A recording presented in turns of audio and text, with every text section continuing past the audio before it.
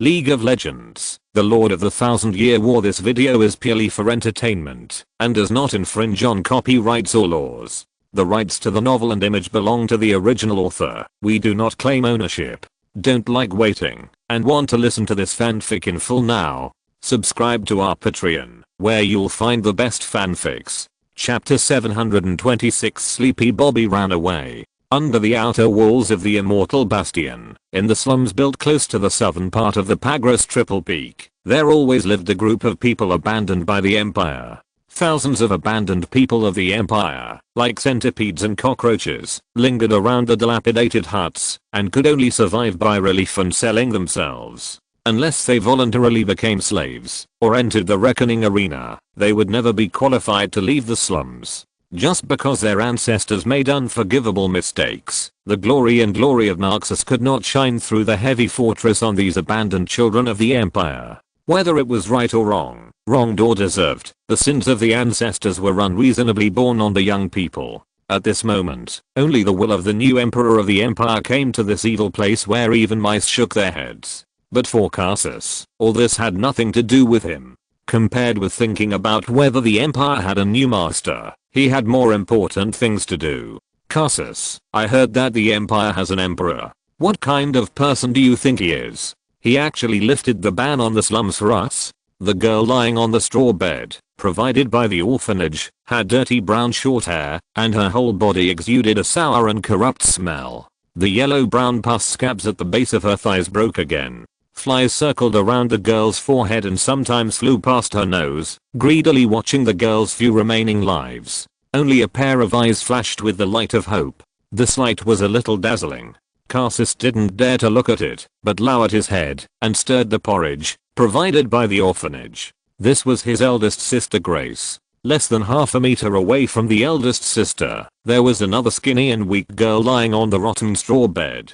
That was the second sister Virginia. As for the third sister, Wilburnia, she had been buried in the mass grave at the foot of the mountain by the people of the Kindred cult yesterday, becoming a shallow scratch on the cane of the death recorder. I don't know. Anyway, the Emperor won't care about us abandoned people. Besides, where can we go if we leave here? The thin-cheeked boy shook his head, scooped half a spoonful of rice porridge with a spoon, and leaned it towards Grace's cracked lips. His face remained as indifferent as ever, all numb.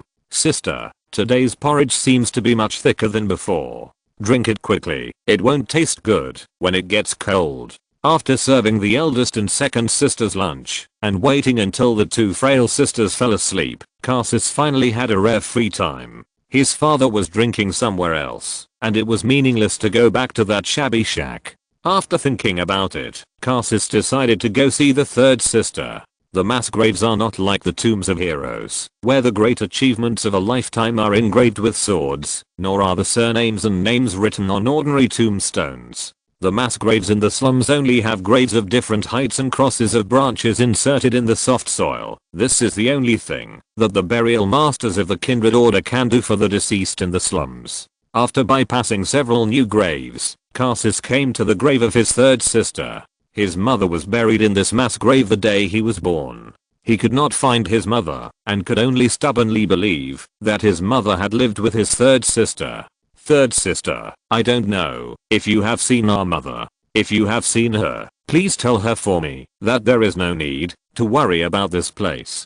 The eldest sister and the second sister are both fine, and dad is also healthy. After thinking for a while, the boy added in a low voice, third sister, the people of the Kindred Order said that death is not the end. Everyone will go to a world that belongs to the restless after death. If this is true, can I reunite with you and my mother through death? Child, death will not bring people together, but only let the tired soul rest. Karsus turned his head and looked at the person who came. With the creaking sound of the cart, a short old man in a grey robe slowly approached the mass grave from behind. With his arms raised, the corpse wrapped in straw mats on the cart, rolled into the prepared earth pit, as if it had its own will. The pain of living is enough. The merciful mother of death will not let her children continue to suffer after death. This is the only hope for us living people. Taking the shovel from the cart full of death, the old man's wrinkled and acne-covered face slowly bloomed. The smile looked extremely terrifying, but Karsus saw tenderness and peace, which calmed his heart. Ralph, the burial master of the kindred cult, was a respectable old man who voluntarily came to the slums to let the dead rest in peace. Even the death recorder would maintain enough respect for this old man. Those acnes were the traces left by long-term contact with plague in the dead. Ralph volunteered to do the most dangerous job in the cult. According to some rumors, Ralph had once been a priest of the kindred cult. Child, I can see that you still have many doubts. I can also see that you are thinking about the issues of life and death. This is a good thing. Thinking about the issues of life and death can make us understand the preciousness of life. While Karsus was observing the burial master, Ralph, the burial master, was also observing the 12-year-old boy not far away. His hands kept moving. Every time the heavy shovel could penetrate deeply into the pile of soil, he would pick up a shovel of dark red-gray soil and cover the body of the deceased. Grandpa Ralph, what is kindred to us? Child, come here. Ralph paused and waved to Karsus. Without much hesitation, Karsus, full of questions, quickly left the grave of the third sister and came to the new burial pit. In Karsus's puzzled eyes, Ralph handed the shovel in his hand to Karsus. Do what I did just now. Karsus hesitated a little, not because he was worried that the old man would hurt him, but because he was worried that he would offend the dead. Grandpa Ralph, I'm not a member of the cult. I will bury the dead. This has nothing to do with the cult. The old man smiled and said the treasonous words lightly. Death treats everyone equally. Everyone will die one day. Kindred is a guide, but not the final destination. As long as you treat him with sincerity, anyone is qualified to let his soul rest in peace. But, I heard that the current emperor of the empire has lived for thousands of years. Karsus finally found the connection between the emperor of the empire and himself, but found that the old man's face was a little complicated. The holy emperor is an existence beyond death. But you just said that death treats everyone equally. The old man's face finally darkened, and his hands holding the shovel tightened. He couldn't say that the holy emperor was not a human being. It didn't matter if he slandered Kainju, but if he dared to slander the emperor, he would definitely suffer a lot if the news got out. Are you going to dig it? Karsus glanced at the old man's hands holding the shovel calmly and nodded. Dig. Taking the heavy pointed shovel from Ralph's hand, Karsus shoveled a shovel of soil with difficulty, and it took all his strength to pour it into the pit. At this moment, he seemed to feel the weight of life. As the soil buried the corpse, the life that had once existed would eventually lose the last trace of its existence in this world. Just like he wanted to talk to his mother and third sister now, he could only talk to them through a mound of soil.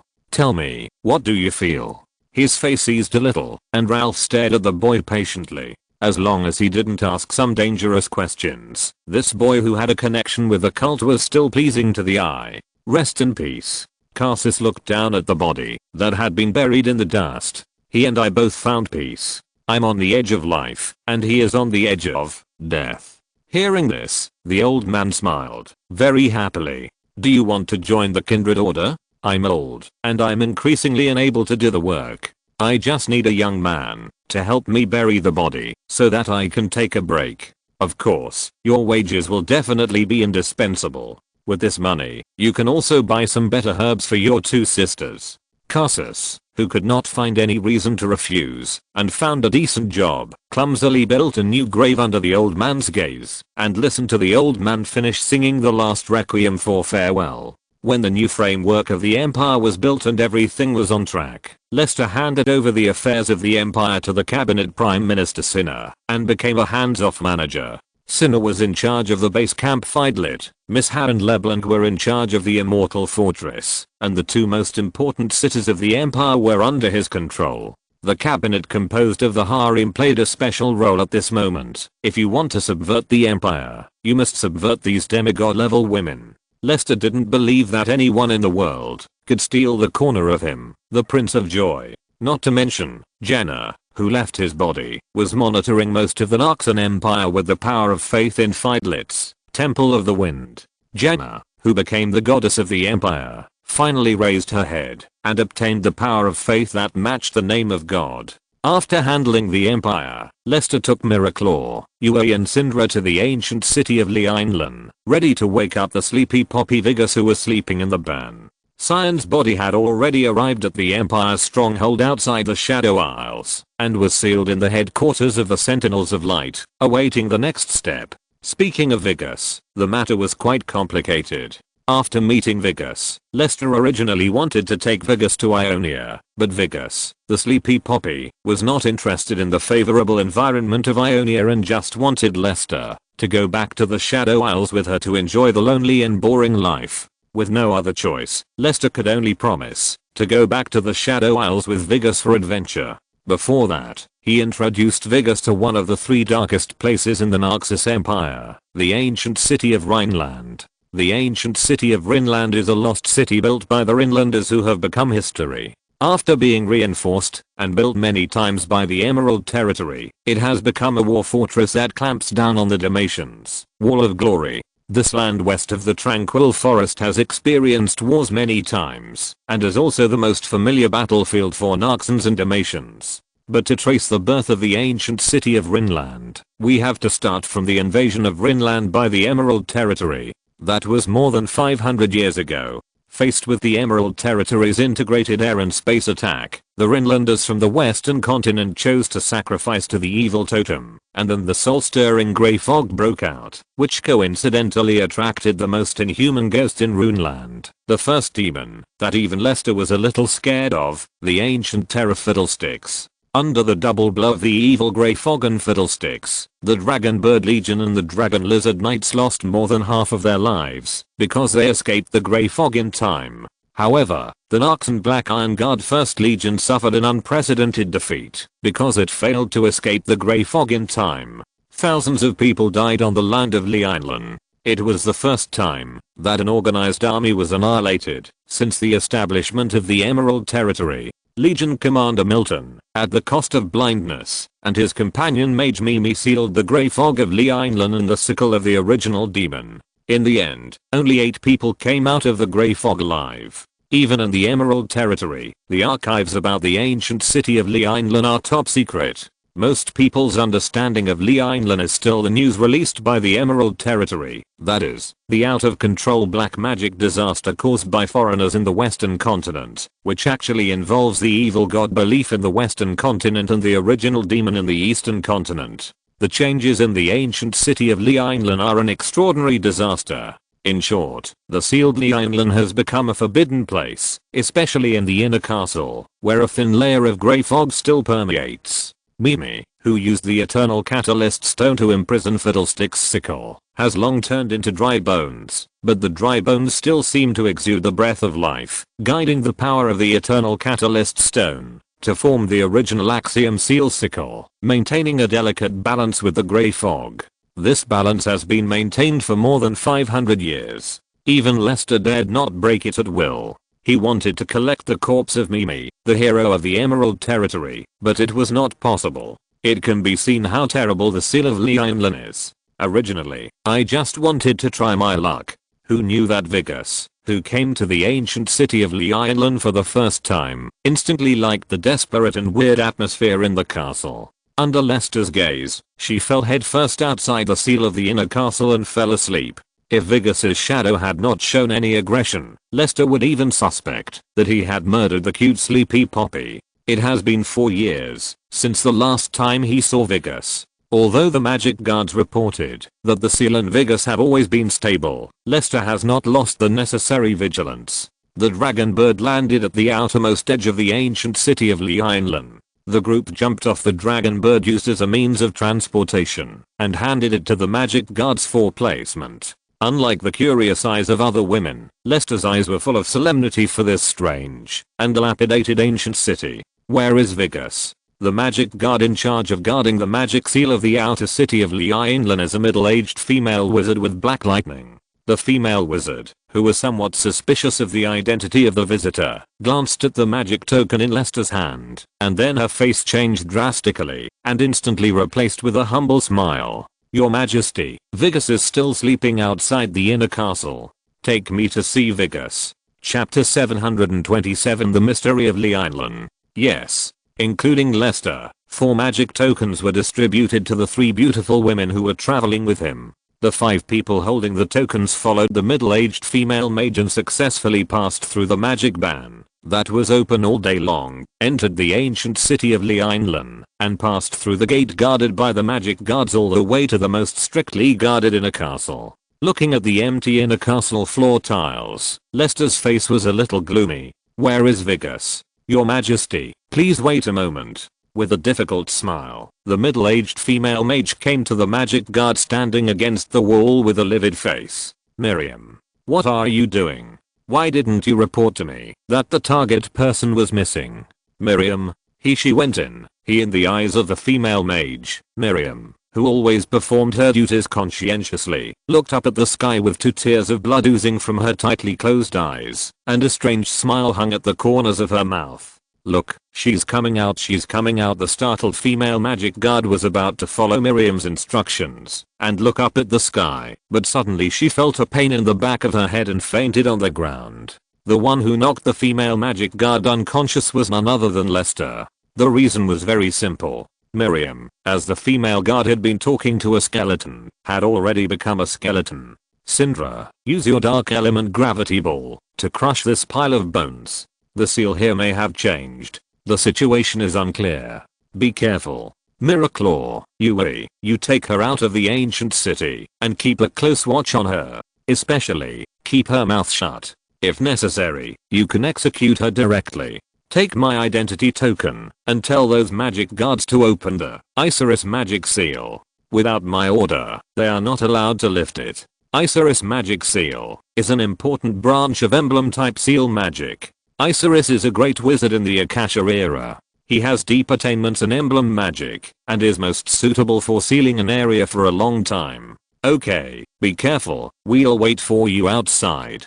Miraclaw nodded, took the token handed over by Lester, and put it away carefully. After obtaining the physical body, the combat ability of the Kindred Sisters is far inferior to that of the Mask Spirit, and the Vastea mentioned by Lolit has not yet found the trick to change its shape. Knowing how dangerous it is here, the smart lamb will naturally not cause trouble for Lester. Yui, who always liked to provoke, didn't say much, and carried the female mage away. "Syndra, follow me closely." Lester took the lead, and Syndra was extremely vigilant, ready to attack at any time. As the living residents of the Lieinlan royal family, the inner castle is not very large. Without the interference of the grey fog, passing through the first floor hall and going straight to the 3rd floor is the Lord's Meeting Hall, which is also the core position of the Memi Mage against Fiddlesticks and the heretics of the Western continent. What made Lester a little relieved was that the grey fog did not dissipate. When did Miriam die suddenly due to the influence? What state was the person in charge of the magic garden? And whether the missing Vigus was related to the changes here, all depended on the situation in the Lord's Hall. The door is open. Walking up the spiral marble staircase on the 3rd floor, Syndra stared at the slightly opened door crack. Her voice was a little hurried, and Lester, with a gloomy face, greeted Evelyn, and directly grasped the hilt of the Godkiller blade, ready to borrow the power of the Darkin at any time. "Be prepared for battle." The two slowed down, and approached the crack in the door. Lester, who was leading the way, took a deep breath, and looked into the hall quietly. He saw Vigus, who was surrounded by shadows, sleeping soundly with a skeleton that was shining with a dim magical glow. The skeleton was holding the Eternal Catalyst Stone in its hand. In addition, Fiddlestick's sickle and the faint grey mist disappeared without a trace. Lester frowned and looked at the black and purple silhouette that opened its eyes. The shadow actually stretched out two short hands in an anthropomorphic way and shrugged, indicating that he could not help. Fortunately, Vigus seemed to have told the shadow, and did not show any aggression in front of Lester. "Vigus, wake up." He pushed Vigus's body, but there was no response. He gently pinched Vigus's delicate little nose, but saw Vigus open her mouth and spit out small bubbles with deep tones. It proved that Yotl people also need to breathe to some extent. After thinking for a while, Lester squinted his eyes and whispered, "Zio mio mio, Uncle Milty is here to see you." "Oh my god, Uncle Milty?" The lazy Vigus widened her eyes and sat up directly holding the skeleton, only to see Lester looking at her with a subtle expression. Thinking that she had broken the agreement with Lester, Vigus scratched her head embarrassedly. Sorry, I came in accidentally and failed to keep our agreement. Lester stared at Vigus for 3 full seconds before a smile appeared on his face. He reached out and touched Vigus's little head. I'm glad you're okay. Can you tell me what happened here? Vigus nodded, carefully put the skeleton in her hand on the ground, and explained the situation here to Lester with great interest. You also know that I like the atmosphere here very much, especially the fascinating sleepiness, which makes me fall asleep unconsciously. In my dream, I seem to see another world. Unfortunately, every time I wake up, I will forget the dream completely. Anyway, I feel very comfortable and want to continue sleeping. Lester and Syndra looked at each other and saw solemnity in each other's eyes. The last place that made Vigus feel comfortable was called Shadow Island, which shows that the other world in the dream is definitely not a good place. Then how did you think of coming here? Didn't I tell you that it is dangerous here and you can't come? Vigus lowered her head as if she was confessing, but Lester found that Vigus was looking at the glowing skeleton on the ground. If nothing unexpected happens, the female skeleton holding the Eternal Catalyst Stone is the remains of Master Mimi. It's because I heard the call of loneliness.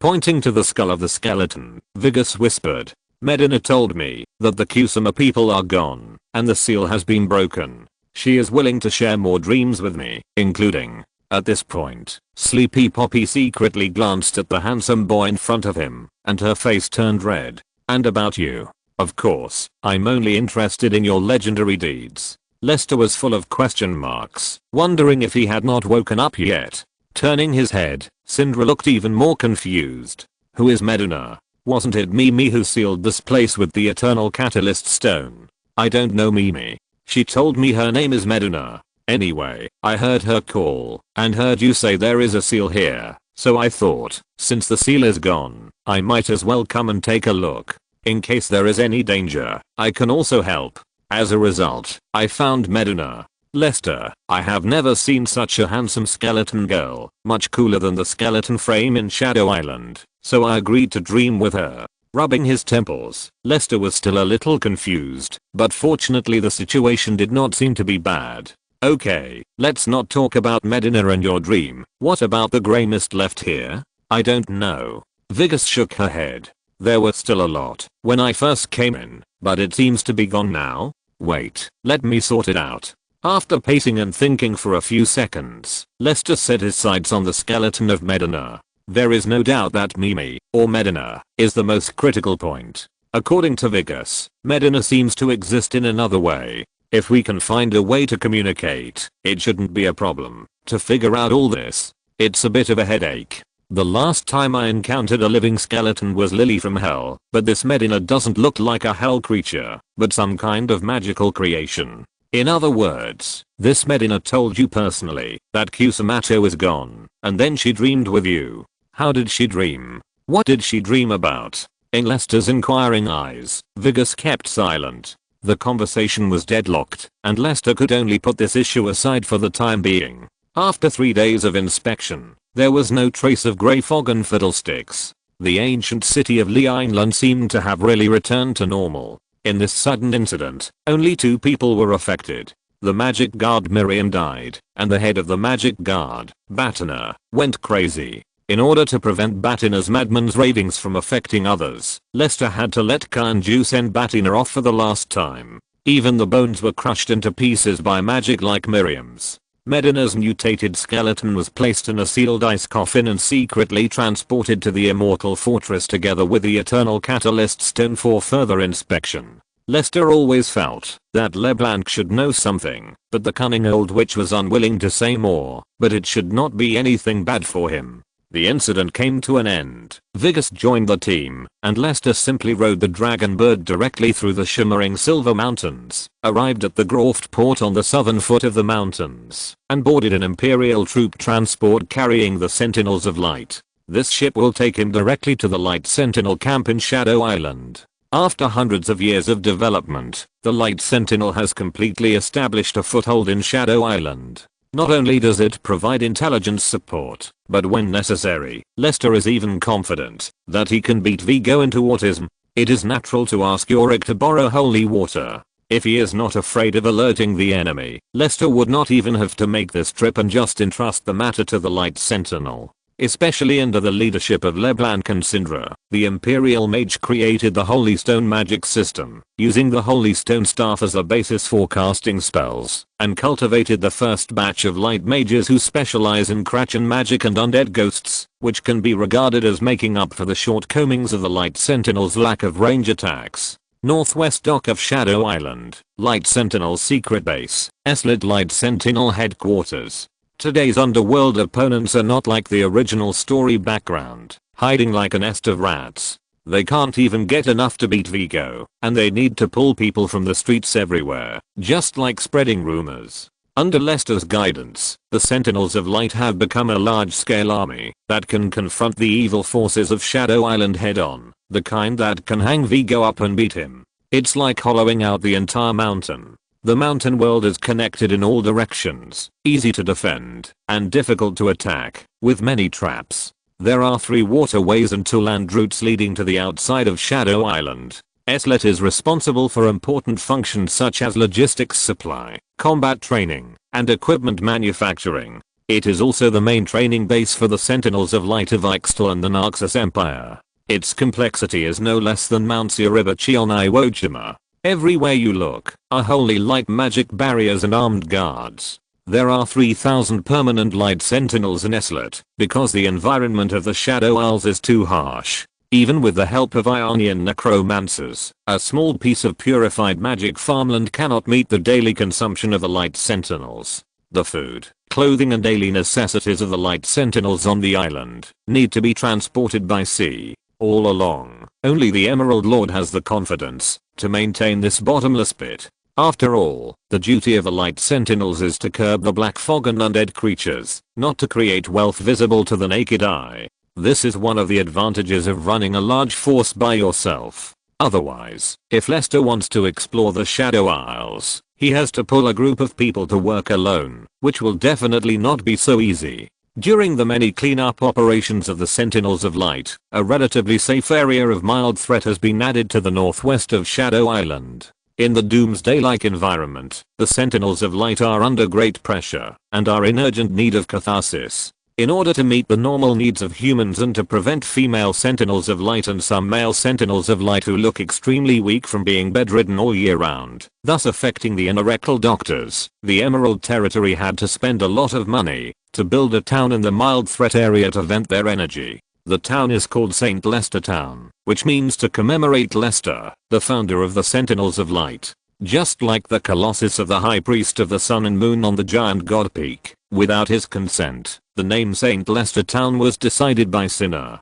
By the time Lester knew about it, it was already impossible to change it, and he could only spank sinners, but to express his dissatisfaction. Although St. Lester Town is small, it has everything. It has taverns, stables, clinics, gambling houses, and monasteries for bondage education and rest. Although the consumption is high, it can be regarded as providing a piece of paradise for the guards stationed outside the human world. The only problem is that for some reason, when they are happy, the Sentinels of Light always like to say St. Lester is above, even when they are riding horses, which is what Lester is most dissatisfied with. After temporarily bidding farewell to the vigorous Vigus, who he hates, and agreeing on the place to meet next time, Lester spent a week investigating the development of Islet and St. Lester Town, and immediately called the person in charge of Islet and St. Lester Town. Okana Popham, an old sentinel in his 60s with a frosted face, has witnessed the development of St. Lester Town.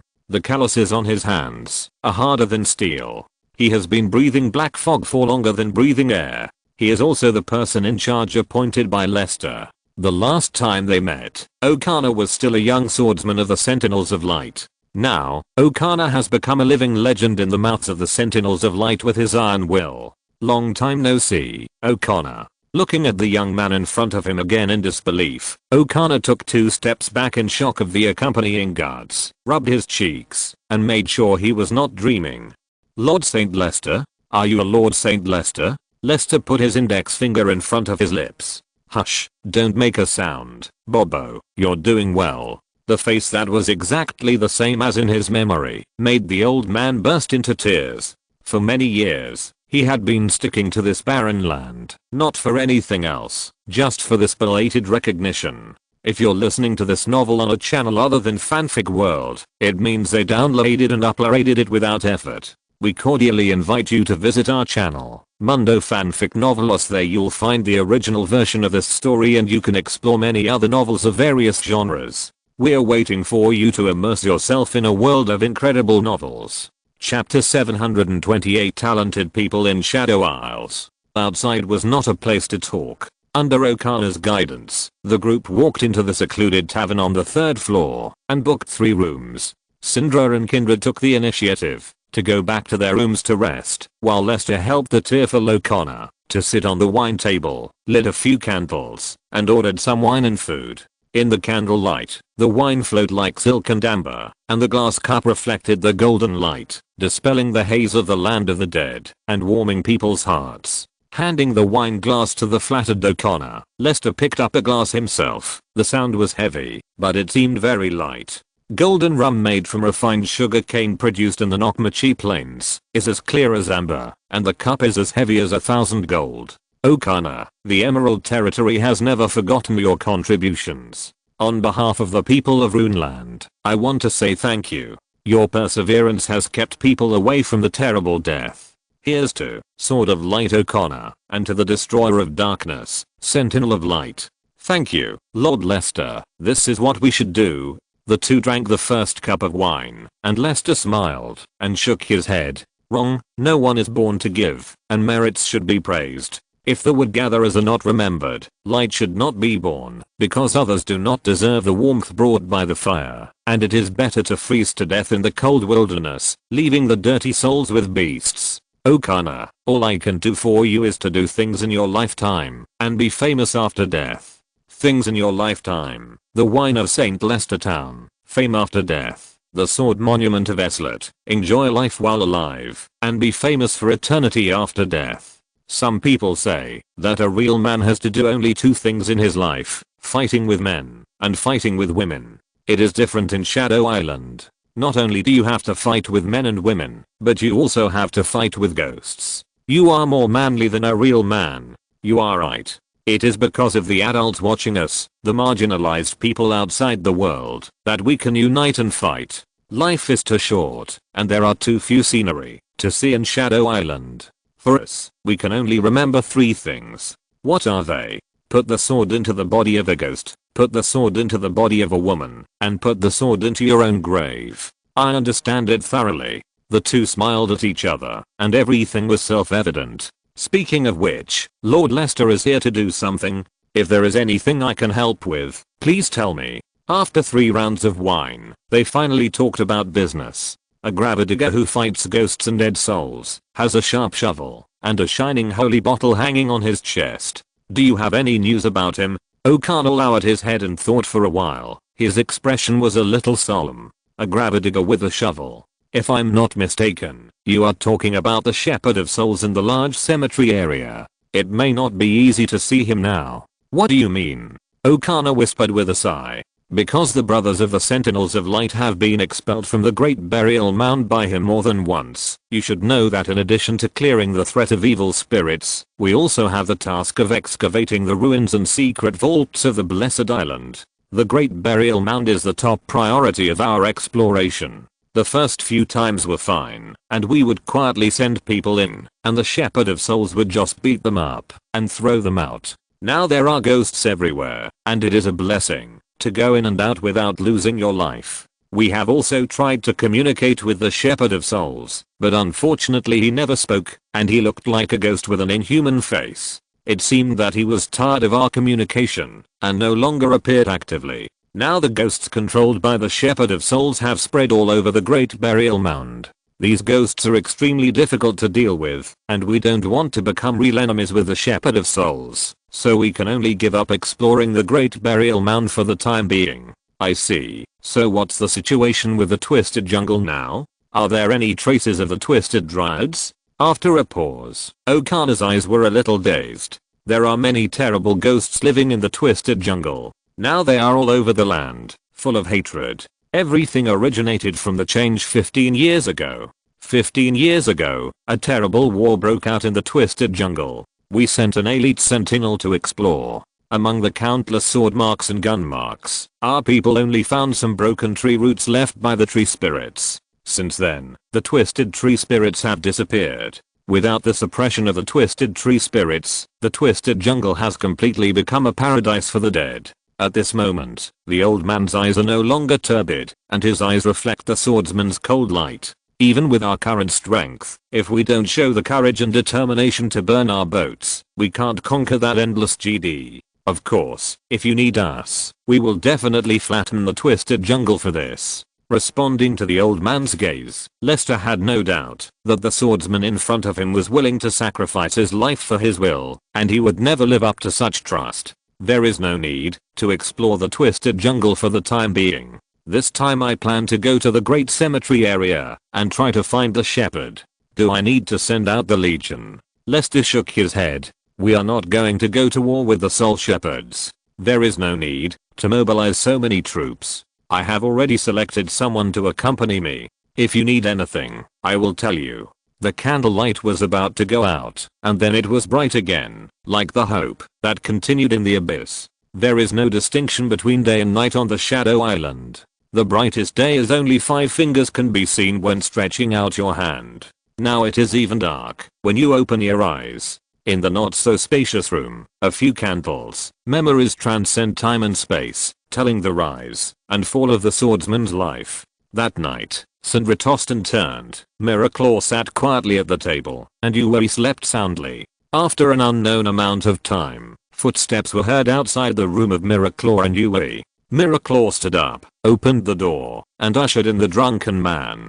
He glanced at Sindri's room and closed the wooden door lightly. After taking a look at Yui, who was sleeping in an extremely indecent posture, Lester picked up the small and delicate Miraclaw and buried his head in the girl's silver grey hair to sniff. The girl let him fiddle with her like a doll, and the fragrance like lily made Lester's thoughts sink even more. This was a completely different feeling from the fluffy sheep, which made people feel pity and want to smash it hard to destroy this overly perfect exquisiteness. The tyranny from the depths of human nature dissipated in an instant. The man lowered his voice and kissed the girl's cherry lips gently, with extreme tenderness. You waited for so long. Did you know I would come to you? Yes, you would come to me and ask me about Scene. You really can't hide anything from you, lamb. Why are you so smart? Lester sat on the chair holding the Miraclaw, put the Miraclaw facing him on his legs, and looked at each other, but heard the movement from the bed.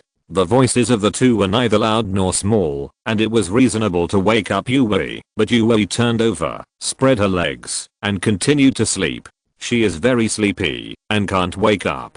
Miraclaw's cold and ethereal voice burned out Lester's last bit of reason. The crazy hunter caught the pure lamb next to the sleeping she-wolf, slowly peeled off the sheepskin, and tasted the taste of the prey inch by inch in the mist of the lamb like sea waves. The hunter harvested the certificate of conquest for the second time from the same lamb. 2 hours later, the satisfied hunter had eaten the lamb clean. Compared with before, Miraclaw's red face had a touch of laziness. From the result, it seemed that the sheep set a trap and stole the self-righteous hunter. It is worth mentioning that the wolf is still sleeping. Little lamb, I listened to you and brought Scene here. Tell me, what should I do next? Curled up in Lester's arms, Miraclaw said slowly. I once told you that the Mother of Masks would select powerful souls and mark them so that the souls would become stronger after returning to the Styx. But I didn't tell you that in this process, the Mother of Masks would not deal with those incomplete powerful souls. Any defects would cause the soul to split and all previous efforts would be wasted. Scene's soul did not completely return to the Styx. The remaining part of the soul in his body can be used as a mark in the material realm to recall the part of the soul that returned to the Styx back to the body. Before the fall of the Blessed Light Island, the Wizards of Helia built a soul calling tower. As long as Scene is taken to the soul calling tower, Scene can be resurrected through the Helia soul calling spell. The Mother of Masks will not stop such behavior. For her, as long as she can complete the soul and guard the Styx and reincarnation, it doesn't matter, even if it is a blasphemy against death. Miraclaw did not reveal that part of the authority belonging to the Mother of Masks had been stolen. Lester was thinking that the secret of Karma's reincarnation might be related to this. Playing with the soft little hands of Miraclaw, Lester whispered, "This is the real reason why you are disappointed with the Mother of Masks." Miraclaw did not speak, but just looked down at the big hand that embraced the small hand. "Anyway, thank you for your information. You don't blame me for telling you the truth now? No, for me, any kindness from you is a supreme gift worthy of pity." Holding Miraclaw tightly, Lester's voice echoed in the girl's beating heart. "I just hope that in my arms, you are no longer sad." After tidying up the hem of his clothes and confirming that everything was correct, Miraclaw pinched Yui's nose expressionlessly and then gently let go. "Wolf, get up." "Woo woo woo, what are you doing?" Stretching lazily, Yui raised her head and glanced out the dark window, looking at Miraclaw, who woke her up early with some dissatisfaction. "It's not even dawn. Lester is not in a hurry. Why are you in such a hurry to wake me up?" "Dong dong dong, ladies, get up and get ready for breakfast." As soon as Yui's voice fell, Lester's voice came from the door. Miraclaw turned around, and a smile appeared at the corner of his mouth. "Cherish the daylight of Shadow Isles, Wolf. We are no longer masked spirits. It is much more convenient to move during the day." Okay, you are right." With a pout, Yui got up from the bed obediently, with his back to Miraclaw. "Sheep, help me comb my hair." When the kindred sisters came out of the room, Lester and Syndra, who was full of smiles, also came out of the room. For a master of time management, how to seize the moment in a critical moment has become a survival instinct. "Aren't you going to reminisce with your old friend today? By the way, you talked for so long last night, didn't anything happen?" Yui showed his tiger teeth and hooked Lester's shoulder with a sly smile. "With such a good target, what do you think will happen between me and an old man? Let's go eat now, and then go find Vegas after dinner." Who is in favor and who is against? Facing Yui's provocation, Lester went around Yui's waist from behind and grabbed her hard. Yui's eyes widened immediately, and her whole body instantly straightened and tightened, and her tight legs trembled slightly. Unlike Miraclaw, who had been a human and knew the feeling of repression, she still could not fully adapt to the touch of human flesh. It was like a blind person who had never gained light suddenly saw the colors of the world. It was okay to actively touch and understand, but passive contact was too stimulating, especially when a certain hateful man was never honest. He smiled at Yui, who was baring his teeth, but dared not speak. When Yui almost reached the bottom line of her tolerance, Lester released his right hand. From patting to kneading, it was already a great improvement. Some things cannot be rushed. You can't eat hot tofu if you are impatient. The more anxious you are, the more likely it is to cause a rebound. It seems that Miss Yui has no objection.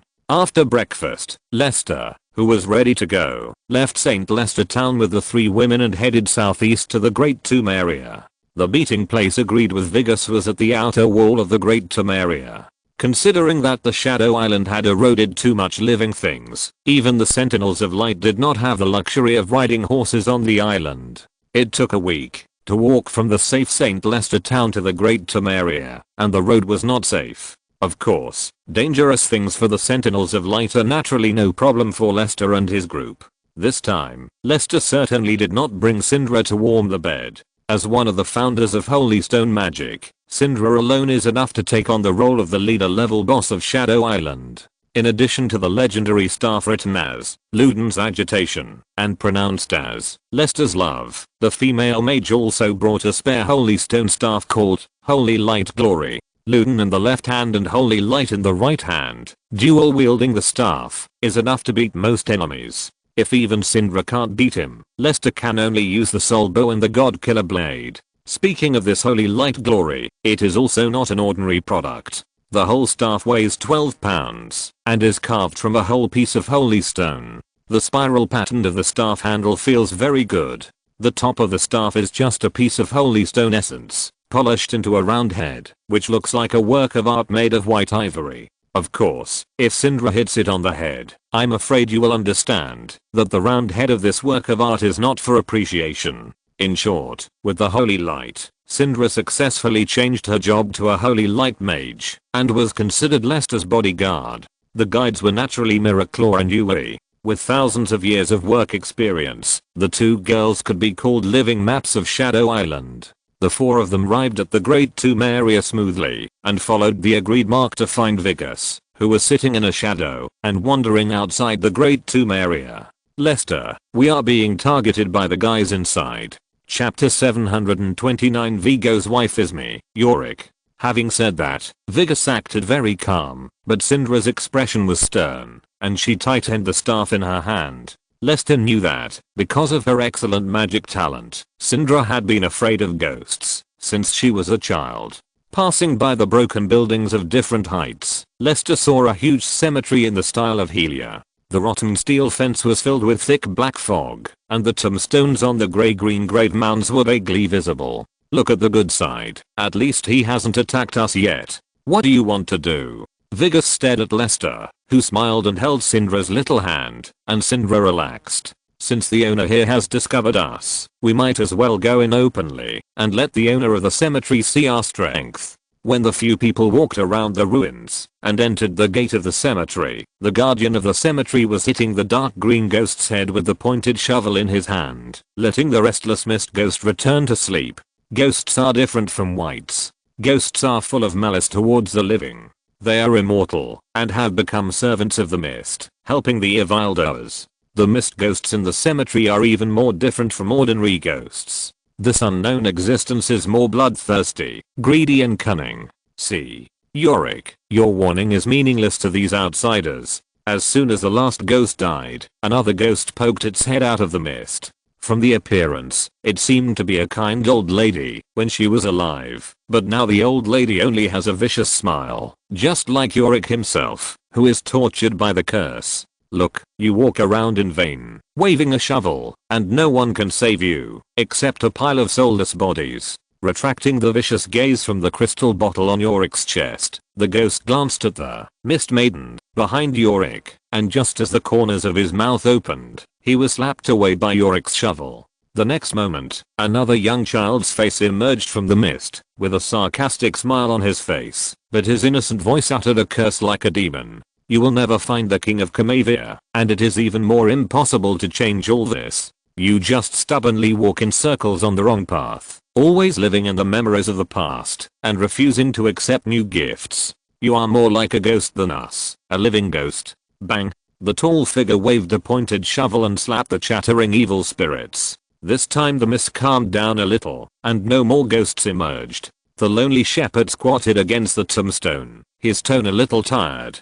Please, help me drive them away, don't hurt your life. As the voice fell, more than a dozen short wights with sharp teeth and fangs crawled out of the tomb and left Yorick. In the silence, only the hideous and terrifying Mist Maiden floated in the air, accompanying the shepherd. Walking in the cemetery, Lester's voice was greatly suppressed. The visibility in the cemetery was only 10 meters, and the rolling fog was more active and deadly than the black fog outside. If Syndra beside him hadn't held up the holy stone staff to support a light curtain, a chaotic battle would have been inevitable. The fog here is different from the black fog in Shadow Island. It's like it has its own will and thoughts, rather than just polluting the soul by instinct. I don't like it here either. Vigus sat on the black shadow with her long sleeves floating horizontally, her eyes half closed and half opened. Compared with Lester and the other four, she was very cool. I hate bustles, and I hate chattering even more. Nodding thoughtfully, Lester looked at Miraclaw and Yui with solemn faces. Miraclaw was okay, and Yui, who always liked to jump, became a good boy. Lester didn't believe that there was such a cheap thing. Speaking of which, how much did you know about the Shadow Isles when you were still working in the underworld? We rarely come to the Shadow Isles. We come here secretly on the rare occasions, in order to search for lost powerful souls. After a pause, Miraclaw continued. What is certain is that the fog here is more threatening than the black fog. Although the black fog has some of the death attributes of the underworld, it is completely different from the underworld. The black fog was born from death and reversed to vitality. It is not annihilation, but assimilation and erosion.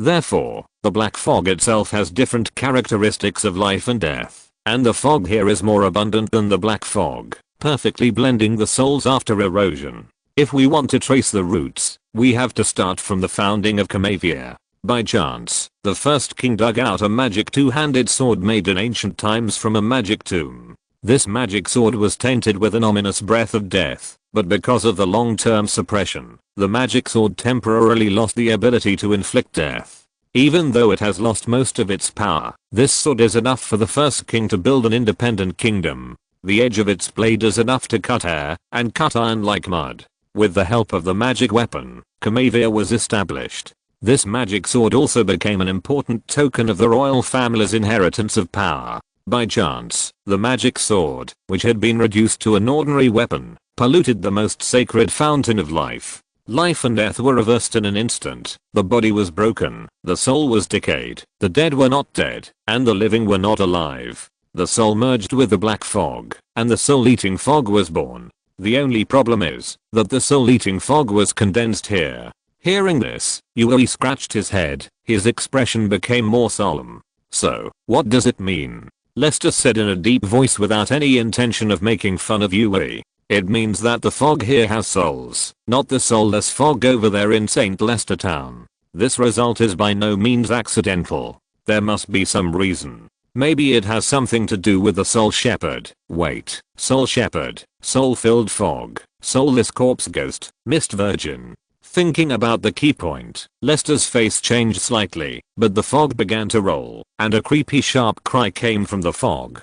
Prepare for battle. A dozen ghouls rushed out of the mist. Before anyone else could do anything, a sacred arc of light spread from Syndra's holy stone staff, directly purifying the group of ghouls that were baring their teeth and claws. Under the impact of the holy light, even the mist dissipated a lot, and a temple could be vaguely seen in the center of the cemetery. Looking at Vigus, who was dozing off, Lester said, "Let's speed up. My ghouls died in an instant. They are completely different from the previous tomb robbers. The newcomers have such powerful power. Since they came to my door, maybe I should contact them." After a little thought, Yorick stood up and walked into the mist. The Maiden of the Mist followed quietly behind him, like an inseparable shadow. The two groups walked towards each other and soon met in the cemetery. Vigus opened her eyes and glanced at Yorick, then quickly closed her eyes and continued to sleep. In Lester's eyes, Yorick the Soul Shepherd looked similar to the one in the game, with a holy water bottle hanging on his chest that could dispel the fog, but he was extremely tall and huge, like a little giant, with the oppressive pointed shovel. He looked like Lucian holding a Zen stick. At the same time, Yorick also looked at the 5 uninvited guests in front of him, a female mage who knew holy light magic, 2 girls with strange breath and a sense of threat, and a dozing yodel, especially the young man in the lead, who gave Yorick an extremely contradictory feeling. It was like a dead person who should be buried in a grave, and withered and decayed, but lived in the world with a pure posture like a baby. For a while, Yorick didn't even know what to say. "The owner of this cemetery, we come from outside the Blessed Light Island, with no ill intentions, and come only for you." The ancient Helio language in Lester's mouth instantly made Yorick feel a little more favorable. "I wonder if we can find a place to talk." "Okay." The taciturn Yorick held the shovel, and kept silent for a long time. Just when Lester thought that the big monk was going to hit him to death with the shovel, Yorick finally uttered a word, and his face was indescribably happy. It was okay to talk to ghouls and ghosts, but it was really difficult for Yorick to talk to living people. Yorick, who valued every word, turned and walked towards the ancient burial temple of the Twilight Brotherhood. Because Syndra was a little uneasy, Lester didn't follow too closely. He followed behind Yorick about 10 meters away, examining the Maiden of the Mist who looked like a ghost. If Lester didn't know the plot, it would be hard for him to imagine that Vigo's wife would become such a ghost after death. No wonder it hurts so much. Thinking about his woman's body becoming a ghost after death, he probably couldn't stand it. The ancient temple of the dead was not far away. Under the leadership of Yorick, Lester and his party arrived at the temple in about half an hour. The walls of the temple and most of the buildings had collapsed, and only the most remote courtyard was still standing stubbornly. This courtyard seemed to be a morgue.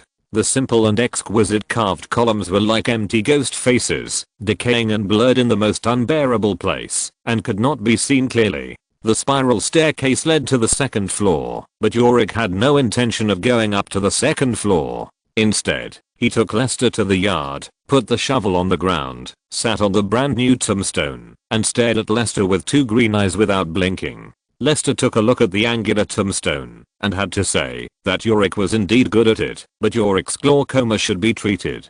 Didn't he see that his good apprentice Sindra turned away? Hello, my name is Lester, a survivor of the Helia civilization. May I know your name? After a pause, Yorick took off his thick hood and rubbed his thick beard. He twisted his face as if he was constipated. After a while, he pouted. Yorick. While waiting, Lester, who also wanted to scratch his head, knew that this communication might be difficult. Yorick was somewhat autistic. If he didn't establish a relationship with him first, and directly asked Yorick for the holy water in the crystal bottle, he would be so suffocated that he couldn't speak. I'm afraid Yorick would be so anxious that he would hit him with a tombstone. Taking a deep breath, Lester tried to calm his tone and said sincerely, "My men have been disturbing us." "Thank you, Sir Yorick, for showing mercy." "No, it's okay." After a few words, Yorick, who tried to treat smiling Lester as a zombie, also relaxed a little and was not as restrained as before. "It's very dangerous here. We should stay away from it." Lester sighed. Where is there a safe place in the Blessed Isles nowadays? I wonder if Lord Yorick knows about the Cult of Light. Yorick was stunned, then nodded.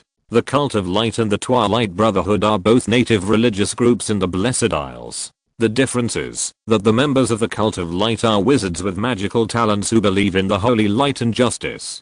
They are more noble. The Twilight Brotherhood is the funeral home of the Blessed Isles. They focus on providing one-stop service for the deceased with the grave-digging shovel in their hands. They have been professionally carrying coffins for 30 years, and they guarantee that they will fall asleep as soon as they get to the coffin and die as soon as they fall asleep. They are not very popular, and he himself is the most unpopular monk in the unpopular Twilight Brotherhood. Lester continued when he found Yorick lowered his head and knew that he was on the right path. To be honest with you, Lord Yorick, I'm a member of the current Cult of Light. I rebuilt the Sentinels of Light to restore the Blessed Isles, and I'm committed to finding the factors that cause the ruin of the Blessed Isles. This is also the main reason why my men came to disturb you. I need to unite all the forces that can be united, all the companions who are willing to resist the Black Mist and eliminate the ghosts. Lord Yorick is the companion I want to find, and I need your help.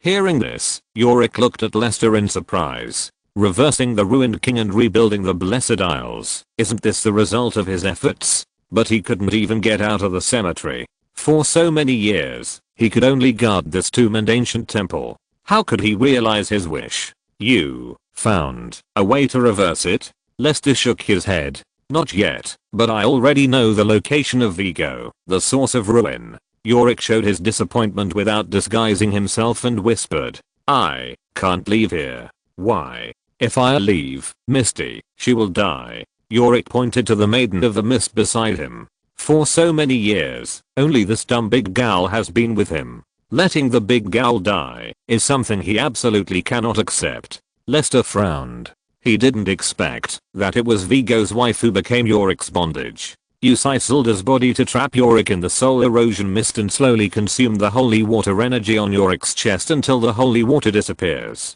Yorick is swallowed and assimilated by the black mist. What will Vigo's wife's body become at that time? There is no doubt that this is a big chess game. Lester believes that even Mordekaiser does not have this ability. After all, Mordekaiser will not know that the assassin sent by LeBlanc to Camavia will accidentally kill the target's wife, which will indirectly lead to the ruin of the Blessed Island. Not daring to think too much about the cause and effect, Lester is a little distressed about how to pry this critical link. I had thought that if Yorick didn't give me holy water, I would just rob it. But now it seems that not only can I not rob it, but I have to keep Yorick's holy water. This way, the sacred tree became a problem again. Things became more complicated. Chapter 730 I'm not the father of Vastea. Just when Lester had a headache, Vigus, who had dozed off with her mouth covered, opened her eyes and cast a strange look at Lester. I think if you want to stabilize the situation, you'd better not let this big guy leave here. Why do you say that? Lester looked at Vigus with some surprise. Vigus shook her toes and pointed to the ground. The shadow told me that there is a scary thing sleeping down there. Maybe if you take this big guy away, that thing will wake up. Something that scares the shadow. I guess your men can't handle it. But I like this breath very much. Generally speaking, things that Vigus likes are not good things. Lester thought it was true. Vigus's warning was not groundless. Everyone knew that the idle researchers on Blessed Light Island liked to study dangerous things in dungeons and secret vaults after eating and drinking. The prison boss Hammerstone, who was tempted by evil things, was a good example. Modka's skull was also suppressed by the Helia people, as if Blessed Light Island was really a 5-finger mountain leafing pagoda. As a result, it was torn to the ground by Vigo's wife with a sword. The safest paradise became hell, and all the demons and monsters escaped. In short, no one can say whether there is some demonized Basasin suppressed under this ancient temple built by the Twilight Brotherhood.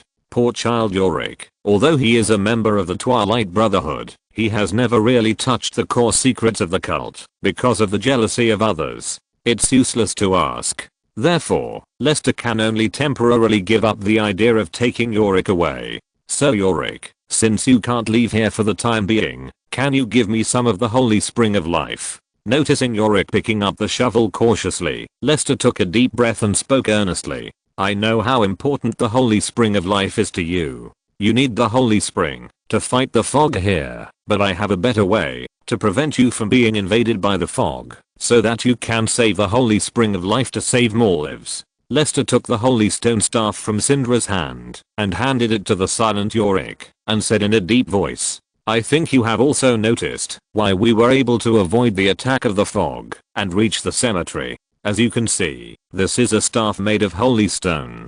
The holy stone originated from the holy spring of life and has a natural restraining effect on the fog and the undead ghosts. My subordinates can gradually transform this cemetery and establish a holy stone formation to suppress the fog until the cemetery is completely restored to peace. The effect of doing so is far more meaningful than using your precious holy spring of life to forcibly fight against the fog.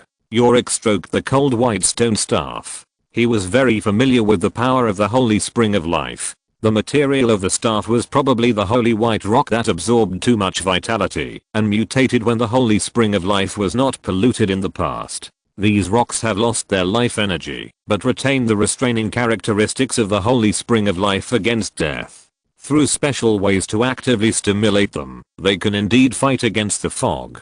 Returning the holy stone staff in his hand to Lester, Yorick stared at Lester without blinking. How many of these stones do you have? A lot. As long as there is enough time, the cemetery will no longer be invaded by ghosts and fog. Hearing this, Yorick nodded and put down the pointed shovel. What do you want the spring water for?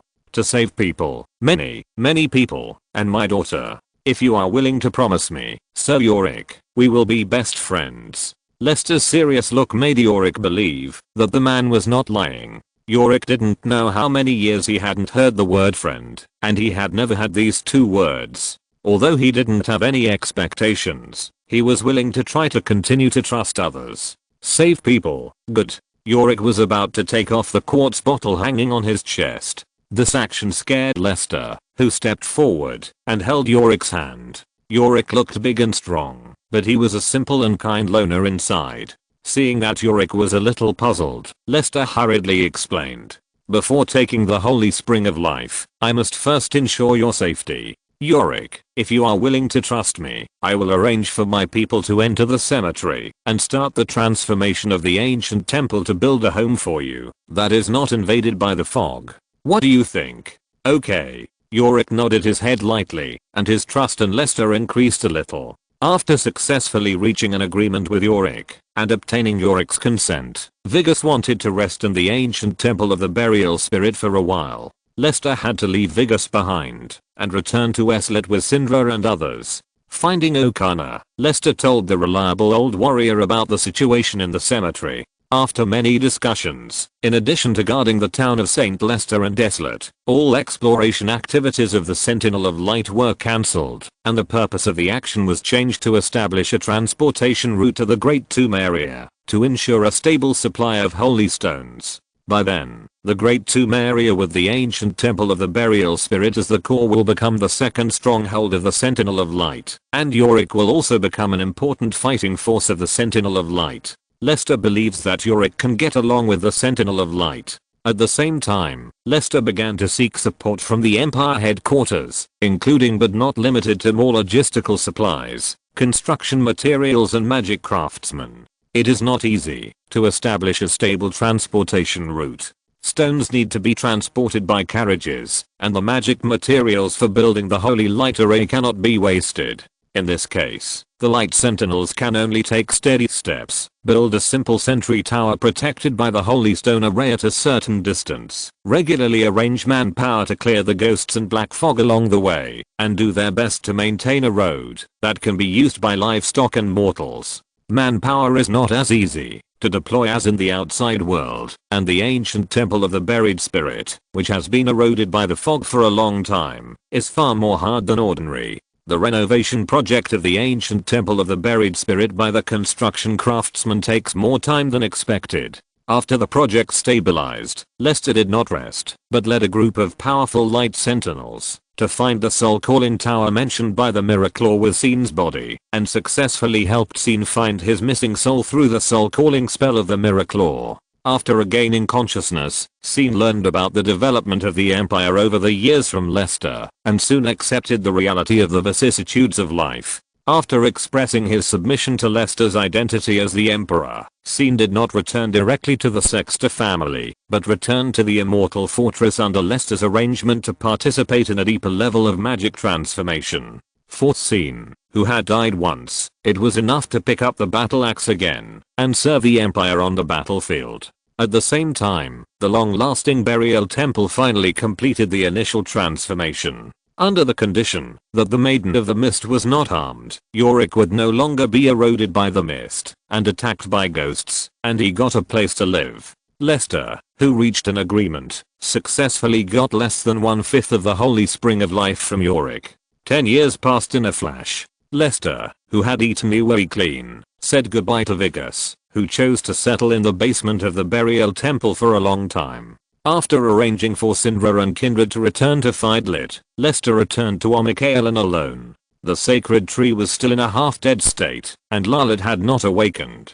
Fortunately, after the Empire took the initiative to use magic to seal the psychedelic forest, the deterioration of the sacred tree was significantly slowed down. I hope it can have some effect. Coming to the exposed tree roots, Lester took a deep breath and unscrewed the bottle cap, slowly pouring the bottle mouth. Droplets like colorful pearls slid from the bottle mouth. The moment they touched the tree roots, the Holy Spring of Life burst out with a white light, and the withered tree roots actually restored their luster at a speed visible to the naked eye. Then the roots quickly thickened and enlarged and pierced into the soil, and even the tree tops grew countless golden buds. The changes did not stop the sacred tree. The branches began to sway, and countless golden spots fell from the sky, turning into the purest natural magic element, which made the vast air of Omikaelan cheer. After retaining the last 3 drops of the Holy Spring of Life, Lester tightened the bottle cap again, and his expression relaxed. With such a big battle, it seems that the Holy Spring of Life has played an unimaginable role. Back to the pond, Lalad, who was sleeping on the water lily, had already woken up. The man took off his clothes and walked down to the pond to clean his body, then slowly stepped onto the water lily. The two who had not seen each other for a long time embraced each other and enjoyed a moment of tenderness. My hero, your figure is more dazzling than the sun, so that our daughter can be born smoothly. Vastair will not be destroyed, and we have more time. Lester, where did you get the Spring of Life? Letting go of the man slightly, the fox girl blinked her golden eyes, tender and affectionate. A monk who survived the disaster of Fuguang Island chose to help us. Lester smiled slightly and pointed to the quartz magic bottle containing the Holy Spring on the shore. Now it seems that the effect is remarkable. The two came to the roots of the tree hand in hand. Lalad raised her right hand, and the golden bud poked its head out from the tree wall. First, it sniffed Lalit on the left, and then took the initiative to lean to the right. Lester opened his arms and hugged the half-human sized golden bud. Lester could clearly sense the intimacy and joy in the golden bud. It seems that our daughter likes her father more than her mother. Lester hugged Lalita as well. It's just that we haven't seen each other for a long time. If we saw each other every day, I'm afraid we wouldn't be so happy. When the bud retracted into the tree wall again, Lester sat down on the grass and relaxed for a rare time. For at least 30 years, the sacred tree will not wither, and our child will be born soon. With Lalita's words, Lester, who had just relaxed, stood up directly, his mind blank. That is, soon. Lalita, what do you mean? Lalita smiled affirmatively and pulled Lester to sit down again. At most 2 years, at least 1 year. I don't know the exact date, but what is certain is that our child must have inherited our best qualities. You know, the sacred tree almost died because of our child. After suppressing the excitement in his heart with great difficulty, Lester took a deep breath and forced himself into a state of meditation. I didn't expect the effect of the holy spring of life to be so good. Lalit, do you think the holy spring of the Blessed Isles is related to the Emperor Willow? Speaking of which, there is also a tree spirit called Maoke on the Blessed Isles. Lalit shook her head with a solemn look on her face. The origin of the world tree is a secret that even Vastaya Zaru has never known, but judging from the state of the sacred tree, perhaps the Emperor Willow is really related to Maoke and the holy spring of life. Lester let out a breath and stopped inferring the relationship between the two without any basis. For him, the most important thing at the moment is to wait for his daughter to be born from the bud. I just hope that the bud is not an Ionian hand wielding a big club. Considering that Lilia was conceived by the dream tree, and the dream tree has no news like Ivan so far, the possibility of giving birth to a silly reindeer with the help of the tree is very small. Of course, if it is really Lilia, he will treat Lilia as his own precious daughter. Before our daughter is born, I plan to live in Omikaelan for a while, and by the way, I will meet Zyra Ui who is sealed in the village of the ancestors. The forces of Omikaelan should also be integrated. Lalit, judging from the current situation of Zyra Ui, how likely are they to obey? Thinking about the Vastaya infection planned so far, Lalit smiled slightly. Any power has a price, and the immortal Zyra Ui is even more so. Zyra Ui itself was born in the mutated soul and flesh, and was born in accordance with its own desires. It is difficult to go against its own desires. Over the years, I have been using the sacred tree to root your life breath in Zyra Ui. Their souls have been marked with your mark. From the essence of life, you have become the father of all Zyra Ui. I think they should be willing to obey your orders. Hey, I didn't expect that an unwarranted slander would become a fact. Maybe I shouldn't have arrested that guy. Thinking back to the One Day and a Thousand Nights, the biography of King Lester, the ancestor of the Vastaya people, that he had banned, Lester was a little speechless.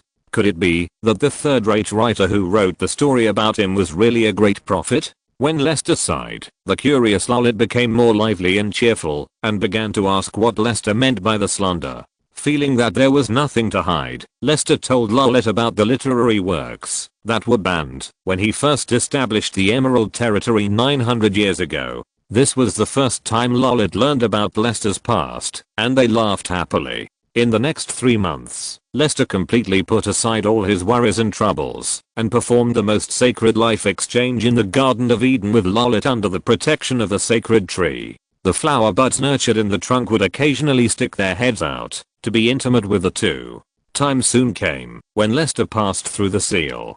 Chapter 731. This Lester is really lame.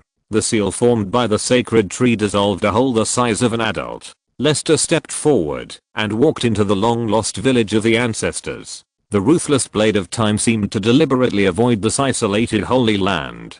Compared with 100 years ago, the village has not changed much. Walking in the village, pure-blooded Vastaya sleeping on the grass can be seen everywhere. The vitality provided by the sacred tree maintains the minimum consumption of Vastaya.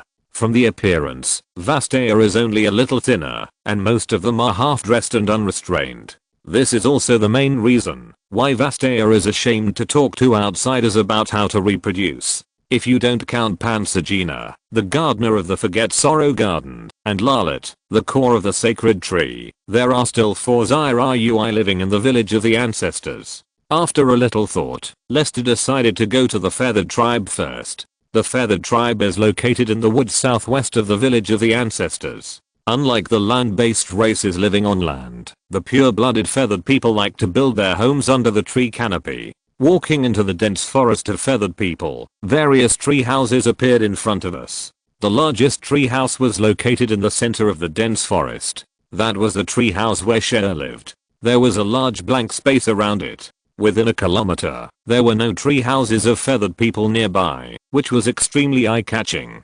The blood of the Vastea feathered people living here was much purer than that of the outside world. The biggest difference was that the mixed blood feathered people could not fly with wings, but could only glide at most, while the pure-blooded feathered people could flap their wings and fly high. The strong and powerful 3-fingered claws of the pure-blooded feathered people were comparable to diamonds. The gorgeous feather clothes could not only allow the pure-blooded feathered people to proudly travel in the sky for a long time, but also spread flying feathers all over the sky, becoming the most deadly weapon of the feathered people. The feathered people were born air combat units. Because pure-blooded feathered people can fly, there are no ladders or other climbing tools left in the tree house, and there are no branches under the tree canopy to use as leverage. If you want to climb the tree, you can only find another way. When Lester came to the giant tree where Shea lived, he took a deep breath, took a run and jumped, and dug his 5 fingers into the tough iron bark along the vertical trunk, leaving deep finger marks that could be seen.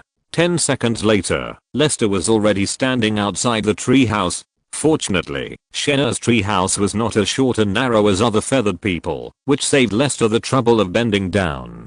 Shea. There was no response from the tree house. It was estimated that Shea had not woken up yet, or he was not in the tree house at all. Lester was not going to be a gentleman and wait foolishly at the door, so he pushed open the arched tree door. After searching for a while, Lester found Shea lying on the bed in the dormitory on the 2nd floor. The golden beams of light shone through the window onto Zirui's body. In this scene, even Lester, who was used to seeing countless beauties, paused for a moment and had an irresistible impulse in his heart.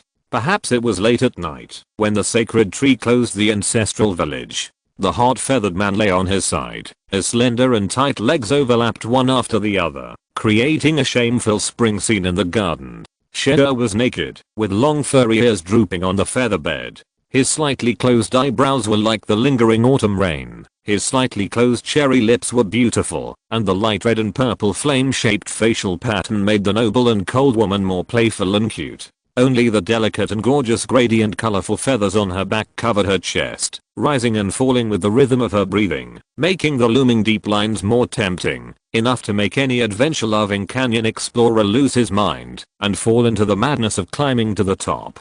The most important thing is that, as a Ziru, Shea doesn't have bird-like claws and feet like a mixed-blood feathered person or a pure-blood feathered person. Her pearly white toes reflect the sunlight, which looks a bit sacred at first glance. Lester, who has eaten countless delicacies from the mountains and the sea, almost couldn't control himself. He hasn't had such a strong impulse for a long time. I'm here to do business, not to deal with people. But she is really beautiful. No, absolutely not. Keep calm, keep calm, keep calm. Lester closed his eyes and struggled on the spot for a long time before suppressing his evil thoughts. When Lester regained his clarity, he opened his eyes and prepared to wake Shea up, but found that he didn't know when. The closed eyes had opened, bit his lower lip lightly, and his figure was reflected in the misty eyes. Lester opened his mouth in embarrassment, then closed it again, at a loss. Nothing he could say would be appropriate in this situation. He didn't know whether to look at the aggrieved Shea or at the beauty that couldn't be concealed by the feathered robe. He might as well turn his back and give the initiative to Shea. When did you come? What happened to me? It seems like I slept for a long time. Oslan and the others are going to attack humans. Shea sat up from the feathered bed and wrapped herself in the feathered robe. The murderous intent she had at the beginning had long since disappeared. She was surprised to find that she didn't hate men as much as before. On the contrary, her body seemed to have a desire that she had never had before, burning like a raging fire. Without looking back, Lester said softly, "I just came here through the seal. I wasn't sure if you were here, so I came in to look for you without permission. Sorry, you must have fallen asleep due to the influence of the sacred tree." Before he finished speaking, a pair of jade arms came around from behind, and the feathered clothes covered both sides of his body at the same time, blocking his way. Lester, who was in the softness, froze. He didn't know if Shea wanted to kill him in his arms. In the unspeakable silence, Shea's faint voice came to his ears. "I'm not sure if I like you. Can you let me experience a different feeling?" As soon as the man's shaky reason collapsed, at this moment, the only thing in his mind was the description of the feathered man on Helena's scroll. 3 days later, Lester, who confirmed their feelings for each other, walked out of the treehouse holding Shea's hand. There was a colorful feather shining with colorful light in the man's hair. It was the first feather that Shea had kept for thousands of years. Both of them were good at fighting, and naturally they would not let the sleepless episode affect their normal life. Generally speaking, including Zyrui, Vastea living in this land will be infinitely close to Amelia and Osran, and being unrestrained is as normal as eating and drinking.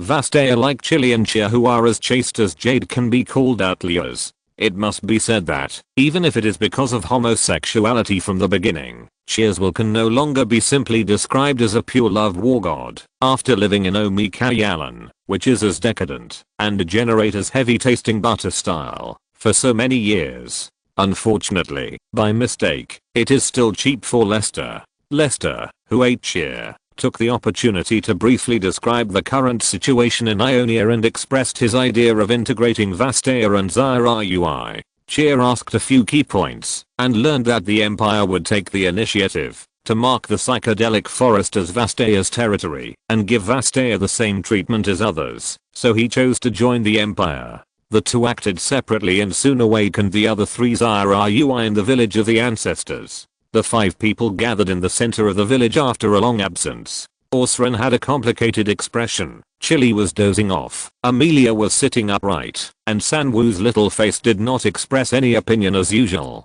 Judging from his attitude, only Shea chose to stand on Lester's side. "I think Shea has already told everyone about my proposal. As of now, Omikayalan is no longer suitable, and has no right to continue to be closed, let alone to go to war with the outside world, because Navali province is already the territory of the Empire. I use the holy spring of life on Fuguang Island to extend the life of the sacred tree, but it does not mean that it can be solved once and for all. The most important thing is that I will never let Omikayalan enjoy my efforts for free."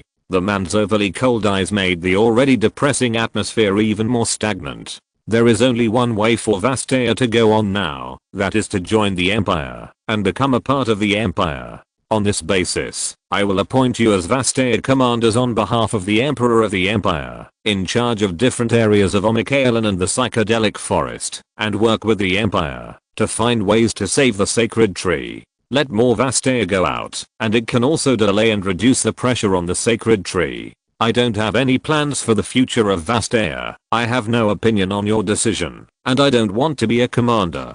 Kyle, who was the first to express his opinion, stretched his waist and looked directly at Lester's cold eyes, calm and calm. "I just want to fish my fish. I just want to ask you, after joining the Empire, can I fish freely?" Lester almost couldn't hold his face tight after hearing these words, and he finally continued to maintain his dignity. He is worthy of being a fisherman, convinced. Not only can you fish, the entire Watcher Sea and the lakes and rivers in the Empire are your fishing grounds, and the Empire will also provide you with fishing rods and bait free of charge. Hearing this, Kyle's drooping dog ears shook directly, and he was instantly full of energy. It's a deal. After dealing with Kyle, Lester turned to look at the catwoman Amelia, who had an affair with him. "Amelia, what do you think? I can promise you, but you have to agree to one condition of mine." "Tell me about it." Under Lester's gaze, the petite and cute Amelia's cat ears stood up directly, and she stretched out her long tongue to lick her cherry-colored lower lips. Her eyes were extremely aggressive, just like a cat greedily staring at a dried fish. "If I want to hug you, you can't refuse." "Lester, good guy, are you going to sell your body and dignity?" Would the dignified holy emperor of the Naxos Empire be humiliated like this? Of course, I will agree to your other requests. In the entire Vastaya, no one knows Vastaya magic better than me. As the ruler of the country, I think you should understand the importance of the new magic system. Lester looked embarrassed. Amelia was actually willing to share Vastaya magic. Now he had to consider Amelia's conditions carefully. I promise you, but I have a mental disorder. You can't mess around with other people anymore. Amelia smiled. Okay, I will use magic to reshape my new body. My body is just a plaything of my soul and I can abandon it at any time. From now on, you will be my only man. To be honest, I have some doubts whether your current Catwoman form is to cover up something. Who knows? Who knows? Shea looked at his old comrades being taken down one by one with a strange expression. The fisherman Kyle could understand it, but the mysterious Amelia actually proposed such an exchange condition. Was she crazy? At this point, only Alan had not expressed his opinion. Facing the eyes of everyone, Alan wanted to raise an objection, but found it difficult to refuse Lester, as if doing so would lead to extremely terrible consequences. He smiled helplessly. Since the rest of Zyrui had joined Lester's camp, Alan also lost the idea of fighting. He only kept his eyes on Lester and licked his lips. Me too. No. Before Osrin finished speaking, Lester and Cheer refused loudly in unison, making Osrin embarrassed. Lester and Cheer looked at each other, and Cheer blushed and quickly avoided his gaze, but she was relieved in her heart. She could accept Lester, but it didn't mean she could accept Lester accepting another man. Fortunately, Lester himself was not one of those Vastaya who polluted people's eyes, otherwise it would be too disgusting. Unless you reshape your body and completely become a woman, otherwise, it's better to change the conditions. Considering the example of Lolit, Lester didn't say it directly. To be honest, I don't have much to pursue except beauty. You are the only man I want, but can't get in my life. Resisting the urge to throw Osrin out, Lester gritted his teeth and spoke one word at a time. You're the best, change the conditions, and beat you out, before I change my mind. So, I choose to live with a different gender. Since I can't be the man of the Emperor, I can be the woman of the Emperor. It feels quite interesting. Shea was stunned, and even the dozing Kyle opened his eyes wide, as if he saw Osrin for the first time. Not caring about the eyes of others, Osrin suddenly turned his head and looked at Amelia, who was shocked. Amelia, I'll leave this matter to you. Anyway, you have to reshape your body, so help me reshape it and change my gender recognition and bohemian nature. Don't look at me like that. I know you can do it. Amelia. By the way, I've thought of a new name. Let's call it Lostinus. Lester, you can also call me Tanis in the future. Lester opened his mouth wide and almost suffocated. He just said it casually, and Osrin actually thought of a new name. Is it too late to regret it now? Lester was a little embarrassed and slapped the table with a dark face, selectively skipping the topic. Since everyone has agreed to my proposal, then in the next period of time, I hope everyone can cooperate with me to carry out preliminary transformation of Omika Yalan and prepare in advance for the arrival of the Imperial government officials. Now, adjourn the meeting. Lester left in a hurry without looking back, looking embarrassed as if he had lost a battle. Starting from tomorrow, the experiment will start for a period of time. For every 4,000 points of reward accumulated, one chapter will be added. One chapter has 4,000 words, and there is no upper limit. Thank you for your support. Chapter 732 Rickus Wayne. 2024-07-31 Chapter 734 Chapter 732 Rickus Wayne Naxos Empire, Immortal Bastion, Eastern Military Training Area. The instructor with a fierce face stood in front of the battlefield with his arms folded, glanced at the young trainees who were ready for battle, and roared like a bear. Rickus Wayne. Luke Hall, step out. Take up the sword and shield. Hearing this, Rickus Wayne, who was just 12 years old, picked up the blunt wooden sword and shield used for training, stood calmly on the training ground of the Imperial Youth Camp, and cast a calm look at the tall boy who was staring at him. Luke Hall grinned silently and stood in the dusty training ground with his opponent. Knock down the enemy in front of you.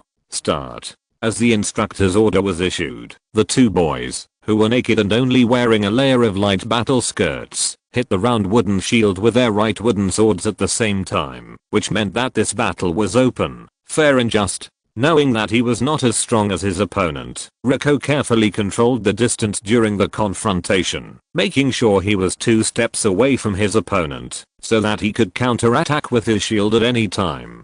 If he wanted to win this duel, he had to retain enough physical strength, use wisdom and sword skills, to wear down Luke's patience, and never confront him head on. Unlike Rico, Luke, who had spent a lot of time to get a lot of inside information, chose to use a simpler way to provoke the enemy in front of him. Rico Swain. It seems that he was called Swain before. Swain, such a familiar name. Huh. Why do I remember that there was a Swain among the old nobles who were liquidated by his majesty? Are you the bastard of that despicable family that succumbed to vampires? How can a cowardly bastard be worthy of breathing and walking in such a sacred place? It's better to put down your weapons and get out of the training camp, so as not to be beaten to pee your pants by me later. The trainees laughed suppressedly, but they did not dare to be too presumptuous due to the majesty of the instructor. After hearing this, even the calm Rico was a little angry. He resisted the urge to rush up and knock Luke down with a sword. With red eyes, he turned his head and looked at the instructor. The instructor had a mocking smile on his face and did not intervene. It was obvious that attacking with the mouth was in line with the rules here. I just don't know if this mockery was directed at me or Luke. But for Rico, it didn't matter if he was looked down upon. As long as the instructor didn't favor Luke, it would be the best result. It's just a verbal attack, and he said it as if he wouldn't do it. Taking a deep breath, Rico suppressed his anger, and a little more sarcasm appeared at the corner of his mouth. You big outspoken fool, I warn you, the one standing here is Rico Swain, not Swain. Swain is a soldier who has passed the enlistment test and is recognized by the Imperial military. If you are afraid of me, you can just put down your weapons and surrender instead of questioning the final decision of the Imperial recruiting officer. Or do you disdain the Imperial recruiting rules? Luke, are you dissatisfied with the Empire? Seeing that the instructor who always treated everyone equally suddenly looked at him with an unhappy face, Luke felt a little flustered. He did not mean to question the Imperial Recruitment Act. The damned little coward, his mouth was quite poisonous. Are you crazy? I did not mean to question the Empire. Don't talk nonsense here. Enough. You 2 little bastards, shut your stinky mouths. Either move or get out. Although he did not name anyone, the instructor who suddenly exploded stared at Luke, and it was obvious who he was dissatisfied with, which made Luke secretly groan. Ha! Luke shouted angrily, and rushed towards Rico, holding the shield in front of him. He swung his sword with his right hand and hit Rico hard with 80% of his strength. Rico, who had been prepared, would not do as Luke wished. He stepped back, and raised his shield while bending sideways, and leaning against Luke's left chest. Luke's wooden sword hit the wooden shield at an angle. When Luke wanted to reduce the force from the wooden sword, Rico's shield did not retreat but moved forward, swinging in the direction of the slash. With a dang, the wooden shield bounced the wooden sword away, and Luke's right hand swung to the right uncontrollably, revealing a flaw. Rico, who had stabilized his body, found the best time to attack, and calmly stabbed Luke's abdomen with the wooden sword. Seeing that the blunt sword like a venomous snake was about to hit his abdomen, Luke quickly stepped back and blocked it with his shield. By the time he stabilized his body, Rico had already withdrawn from Luke's attack range, and everything returned to the way it was at the beginning. Under the gaze of the crowd, Luke's body began to get anxious, as if countless ants were climbing on him.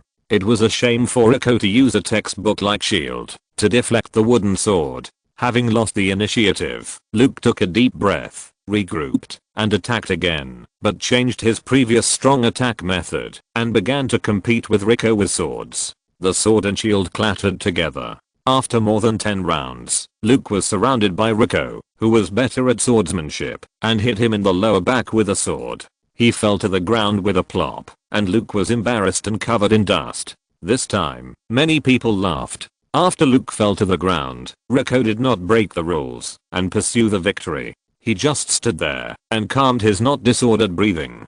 Getting up from the ground, Luke completely gave up the tactics and gave his body to the fighting instinct. His movements were violent and swift, and he pressed Rico to attack frantically. 3 minutes later, the panting Rico slapped Luke's heart with a sword, completely knocking out the exhausted Luke. Rico, return to the team. Carry Luke to the medical department. Signaling the physician assistant who had been waiting for a long time to carry Luke away, the instructor tapped his temple and said in a deep voice, no matter what situation you are in, you must remember that a calm mind is the best mentor and friend. When a person loses his calm, he is no different from a beast, and a beast can never defeat a hunter. Alan Delquency. Ethan Sweet. Step out. Take up the sword and shield. A whistling sound came from the sky, and a team of dragon bad knights swooped across the sky, pierced through a cloud, and disappeared in an instant. Rico Swain retracted his gaze, exhaled lightly, and focused his attention on the duel with others. Perhaps one day he will be able to ride a dragon bird and soar in the sky, but now, he must make himself walk out of this youth training camp with the best test results. The glory of the Swain family has become a thing of the past. As a descendant of a sinner pardoned by the Holy Emperor of the Empire, he must use his own ability to prove himself, to prove that Rico Swain is capable and determined to serve the Empire. Camille didn't know that her fleeting figure had further strengthened the ambitions of a certain young man. After placing the dragon bird in the barracks, Camille crossed the Conqueror's Square, gave the team members a break, and met with Miss Ha, who was doing paperwork alone. Over the years, she has been chasing the whereabouts of the leader of the Brotherhood, Night Shadow. Unfortunately, Night Shadow is like a ghost that does not exist at all. He has never taken the initiative to show up. He only influences the development of the Brotherhood through various channels and spokespersons, making the Brotherhood alive and well. In this case, Camille can only put aside the pursuit of Night Shadow for the time being, and join Jax's exploration team as a student of Lester. Because of the importance of the matter, Camille can only return to the Immortal Bastion to report on her work. Kneeling on one knee, Camille said in a deep voice, Lord Seraph, there is some progress on Master Jax's side. We have successfully found a stable entrance to the underground world. Turning her attention away from the trial documents, the blonde woman in a luxurious white lace dress stood up, pulled Camille to sit on the sofa, poured a cup of hot coffee for Camille, held Camille's hand, and had a gentle look on her face.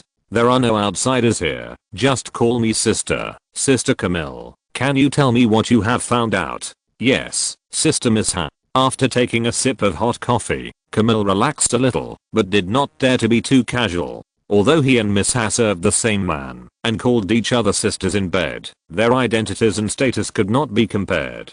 If he took credit for himself, it would be a deadly act. What is certain is that the great altar of the Nature Spirit sect is located in the southeast of the ancient spirit forest, close to the Natavala Falls, in the ruins of an ancient city called Navisk. According to our inference, the Nature Spirit sect's ancient spirit high priest should also be inside, using special rituals to continuously transform the captives abducted to the underground city into ancient spirits who believe in nature spirits, and then send these ancient spirits out to capture more nature spirits believers. Now that they have grown to a considerable size, if we only send out a small force, our people will inevitably be transformed by the ritual and become new ancient spirits. The minds of these ancient spirits have been completely transformed by the ritual, and all the ancient spirit captives we captured will only launch suicidal attacks on us. Even magic cannot pry useful information out of their mouths. If we want to completely eradicate them, we must organize the Legion to advance step by step, launch a great expedition to the underground world, and destroy their living space from the inside out. Miss Han narrowed her eyes and instantly grasped the key point. In other words, those ancient spirits hiding underground have formed their own country. How do they survive underground without sunlight? Taking a deep breath, Camille took out a magic crystal with images from her waist bag. Miss Ha took it in her hand and activated the crystal with magic. A brown dense forest with golden spots suddenly emerged in the crystal. There were many elks with shining antlers and flying squirrels with glowing wings. From the appearance, these animals seem to be no different from the animals on the surface world. There are many magical animals and plants living in the ancient forest. These animals and plants are gentle in nature, can grow without relying on sunlight, and most of them are edible. In addition, the Natavala Falls can also salvage fish, which is enough to supply the daily consumption of tens of thousands of ancient spirits. At present, we have not found out why the underground world has formed an ecological environment similar to the surface world. Looking at the magic images in the crystal, Miss Ha frowned. If I remember correctly, those ancient spirits who call themselves followers of the spirit of nature never destroy the natural environment and hate killing the most. Since they feed on the plants and animals in the underground world, doesn't that contradict their beliefs? Camille said solemnly, recalling those brutal ancient spirits. This is still under investigation. Master Jax has his own speculation. He believes that in the teachings of the spirit of nature, the plants and animals in the underground world are just like the people in the surface world. They are not protected living beings at all. Miss Ha sighed softly. The underground world of Ionia is far more complicated than she imagined. Is there anything else worth noting? Camille nodded and took out another image crystal. While Miss Ha was watching, Camille explained. This is a mural of Navasq. We speculate that Navasq should hide a giant magic circle with unknown effects. This is also the main reason why Master Jax ordered to stop the exploration. No one knows whether the ancients have mastered this magic circle, let alone whether this ancient magic circle can still be used, or whether it has any terrible functions. Before further investigation, we must figure out the actual purpose and current situation of this magic circle. This may require the power of the Mistale assassin. Only the Mistale who understands the magic of shaper shifting can perfectly integrate into the interior of the ancients and quietly obtain the information we want. Before the Mistale assassin confirms the situation, we can prepare for the expedition in advance. Miss Ha nodded and lowered her head in thought. Seeing this, Camille said no more. It was Lester's decision to investigate the underground world and eradicate the natural spirit sect. She didn't need to say much. With progress, it would be natural to proceed. In the absence of the Holy Emperor, the Empire was openly led by the Angel Sisters and secretly assisted by the Pale Witch. If she wanted to get the power of the Night's Edge, she had to get past the Angel Sisters. In fact, her achievements over the years were enough to become the new chief assassin of Night's Edge without completely solving the problem of the ancients. It was just that she had too many things to do, which delayed her for some time. I will arrange this matter, Sister Camille. How long do you plan to rest here this time? About half a year. I plan to go home and take a look. Camille's home is naturally the Blue Smoked Manor in Piltover.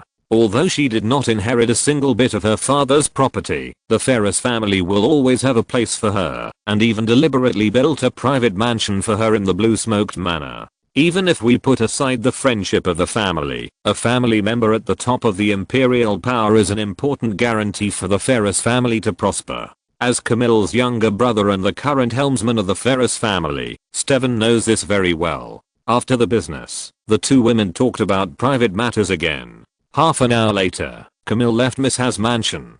After Camille left, Miss Ha began to write a letter to her sister, Cinna, saying that it was an arrangement. In fact, she really had no say in the affairs of the Ionian underground world. After all, the Mistale assassin belonged to the Edge of Night. The Emerald Territory was part of the Empire, but the core power of the Empire was always in Fidlit, not the Immortal Fortress. I'm always inferior to you. Perhaps this is the price I paid for leaving without permission. With a faint sigh, the blonde woman watched the dragon pigeon flap its wings and fly away. Chapter 733 My daughter is Ali? At the root of the sacred tree in Omikaelan, Lester and Lalit stood side by side, holding hands, staring at the gently swaying golden buds without blinking. Although everything seemed to be going well, Lester's forehead was covered with a layer of fine sweat and he looked nervous. Is it coming soon? Lester looked at his child's mother who studied magic. The reason why he was not studying biology was because he didn't know how to use biology to explain everything in front of him. It should be soon. It should be. Affected by Lester's uneasy attitude, Lalit was no longer as calm as before. The sacred tree, which was used as a surrogate, had already conveyed the news that the time was ripe, but the buds that nurtured the twin spirits just wouldn't bloom. So the fox girl became a little overwhelmed, and then Lester became even more panicked. He had waited for hundreds of years to have a real heir, and he really didn't mind waiting for a few more decades. But Lalith said there was no problem, but the sacred tree had a problem, which made it very difficult to bear. Seeing Lester scratching his head, Lalith took a few steps forward, put her right hand on the swaying bud, and used Vastea soul magic to carefully feel the state of the bud, and whispered softly, "Child, are you worried? Why are you reluctant to come to your parents?" The bud took the initiative to rub Lalith, and then swayed in place, as if it wanted to extend to Lester, but it couldn't reach it. The reason why Lester stood so far away was because Lalith was afraid that Lester would affect the blooming of the bud. Hearing the voice from the soul magic, Lalith was stunned, and then turned her head to look at Lester. "Lester, come here too." "Okay." After getting permission, Lester, who was standing there anxiously waiting like a fly rubbing his hands, was as if he had been pardoned. He quickly ran to Lalith and whispered, "Lalith, what's going on now?" Lalith let out a breath, and her expression was a little strange, and there was also a bit of jealousy. "Our daughter needs a name given by her father. She will be born with this name." Lester raised his eyebrows. "But our daughter is just a big flower bud. I don't know what the fusion of our two souls will look like. Maybe it will be a plant. It's really hard to give a name. I can't think of anything good for the time being. How about you give one?" Hearing what Lester said, Lalith rolled her eyes. "Maybe you didn't understand what I said. Our daughter only wants the name given by her father." Since Lalith said so, Lester could only bite the bullet and start thinking about what name he should give his daughter. On the bright side, at least he knew that the little life in the flower bud was a little girl. He wouldn't give her a cute name that belonged to a girl, and then a Bron would jump out of the flower bud. Let me think about it. After Emperor Reliu died, the sacred tree that inherited part of Emperor Reliu's power gave birth to the little guy. "I'm the Emperor of the Naxos Empire, and you are a hero from ancient times. Our daughter is destined to become the most noble princess of the Naxos Empire and the Ionia continent from the moment she was born, and her status is unmatched." Caressing the intimate flower bud, Lester looked at Lalith expectantly. "In that case, how about calling her Sarah? Ask when Sarah will come out." 5 seconds later, Lalith shook her head with a complicated expression. "She doesn't like the name Sarah. Change it?" Lester was stunned. How could he be picky about the name given by his father? Isn't it that she will be called whatever name he gave her? Considering the special nature of the flower bud, and that this is not Earth, Lester could only rub his temples, continue to ponder, and say carefully, "Kath? No. Ans. She doesn't like it. Carol? Well, it seems that it's still not possible." Faced with Lalith's repeated denials, Lester was a little overwhelmed. He was clearly naming the child, but now he felt like a blind man entering the password of a credit card he found at the bank again and again, all by guessing. Why is a little kid who hasn't even come out of the belly so picky? Can she really tell the difference between good and bad? I don't know what to name it either. He looked helplessly at the blonde fox girl Lalith in front of him. The cute orange-yellow fox ears drooped down, and even the 3 long golden tails hung on the ground, looking listless. At this moment, Lester suddenly associated Lalith's appearance with the ultimate skin of a female hero in the league. By the way, there is only one fox in the league, right? Lalith's form is a blonde fox girl, he is a black-haired human, and he happened to get the charm of a certain outer god. Combining the two, it makes sense that the child is a black-haired fox girl who will kiss everywhere, right? Lester took a breath. He didn't dare to think about it before. After all, the origin of the 9-tailed fox was a mystery, and it was difficult to link it to himself. Now he had to think, was this a coincidence? Was there a possibility that he accidentally created Ari? No way. Lester took 3 steps back in horror, looking at the flower bud, and felt his scalp tingling. What's wrong? If you can't think of it, why not put it aside first? Anyway, we have enough time to think about it. Knowing that there was probably no hope today, Lalith began to comfort the injured Lester. Lester took a deep breath, stepped forward and hugged the drooping flower bud, and said softly, "Eri, my Eri, do you like this name?" This time, Lalith didn't need to translate, and convey it personally. The moment the voice fell, the land under his feet seemed to cheer and glow with vitality. The golden branches of the sacred tree swayed, spreading a golden glow, and the flowers bloomed one after another. In the center of Omikaelan, the golden buds surrounded by stars burst into dazzling golden light, and the petals bloomed. A young silver fox holding a small bead appeared in front of Lester. The little silver fox, who couldn't open its eyes, had a short tail that was almost non-existent, and was only about 20 centimeters in size. When it opened its mouth, a thumb-sized crystal bead rolled down on the lotus platform composed of stamens. It stretched lazily and made a lovely cry in the direction of Lester. Lester looked at the little guy at a loss. His heart was about to melt. He wanted to hug him, but he was afraid that he would hurt this little guy who should be his daughter. Is this Eri's childhood? Then this bead is Eri's companion bead. Wait, should he find some food for Eri? Looking down at his chest, Lester was stunned. Then he looked away, as if nothing had happened, and looked at Lalit. But the problem is that Lalit is not in the lactation period, right? She is not a normal human being. So how about finding a wet nurse? For some reason, Lester suddenly thought of Soraka. Eri is hungry. Lalit's eyes were as gentle as water. Becoming a mother for the first time did not make her panic, but she gently picked up the little guy with her maternal instinct. Lester, you have to feed her. After stroking her gently, Lalit handed the little fox over directly. Lester, who was a little confused, held Eri with a silly look on his face and smiled embarrassedly. But, I don't produce milk. Lalit, who had never seen Lester's face like this, laughed out loud and pointed at Lester himself. Eri is not one of those children who need milk to grow up. What she needs to grow is spirit energy, or the vitality with emotions. If you are not here, I'm afraid I will have to trouble you. But since you are here, you have to take on the responsibility of a father and raise Eri yourself. After taking a nap, Lalit put the orb into Lester's pocket with a tired face and said in a low voice, "In this way, our deal is concluded. I have to have a good rest. Next, Omikaelan will be handed over to you." Lester was a little worried when he noticed that Lalit's face was not good.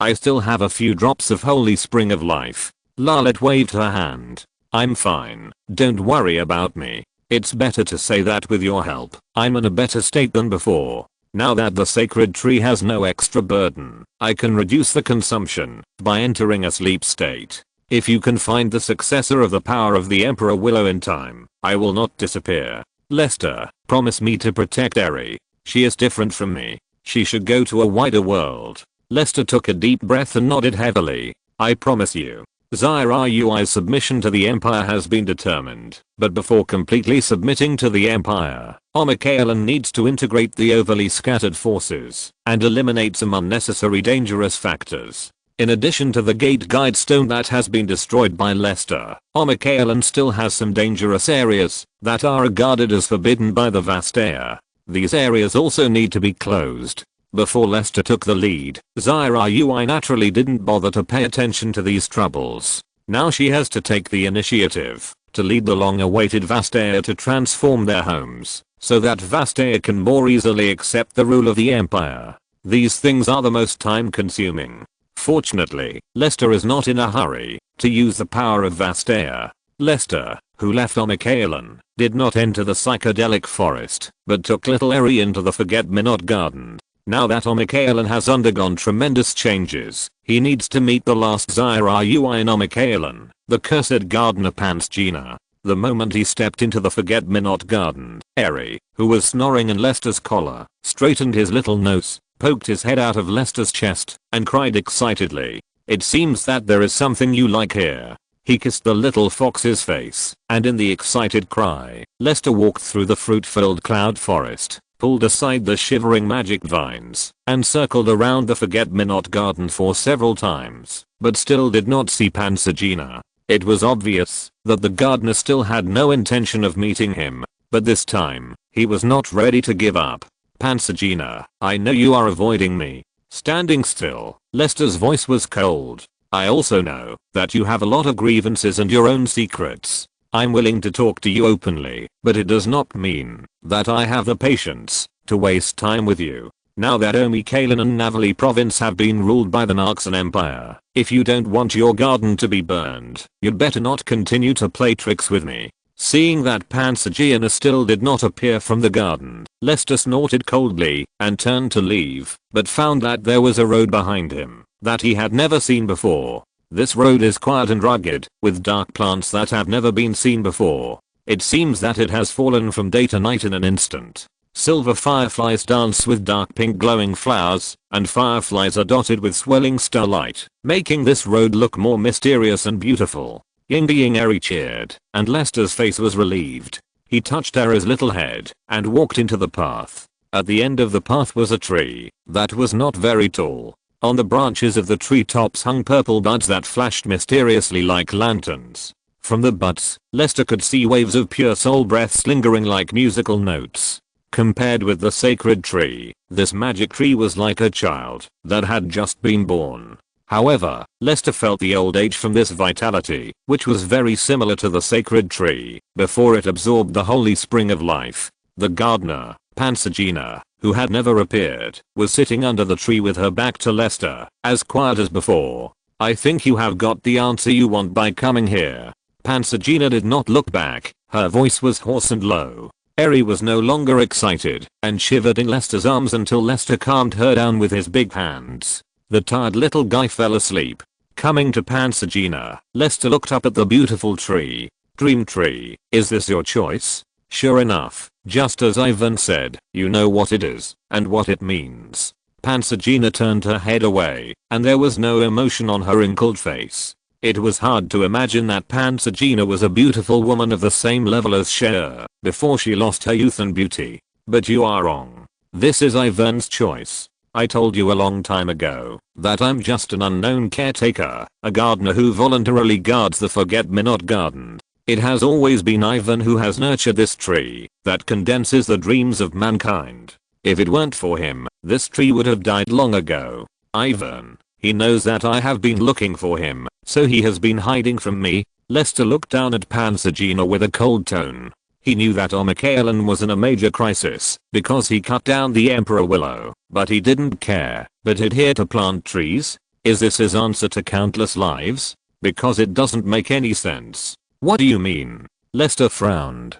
Pansagina smiled and glanced at the little fox on the man's chest. This time, Lester saw the undisguised mockery on Pansagina's face. Even if Ivan is willing to turn into a tree man to defend a place, he can't take on the responsibility of the Emperor Willow. Whether it is a sacred tree or the dream tree, or more dead Emperor Willow seeds scattered in other places, their fate has long been determined, and death is their final destination. He is not hiding from you, he just doesn't want to see the inevitable death with his own eyes. Chapter 734 Yonjan is a good boy. Lester didn't want to believe what he heard.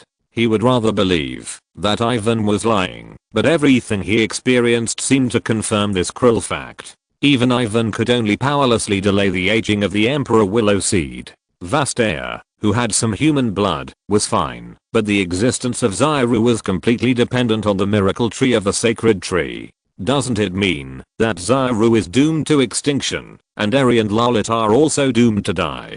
This is a result that Lester absolutely cannot accept. Where is Ivan? I want to talk to him in person. In fact, this matter is not without room for reversal, but the possibility of completion is very small. He knows what you are thinking, and he knows that now is not the time to meet, so he left this thing for you, and let me give it to you personally. Facing Lester with an ugly face, Pansagina sighed lightly, and took out a yellow-brown thing like a stone. Lester took it in his hand. He could not feel any vitality in this thing that looked like wood but not wood, similar to a fruit core. If it were not extremely hard, it would look like a stubborn stone thrown casually on the side of the road. What is this? Lester had some guesses in his mind. This is the seed of the Emperor Willow. It can become a miracle tree if it is rooted in the earth. However, this seed has long died like other seeds, and cannot breathe the air freely like his brothers and sisters.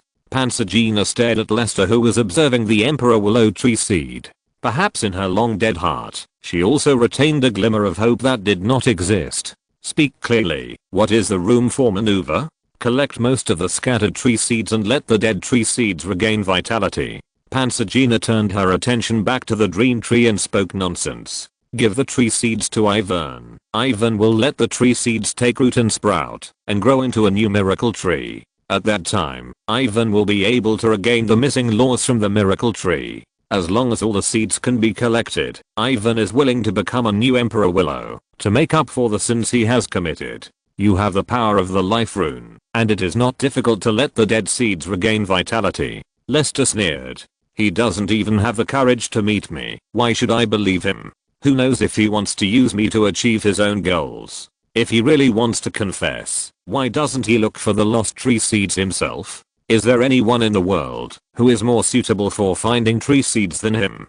Pansagina said in a deep voice. Ivan has been looking for the Emperor Willow seeds, but the Emperor Willow seeds are unwilling to recognize him. What do you mean? He cut down the Emperor Willow with his own hands. Even though the Emperor Willow chose him before it died, the Emperor Willow seeds still regarded him as an enemy and scattered in every corner of the Runeland.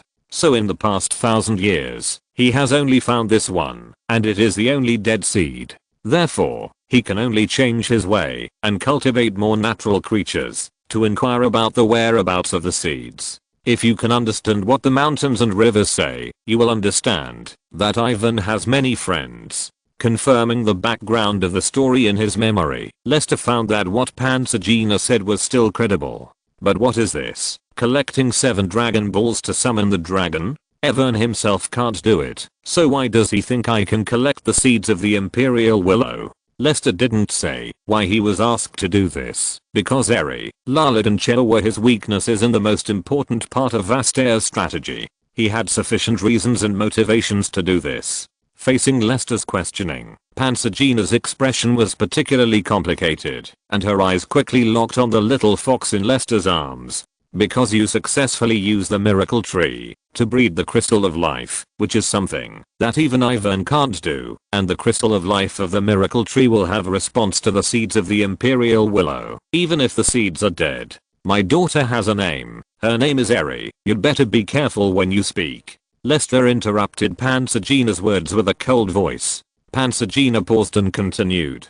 Give the tree seeds to Eri, and Eri will lead you to find other tree species. This is something only you can do, unless you are willing to hand Eri over to Ivan. You dare to say that? I think you have lived too long. Don't forget that there is still a debt between you and me that has not been settled. Lester was talking about Alina, who committed suicide in the Forget-Me-Not Garden. Pansagina knew very well that in fact, the Forget-Me-Not Garden has been serving the Dream Tree since its birth. When the Dream Tree had not yet acquired the ability to capture dreams, the main nutrient source of the Dream Tree was not the dreams of living beings, but the spirits of the visitors in and out of the Forget-Me-Not Garden. In terms of quality, spirits are far superior to dream energy. All the spirits absorbed by the outer garden were delivered to the Dream Tree and the inner garden for its growth. It was not until the Dream Tree produced dream flowers that the Dream Tree had the ability to capture energy from dreams. That was a tragedy that no one could have predicted. Restraint and rationality buried the madness of sincerity. You are only torturing yourself by thinking about it all the time. If killing me can make you let go of this matter, go ahead. Facing Pansagina's calm face, Lester snorted coldly. How many Emperor Willow species are there in total? There are not many. Ivan doesn't know the exact number, but it should not exceed 10. Lester's face turned black as he resisted the urge to find Ivan and beat him up. He didn't know if there would be so many relics exploded by beating Ivan to death. It was really easy to talk how to salvage those that fell into the sea.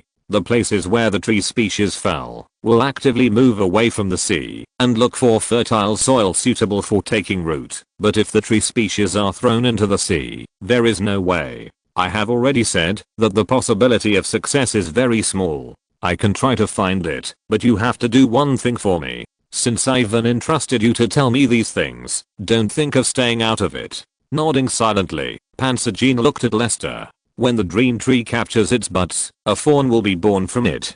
Before I return, don't let the fawn leave the Forget-Me-Not Garden. After I leave, I will arrange a guard to stay outside the Forget-Me-Not Garden. You can tell me about the fawn through the guard I left behind. I will come back as soon as I get the news. Impossible. The Dream Tree cannot produce any life. Impatient Lester interrupted Pansagina's questioning. Listen, I don't care whether you believe it or not. I just want to know, if this happens, will you help me with this? Okay.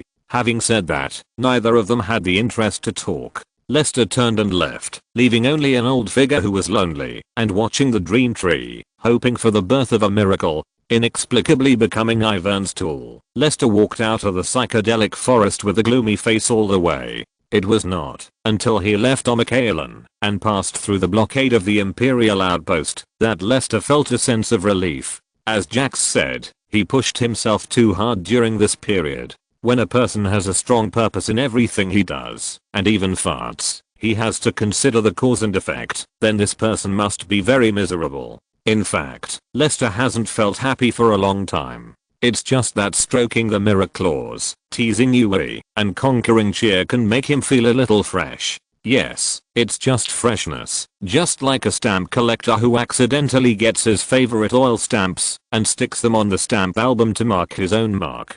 I don't know if it was influenced by the outer gods, but his feelings are getting colder and colder. Lester smiled self-deprecatingly and put the little Eri in his arms, who couldn't speak yet, on his cheek. In Eri's cute snoring, the man savored his few remaining enthusiasm and care. My dear daughter, show your dad the way next. Wherever you say we'll go. The man didn't give the Imperial Willow seeds to Eri. At least now, he wanted to give Eri a happy childhood.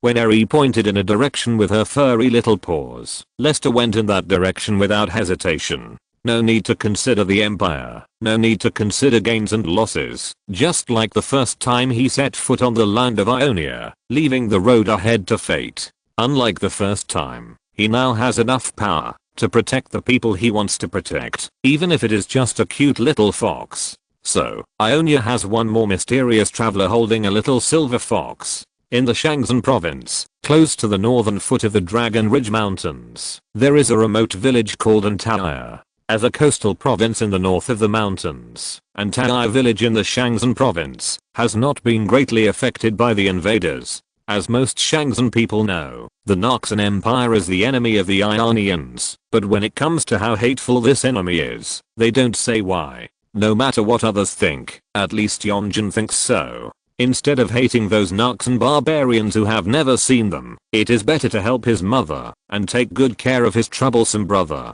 Yasuo, get ready to go into the mountains to collect firewood. After his mother left, Yonjin prepared a wood carrier and a wood cutting axe. If he left the naughty Yasuo behind, he might do something weird. It would be better to help pick up more branches, which could at least make some money to supplement the family income. Yasuo? Where did you go? Yonjin shouted twice after walking out of the house. In addition to the distressed eyes of the villagers, Yonjin got nothing. There is no doubt that Yasuo ran out to play before he called, otherwise Yasuo would have responded after hearing it, and as long as he responded, he could not escape his control. Yonjin knew that this was also a little trick that Yasuo often played. Yasuo ran away a long time ago, and it's useless to shout. The kind old grandfather sat at the door with a pipe in his mouth, puffing out clouds, revealing to Yonjin the information he had already known, but Yonjin did not take it lightly and took the initiative to greet the old man. Grandpa boy, I know. Thank you for telling me this. Good kid. Alas. Boy exhaled a puff of smoke and sighed softly, feeling a little sorry for the child in front of him. Wenlu had a miserable life. Not long after she and her first husband gave birth to Yonjin, her first husband died on the mountain. Fortunately, Yonjin was very sensible, since he was a child. He didn't cry or make a fuss. He was very likable. The villagers helped the orphan and his widowed mother through the most difficult time. Unfortunately, Wenlu met a playboy from the south. I don't know what evil she was, or maybe she was taken advantage of by a sweet-talking man. Wenlu didn't look for the villagers, but she had to live with the playboy who was flirting with people. Think about it, can this have a good result? Sure enough, within a year, when Wenlu's belly was big, the playboy ran away without a trace and never came back, just as he was irrelevant when he came. Desperate, Wenlu decided to abort the child. It was as if God was playing a joke on her. After Wenlu took the abortion pill, her stomach did not react at all. The bastard left by the playboy was born. Unable to kill the crying child, the collapsed Wenlu could only accept the reality, which made the already difficult family even worse. The children in the same village were still their parents' treasures when they were 6 or 7 years old, but Yonjin had already taken the initiative to shoulder the burden of the family. He did everything from fetching water, chopping wood, cooking, and laying tiles. Most of the time, it was difficult for the villagers to treat Yonjin, the pillar of the family, as a child. But isn't this also a kind of sadness? After 2 such incidents, Wenlu no longer considered looking for a new husband. Working day and night in the fields also ruined her health. She looked as old as she was in her 40s, even though she was only in her 20s. She often went to herbalists to get prescriptions to recuperate. She had no idea how many illnesses she had. It was not easy to raise the child. If Yasuo was as sensible as his brother, it would be fine. But Yasuo followed his playboy father. He did not do his job every day, but just went up to the roof to tease cats and dogs, causing a lot of trouble for the villagers. Although most boys of the same age did the same thing, Wenlu's family conditions were not good to begin with, and with Yonjin, her half-brother, as the most suitable comparison object, the ignorant Yasuo became a child that everyone hated. If this continued, not only would Wenlu be dragged to death by Yasuo, the accident given by God, but even Yonjin would be implicated for the rest of his life, and would have to clean up the mess for his brother for the rest of his life. Thinking of this, Boy sighed again, and waved to Yonjin, who was about to go up the mountain to chop wood alone. "Child, come here. I want to tell you something." Yonjin nodded and trotted to the old man. "Grandpa Boy, what do you want to tell me?" The old man tapped his pipe and looked at Yonjin with a serious look. "Yonjin, have you ever thought about the future?" Yonjin was stunned and didn't quite understand what the old man meant, but the old man continued. "I know you want to help your mother more. There is an opportunity right now, which is more useful than you chopping wood and picking wild fruits every day. A middle-aged swordsman named Suma came to the village yesterday. I heard that he is an elder of the Yufeng Sword Art Dojo. He came back to visit and wanted to accept a disciple in our Shangzhen. You might as well give it a try. If it really works, Wenlu, that girl, won't have to be so tired every day." Yonjin understood now. He knew that the old man meant well, but Yonjin was still a little hesitant. He said that he really didn't care at ordinary times, but he really had a hurdle in his heart when the time came. "But I heard from others that the Yufeng Sword Art Dojo is a running dog of the empire." Hearing this, Boy glared and cursed. "Don't listen to those idiots' nonsense. Who cares if it's an empire or a dog country? We are all ordinary people trying to make a living. Your family is so poor, but I haven't seen the village officials of the Shangzhen Council give you even a single steamed bun. Remember, kid, as long as you still remember that you are an Ionian and the blood of the firstborn land flows in your body, the world is so big, you can go wherever you want. Don't let this small piece of land hold you back. If you're like me, your life will be ruined." Kavenka is so powerful, annoying. If you're listening to this novel on a channel other than Fanfic World, it means they downloaded and uploaded it without effort. We cordially invite you to visit our channel, Mundo Fanfic Novelos. There you'll find the original version of this story and you can explore many other novels of various genres. We're waiting for you to immerse yourself in a world of incredible novels. Chapter 735. My sword is to protect my home. After chopping firewood for the whole morning, Yonjin came home panting with a basket of firewood on his back. He stacked the firewood one by one and started to cook. His mother Wenlu would not come back to eat with the dry food, so he needed to make some rice porridge for himself and his hungry brother Yasuo. The old man's words were still vivid in his mind. Yonjin, who was fanning the flames under the earthen stove, couldn't help but feel a little moved. The empire was not as important as a rumbling stomach. If he could really be favored by the elder named Suma, he might be able to take care of his own food and clothing, which would reduce a lot of burden for his mother. The most important thing was that, if the villagers were hostile to the empire as usual, the swordsman would definitely not be welcomed, and not many children would want to join the dojo. He wanted to accept disciples, but didn't have many choices. This was an opportunity for Yonjin. Should we call Yasuo and let him try too? Maybe he will be more sensible after entering the dojo. Just as Yonjin was staring at the blazing fire in a trance, the kitchen door was pushed open. Yonjin turned his head and saw his brother sitting on a stool with his legs crossed, looking nonchalant, with a tattered robe, like a beggar. "Brother, is the meal ready? I'm almost starving." Seeing Yonjin frowning with carbon ash on his face, Yasuo quickly put down his crossed legs, put his two broken little hands on his thighs, and sat upright. "You still have to give face to your brother, otherwise you won't have food to eat. Who did you fight with again?" "Gus, that bastard called me a bastard and said you were the son of a short-lived ghost. You pretended to please adults all day long. I was so angry that I poked that grandson in the ass with a stick." Yonjin's brows deepened as he stared at the bruises on his brother's face. "Never fought?" Yasuo said with gritted teeth after being wronged. "I fought him, but he couldn't even stand up. As a result, that grandson called for help, and Belloc, Werner and the other bastards all came. My stick was broken, so I couldn't beat them. If I had a harder stick, I would definitely beat them down." Hearing this, Yonjin felt distressed and angry, and came to Yasuo with a small basin of cold water. "Talk less and do more. Wash your face. I'll give you some herbs later. Eat first."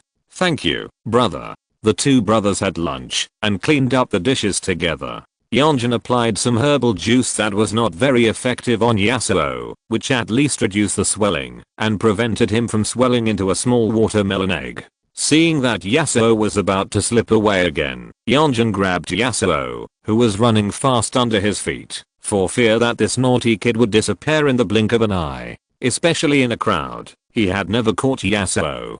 "Don't run around this afternoon, come with me." Hearing this, Yasuo looked bitter, shaking his head and playing tricks. "Brother, aren't you going to go up the mountain to chop wood?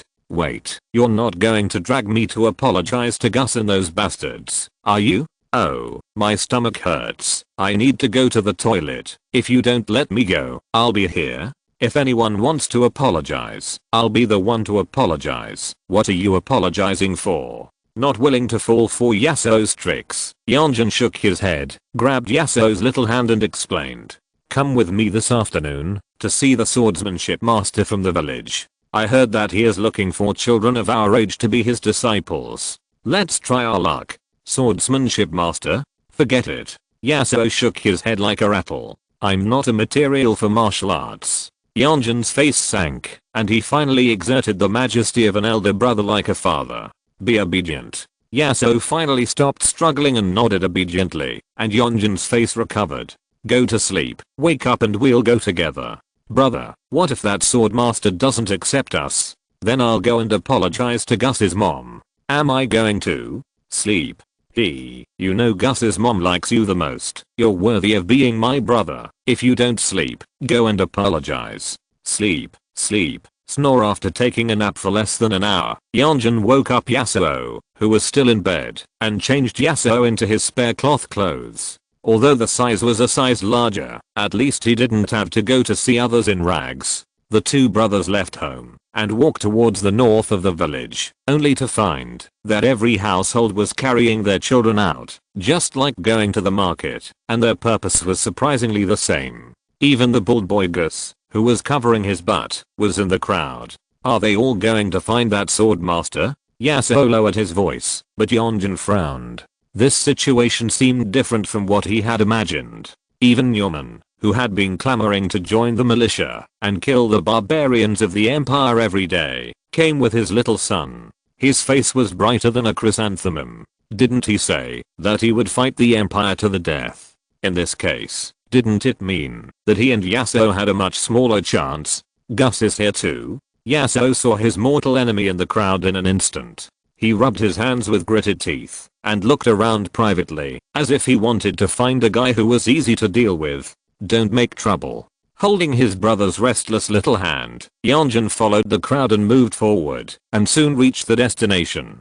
Just when Yonjin was a little worried that he couldn't see anything, Yasuo pulled his brother through the gaps in the crowd and squeezed to the front of the crowd in the chaos without being beaten. A shed was built on a vacant lot in the north of the village at some point, with a wooden stake and a chair. In the shed, a round-faced middle-aged man with a long knife on his waist was sitting on the chair with a disappointed look on his face. Beside the middle-aged man stood 3 teenagers in kendo robes, each with a real sword, looking majestic and awe-inspiring. There was also a young warrior from the dojo in the open space, who was taking a wooden sword from a boy. The boy was none other than Werner, a boy from the same village, who had just beaten up Yasuo in the morning. At this moment, Werner was sitting on the ground panting and breathing heavily, as if he had exerted too much force just now, and was now a little exhausted. Master Suma, how is my son? Does he have the talent to practice kendo? Excuse me, your son is not suitable for kendo. Who else wants to try? Go get the wooden sword, and attack the wooden stake with your knowledge of kendo in any way. Suma, who was a little bored, simply rejected the villagers who gathered around him, and said to other villagers casually, and immediately a man called his son to the field. Yasuo took a closer look, then lowered his voice, and gritted his teeth. It was that bastard Guts. He was able to stand up. It seems that I didn't stab him lightly this morning. Covering Yasuo's mouth, Yonjin watched Guts take the wooden sword from the young swordsman without blinking. Since he couldn't take shortcuts, he could only look for and seize opportunities himself. In front of the wooden stake, Guts' buttocks were burning with pain, which made the boy's face somewhat distorted, so that the wind swordsman who handed over the knife wondered if he had a personal grudge against this little brat. The wooden sword was heavier than expected.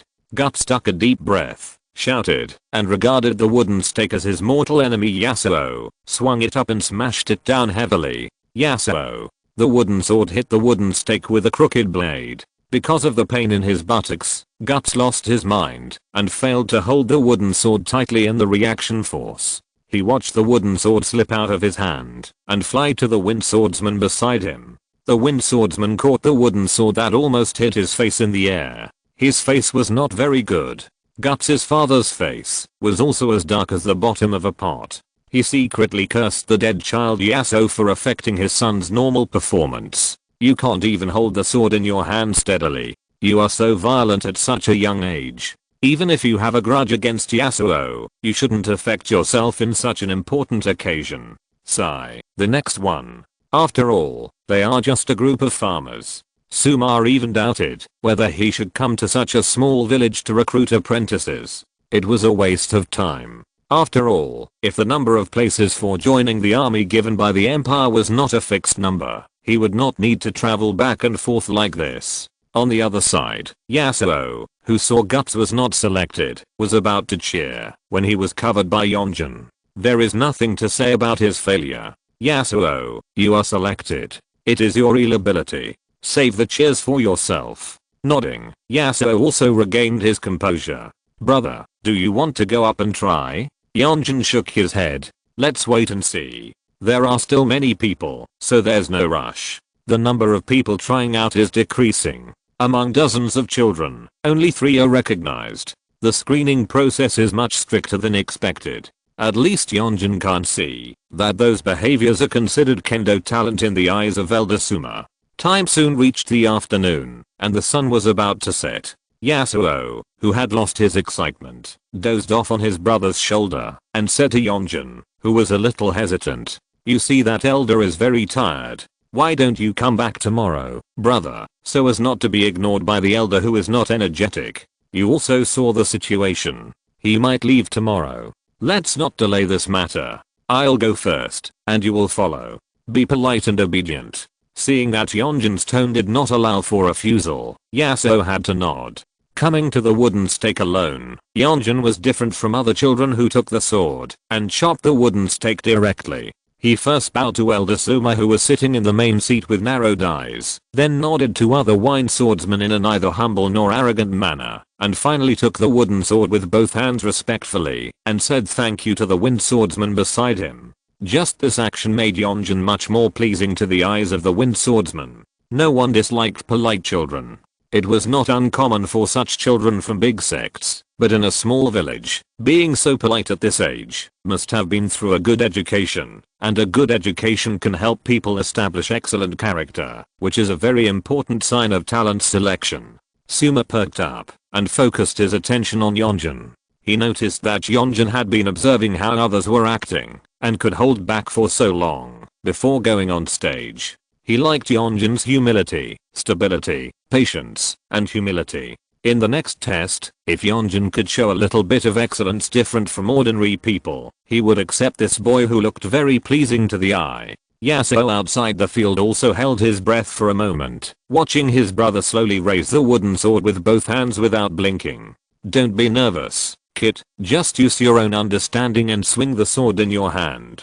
In the surprised eyes of others, Sumar, who had never said anything off topic, spoke for the first time. Thank you for the advice, Elder Sumar. Yonjin turned his head to thank him again, and when he turned back, his little face showed absolute calmness. What is the sword in my heart? At this moment, Yonjin's eyes condensed on the wooden stake. The scarred wooden stake was like his life. He could only stand there and face the storm from life in silence. He couldn't fight back and could only endure it silently. His brother Yasuo could be naughty and hit others when he didn't like them, but he couldn't. He had to apologize and resolve the resentment of others because he needed to use the identity of a good boy to protect his brother and mother. Orphans and widows, if there is no man who strives for success in the family, are destined to be bullied at will, and they can't even hold their heads up to live. If both brothers are annoying, how will the mother who bears the burden of the family cope with it?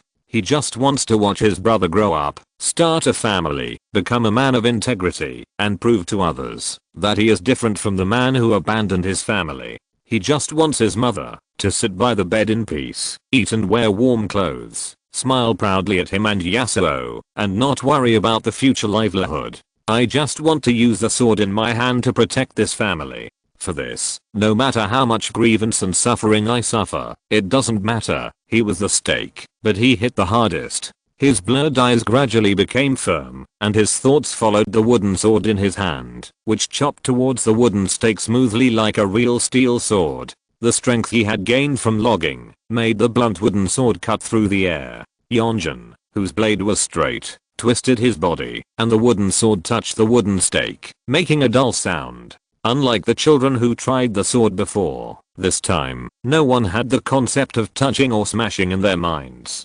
This was a knife slash, and the murderous intent emanated from the bladed object. No one doubted that, if Yonjin had a steel blade in his hand, a deep knife mark would appear on the wooden stake. If the wooden stake was a person, then 9 out of 10 times that person would be disemboweled. And there seemed to be no shortage of hatchets in the village. For a moment, the whole audience was silent. Whether they liked Yonjin or disliked Yonjin, whether they were adults or children, they all looked at Yonjin holding the wooden sword with a little more solemnity. The children in the same village, who had always thought that Yonjin was a pretentious coward who would not fight and would only apologize, finally understood that the reason why Yonjin did not fight with them was not because of cowardice. In silence, Sumar asked in a deep voice, "Child, what is your name?" Holding the wooden sword tightly, as if he had grasped his own destiny and refused to let go, Yonjin turned and looked at Sumar. "Yonjin, didn't your family come here?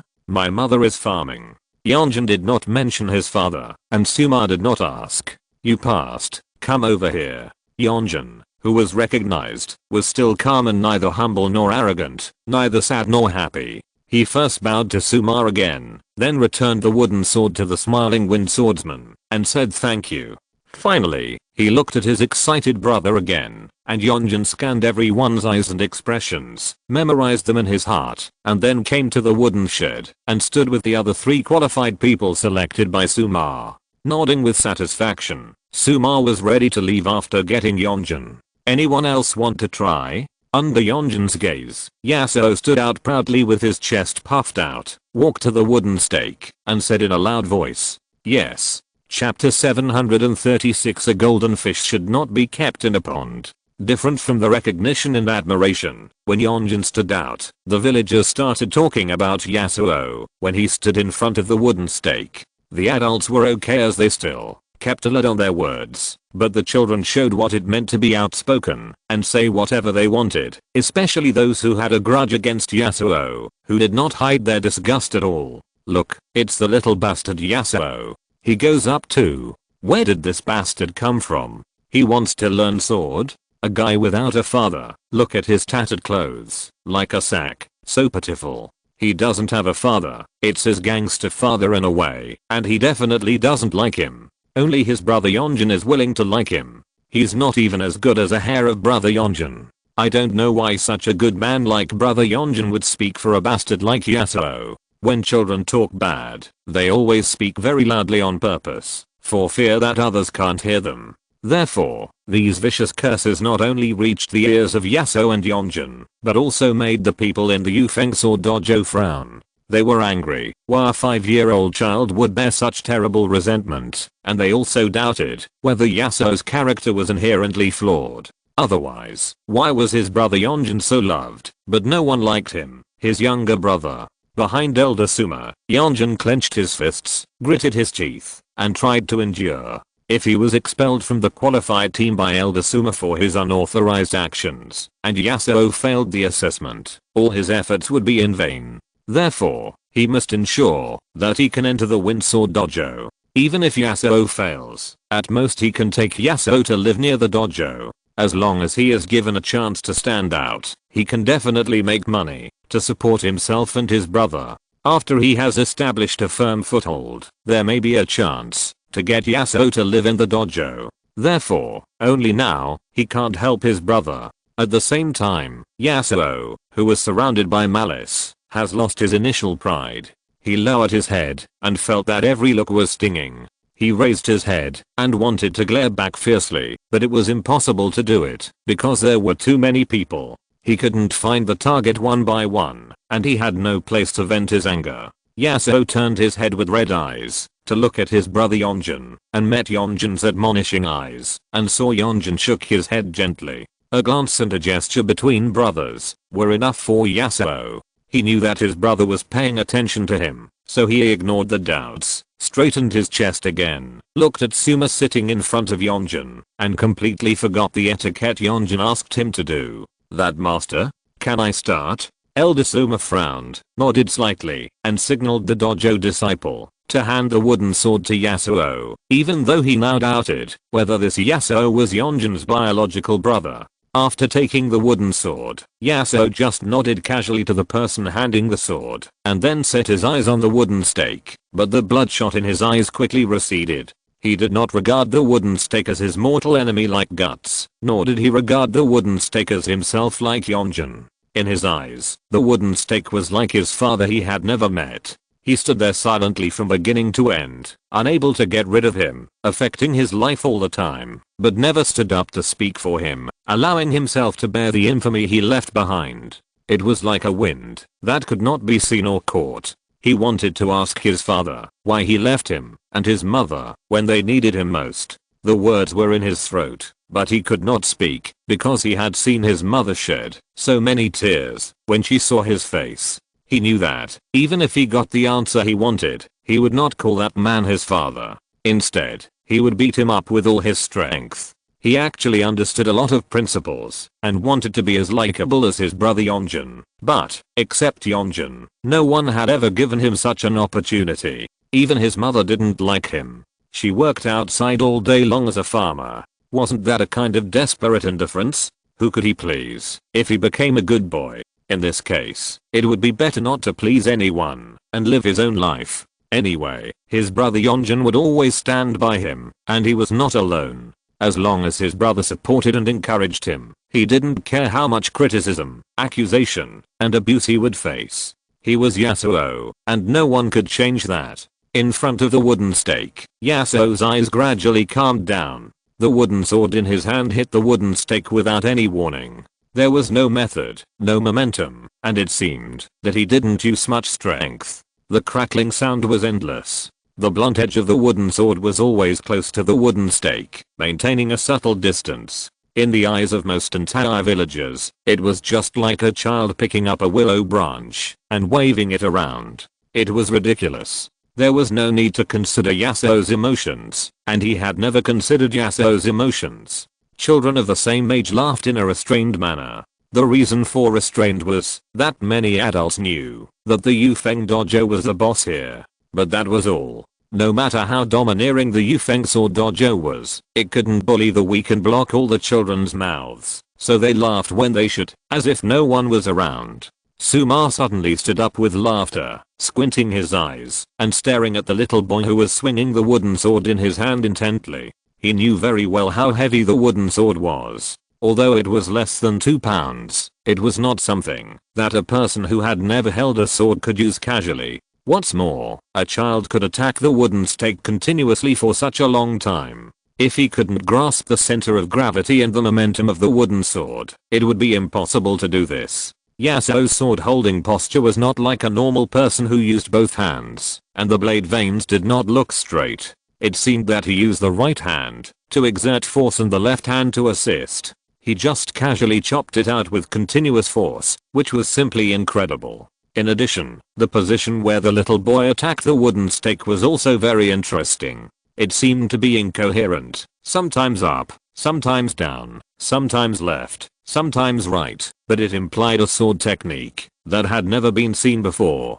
Every time he swung the wooden sword, he made the most of his strength. Yasuo almost didn't waste his strength on the direction of the blade. Rather than saying it was a delicate control, it was better to say that his body spontaneously controlled the wooden sword and poured all his strength on the blade. But even so, it shouldn't be like this, right? What the hell is going on? The more he looked, the more confused he became. Sumar simply walked out of the shed and quietly came to Yasuo not far behind him to observe closely. Although Sumar didn't say a word, Sumar's actions made all the laughter disappear. It didn't matter if he looked at it. Sumar only felt a chill from his heels to his head, twisting his head into a mess, and his soul trembling. He actually felt an unusual wind next to Yasuo. It was not a natural wind, nor was it a sword wind formed by the blade breaking through the air, but a wind element that was attracted by the sword dance and took the initiative to come over. Although the wooden sword is not a real sword, it has most of the same specifications as a real sword. Just like Yonjin, as long as the swordsmanship posture is correct, it can exert 20% of the power of a real sword. But this kid named Yasuo actually used sword dance to attract the wind when he touched the sword for the first time. You know, the way of controlling the wind is the foundation of the dojo in Ionia, and the wind swordsmanship is the dojo's secret. The imperial sword saint Kun Feng became a saint by controlling the wind, but now 5 or 6 year old kid can control the wind with a wooden sword? Sumar widened his eyes, his expression was a little dazed, and he tried to tighten his face to remain solemn. Is this a joke? It must be a joke. Question mark? But if it weren't for the help of the wind, how could a child do all this? So, this child is the most suitable genius for wind controlling swordsmanship? In the shed, Yonjin was relieved and proud to see his younger brother attract Suma's attention with his talent. The joy in his heart was greater than his own selection. The two brothers joined the dojo together.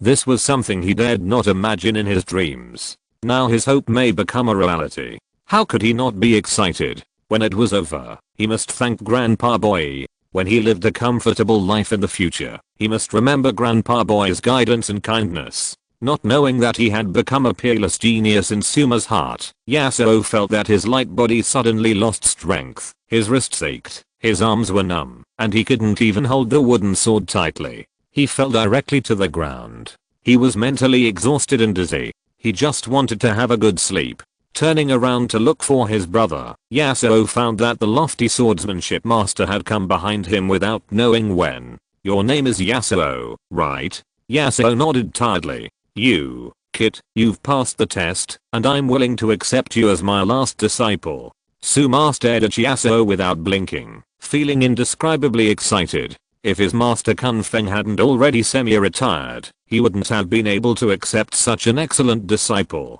Tired Yasuo now only wanted to rest, and didn't want to listen to anyone nagging. Forget it. Very good. Then from now on, you are, what? What did you say? Sumar widened his eyes and looked at Yasuo in disbelief, suspecting that he had just heard wrong. Master, I'm really not cut out for martial arts. After saying that, Yasuo, who had little patience, walked around the petrified Sumar and saw his brother Yonjin. Unlike in the past, Yonjin's eyes at this moment were filled with empty disappointment, which made Yasuo's heart seem to be stabbed, and for a moment he couldn't help but regret that he spoke too quickly. It's not that he really doesn't want to join a sword sect. After all, in the eyes of the villagers, joining a martial arts sect is a matter of honor for the family. It's just that he really doesn't feel like it now.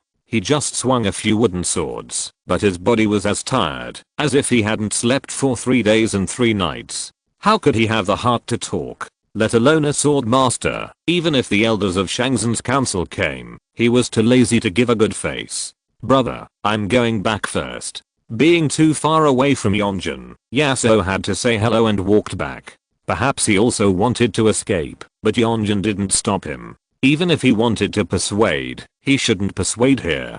Persuading here would only make the two brothers a joke. Watching Yasuo leave on his own, Suma's face was a little embarrassed. He wanted to take the qualified person and leave, but he really couldn't bear to part with Yasuo's talent. Turning around, Suma looked at Yonjin. That's all for today. At night, Yonjin helped Wenlu cook dinner and talked about the matter of recruiting disciples in the Yufeng Sword Art Dojo. Yonjin obtained Wenlu's consent. When his mother Wenlu finished dinner and returned to the house, Yonjin, who had not touched his chopsticks, walked into another side room and pushed the sleeping Yasuo. Yasuo, are you feeling better? Although he had only slept for a few hours, Yasuo's spirit had recovered a lot. The dazed boy opened his eyes, and the face in his sight made Yasuo feel particularly relieved, but also a little guilty. Much better, Yonjin said calmly. Then let's go. The food will get cold soon.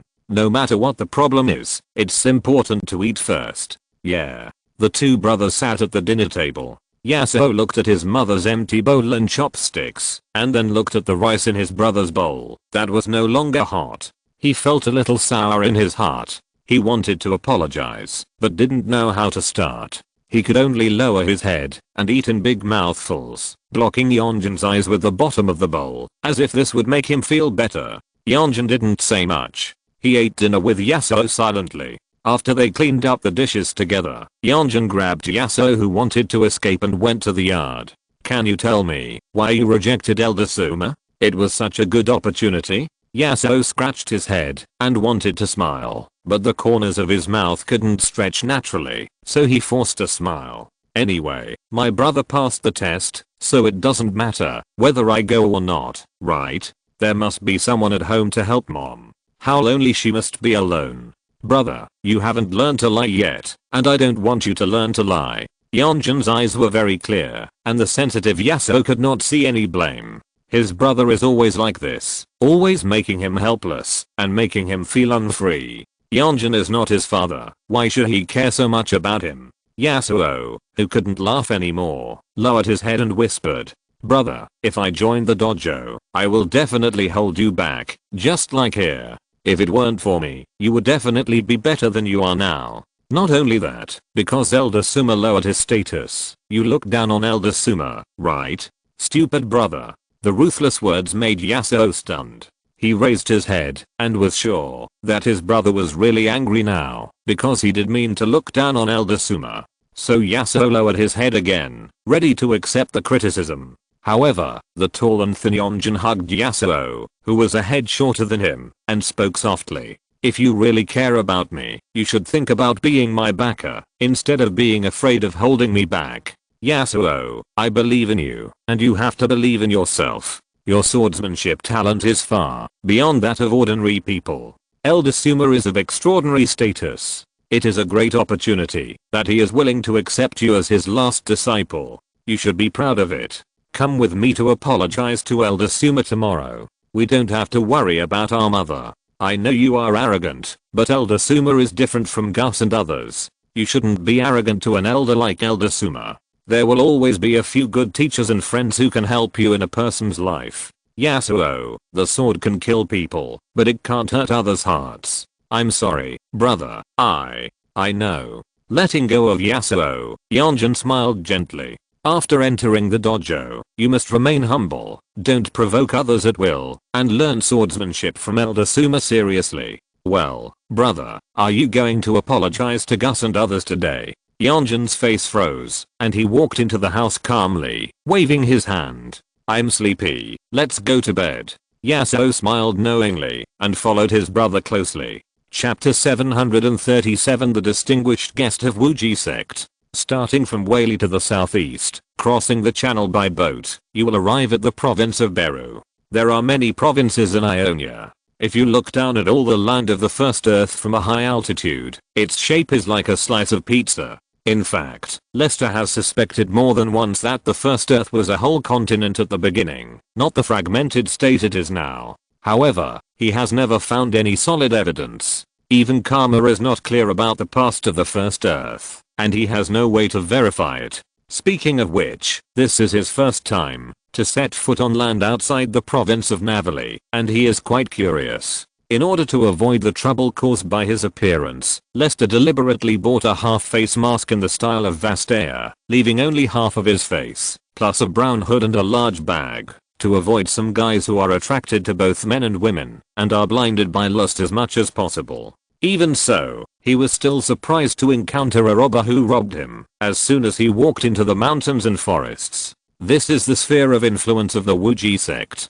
Master Wuji is famous for hating evil. How could there be a strong man here? Great. In broad daylight, in a clear and bright world. Where did this pair of slutty foxes come from? The big fox is slutty, and the little fox is even sluttier. Take off your masks quickly, and let me taste the beehive. The bearded bandit in the lead swung the machete in his hand, as if deliberately showing off his literary talent.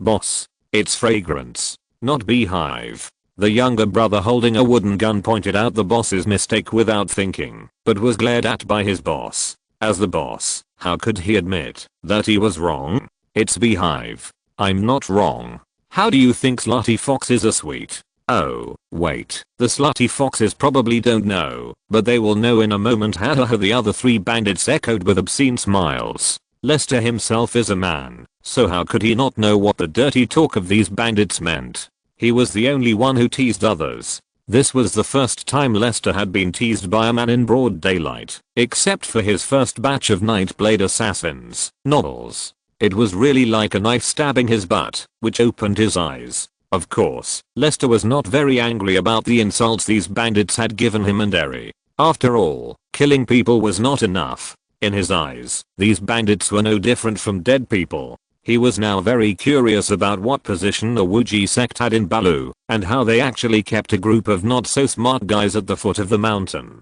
Could it be that Master Wuji was raising enemies to protect himself? Or was he really playing the game of glorious independence as in the background, acting like a white lotus that was isolated from the world and didn't even know how to clean up the garbage at his doorstep? It seems that this place is not far from Wuji sect. You fools, are you really not afraid that Master Wuji will come down the mountain to seek justice? Lester's voice is neutral and magnetic.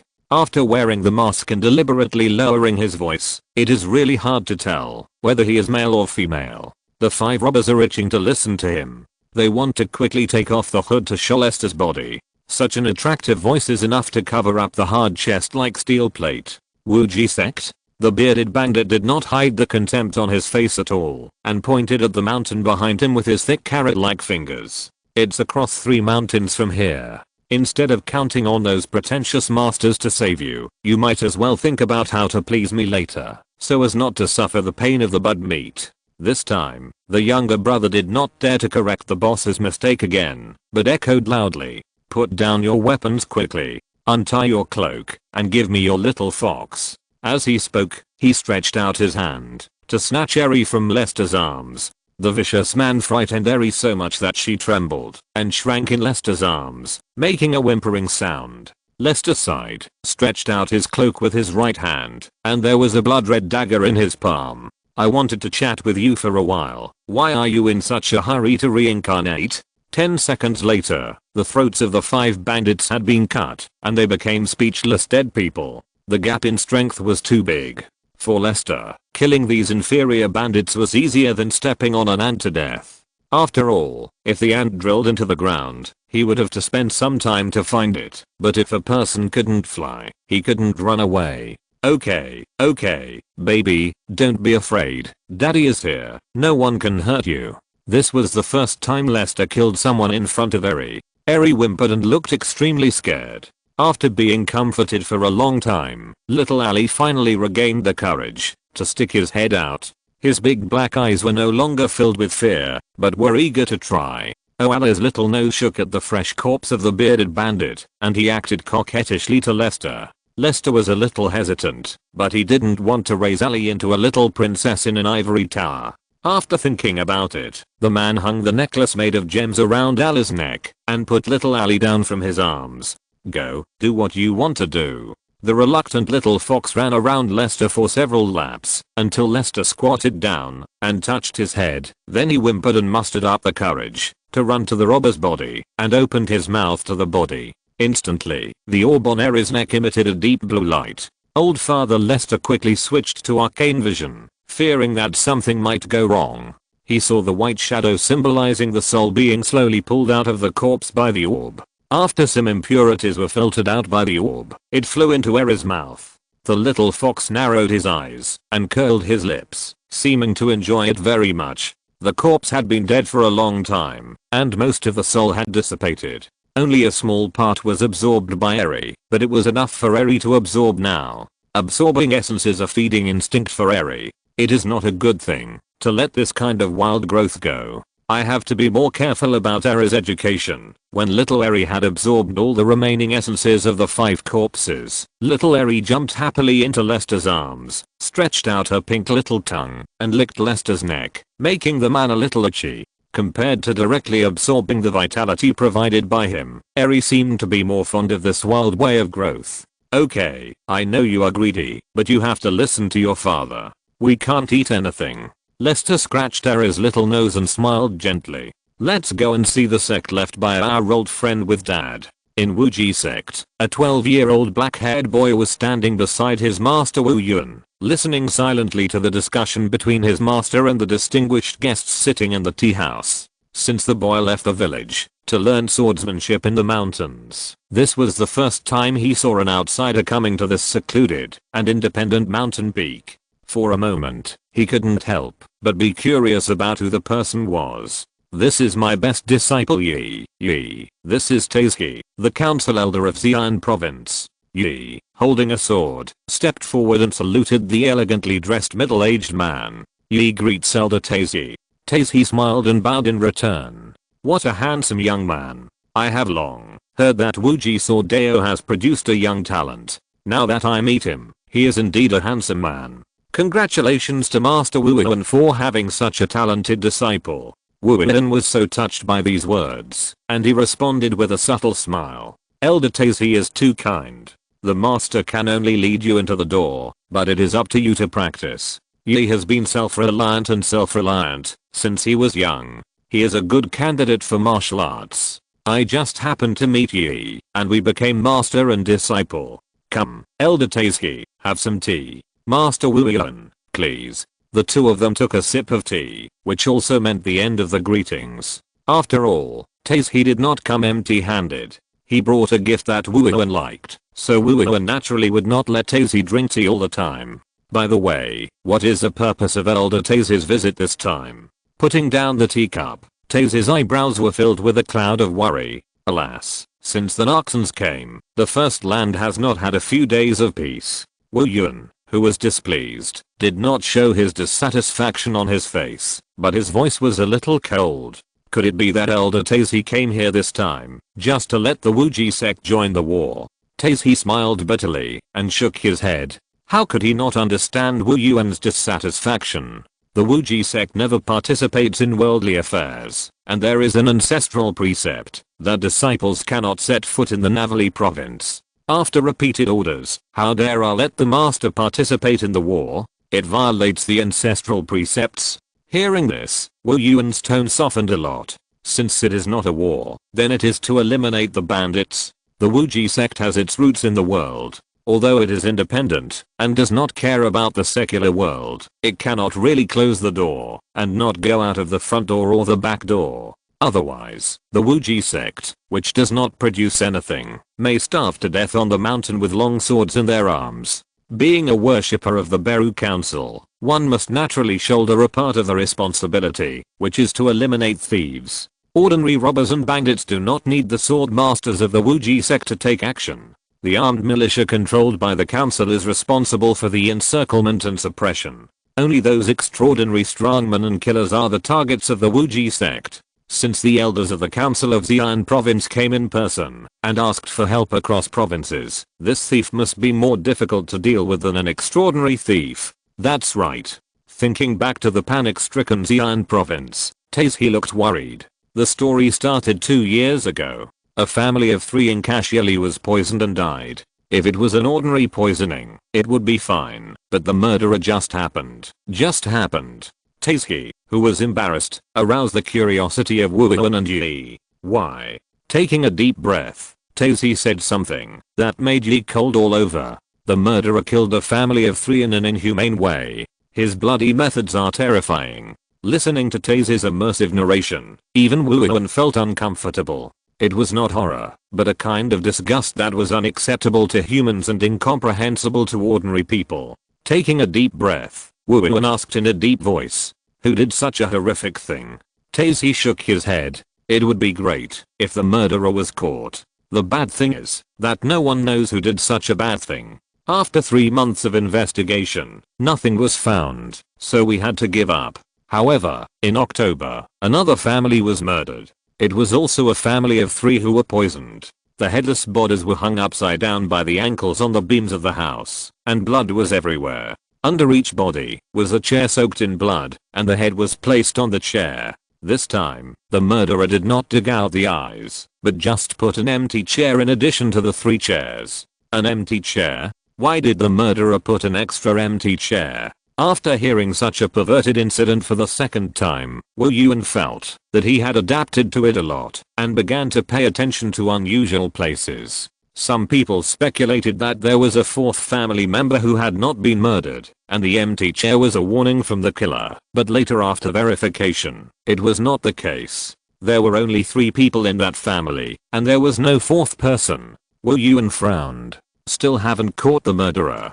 Taeshi shook his head. No, the murderer's victims are carefully selected. This family is just as withdrawn as the previous one. They seldom go out and have never made enemies with anyone. I don't know how the murderer found them. Since the killing methods are similar, we can only infer that the same murderer is killing randomly. So, the latter murderer continued to commit crimes? Yes, including those 2 cases until today. There have been 8 vicious murders in the entire Xi'an province. A total of 34 people died in extremely miserable ways. The murderer has a very strong sadistic mentality and likes to use plant toxins. Unfortunately, we have not found his motives and connections in the cases, and the murderer is still at large. Some people even say that the killer is an invisible demon. After these words, that he was cold, but people's hearts were even colder, especially Yi. He couldn't imagine that there would be such a perverted killer in the world.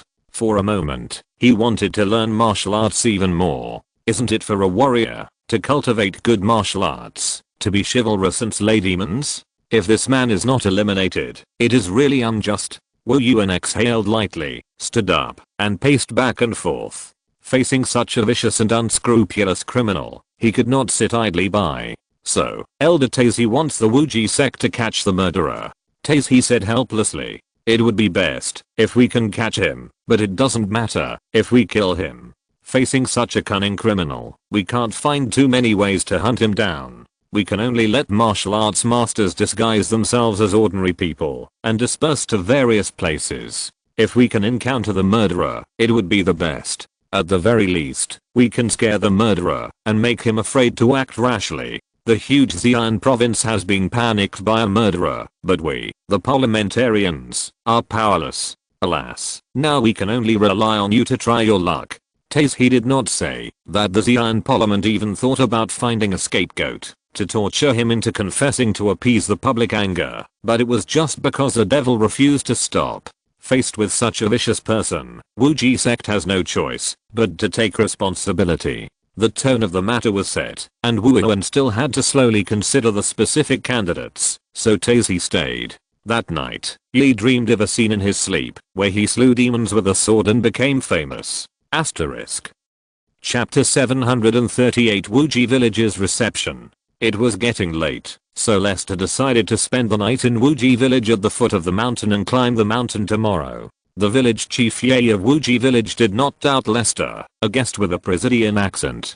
He warmly welcomed Lester and the alley in his arms and arranged an unused hut in the village for Lester. In order to avoid trouble, Lester did not take off his half face mask, but took out a bag of coins stolen from the robbers and handed it over. The middle-aged village chief with a beard shook his head firmly and refused without even looking at it. "Mr. Lee, it's just a small favor. There's no need to be so polite. This room will be empty without you." Lester knew that sometimes not asking for money is more troublesome than asking for money. The village chief must have taken pressure to accept a traveler like me who visited at dusk. "Please accept it. It's not a lot of money, just a little bit of my heart." Yeah, he looked at the person side. "I guess when Mr. Lee came, he killed the bandits of Tishanyu, right?" Lester was a little surprised. "I don't know if it was Tishanyu, but there were indeed a few blind bandits who blocked my way, and the money was also collected from them." "That's right. There is a group of bandits hiding in the mountains and attacking farmers in several nearby villages. Wuji village hasn't had any guests for a long time.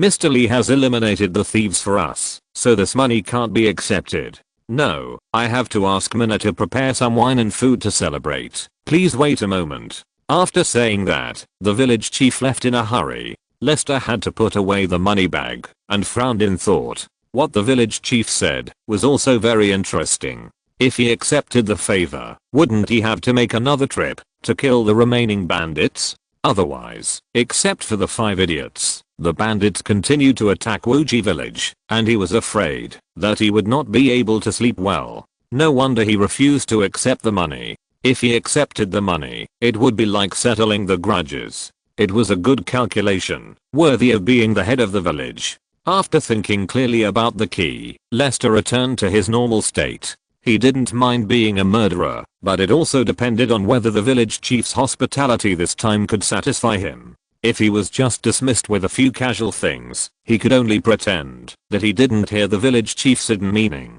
After a while, the village chief and a middle-aged woman came back with hot meals and a large clay pot sealed with mud. The woman named Mina nodded to Lester and left quickly. Ye sat opposite Lester, who had returned to his normal state, opened the mud seal of the large clay pot, and poured wine for Lester. Lester, who was used to eating delicacies from mountains and seas, naturally didn't care about the food on the table. Instead, he was interested in the fragrant wine. Lester, who was cautious by nature, shook the wine glass to his nose and found that it was an unusually mellow fruit wine. He couldn't help but wonder, what kind of wine is this? It has such a strange fragrance. He raised his glass and smiled. To be honest, this is monkey wine that I found by chance in the deep mountains. What a good wine. Thank you for the trouble, village chief. Good weather and good wine. No need to say more. Cheers. The two drank a small glass, and Lester was very satisfied. It was worthy of being the land that cultivated Master Wuji Yi, and there was a natural treasure like monkey wine. In terms of value alone, I'm afraid that only the legendary Furnace Fire wine, brewed by the Lu family, the followers of Orn, and the several jars of dwarf wine found in the dwarf ruins can compare with it. The village chief was willing to take out monkey wine to entertain him, and it seemed that he hated this group of bandits for a long time. In the original storyline, Wuji village and Wuji sect were killed because of the military retaliation of the Naxan Empire. It was a pity, but now that he holds the power of the empire, he will not let such a thing happen again. As if it smelled the aroma of wine, the little fox curled up on Lester's chest and dozed off, suddenly poked its head out, sniffed Lester's wine glass with its nose pointed straight up, and made an excited humming sound. Although Eri can't speak yet, Lester has long understood Eri's thoughts after spending time with her day and night, and couldn't help but feel a little embarrassed for a moment. "Mr. Lee, I wonder who this little fox is?" Looking at the smart and cute little fox, he was also a little curious about the identity of the little fox. It is said that only the ice field in the north of Shangzhen and the Zilana Monastery in the entire New Land can see silver foxes, but I don't know if Lester's silver fox is from those two places. Because Lester showed that he attached great importance to it, he didn't dare to speculate. After all, this time he was asking for help. "She is my daughter, named Eri, and it seems that she wants to drink now, even though she is just a little kid." Seeing Eri lively using her little paws, to pick at the wine glass, and then staring at him with pitiful eyes. Lester was both doting and annoyed. Daughter? Yeah, he was slightly stunned. He couldn't imagine how a human like Lester could give birth to a fox. Therefore, he just thought that Lester loved his pet very much and raised it as a daughter. Mr. Lee, I don't know if I should say something. I see that little Allie is so anxious and eager. Why not let little Allie drink a little to relieve her craving? Monkey wine is made by monkeys with hundreds of fruits. It takes away the creation of heaven and earth and the divine work of ghosts and axes. Whether it is human or animal, drinking it will be beneficial to the body without any harm. Let little Allie drink a little, maybe little Allie will get drunk. I think what Ye said is reasonable. Allie is not immortal. If something goes wrong because of drinking a little wine, then the sacred tree will be worthless. Just as he was about to call his wife to get a small bowl for the little fox to drink, Ye saw that Lester actually put his wine cup directly to the little fox's mouth, and he couldn't help but re-examine the relationship between this man and beast. You can only drink a little, not more. Woo woo. Facing Lester's precautions, the cute Allie nodded with a smile, took a few sips from the wine glass held by Lester, snored with satisfaction, and fell asleep in the blink of an eye. After confirming that Allie was just sleeping and was fine, Lester breathed a sigh of relief, refilled the remaining wine, and smiled at Ye while holding the wine glass. It's really good wine. Seeing that Lester really looked like he was sharing a wine glass with a fox, Ye, who was also holding a wine glass, had to really believe that the two in front of him were really related by blood. Wait, if they are really related by blood like Vastea, then there is even more problem, right? For a moment, Ye looked at Lester with a bit more unspeakable meaning. Without the little episode brought by the greedy little Allie, Lester quickly talked to Ye about interesting stories near Wuji village. The first to bear the brunt was the son of the swordsmith, the young master Ye. This name of the master was also circulated in Wuji village. At this time, Ye was about 10 years old and was still studying in the Wuji sect. The reason why he was called the master was because of his outstanding performance in the Wuji sect. Whether it was his humble character of being quick and studious or his amazing talent in swordsmanship, Ye was unique in the Wuji sect. Just like getting the protagonist template, he became the direct disciple of Master Wu and not long after joining the sect. Unfortunately, his brothers in the sect had no jealousy at all, and he had a smooth journey and full social skills. This also gave Lester the idea of luring Ye to the empire, but he gave up this idea in a blink of an eye. Now Ye has not really grown up. If he does not experience some bloody storms, he may not reach the level of Wuji Sword Saint. If he does not reach the strength of Wuji Sword Saint, he will have no use value to Lester. Without Sinj's alchemical poison to poison Wuji, it is still unknown whether Ye still has the opportunity to grow into a swordsman. In this case, it is useless to take a useless boy home. He has enough headaches to take care of a little Eri, but he has no time to personally train Wuji swordsmen. Speaking of the young master Ye, it is natural to mention the sect that Ye joined.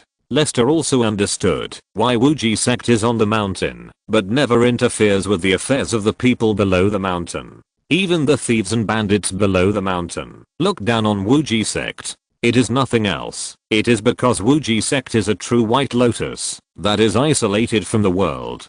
To put it nicely, the sword of the sage cannot be stained with the turbid blood of the world, and to put it bluntly, I practice my peerless swordsmanship. Your life and death, misfortune, and happiness have nothing to do with me.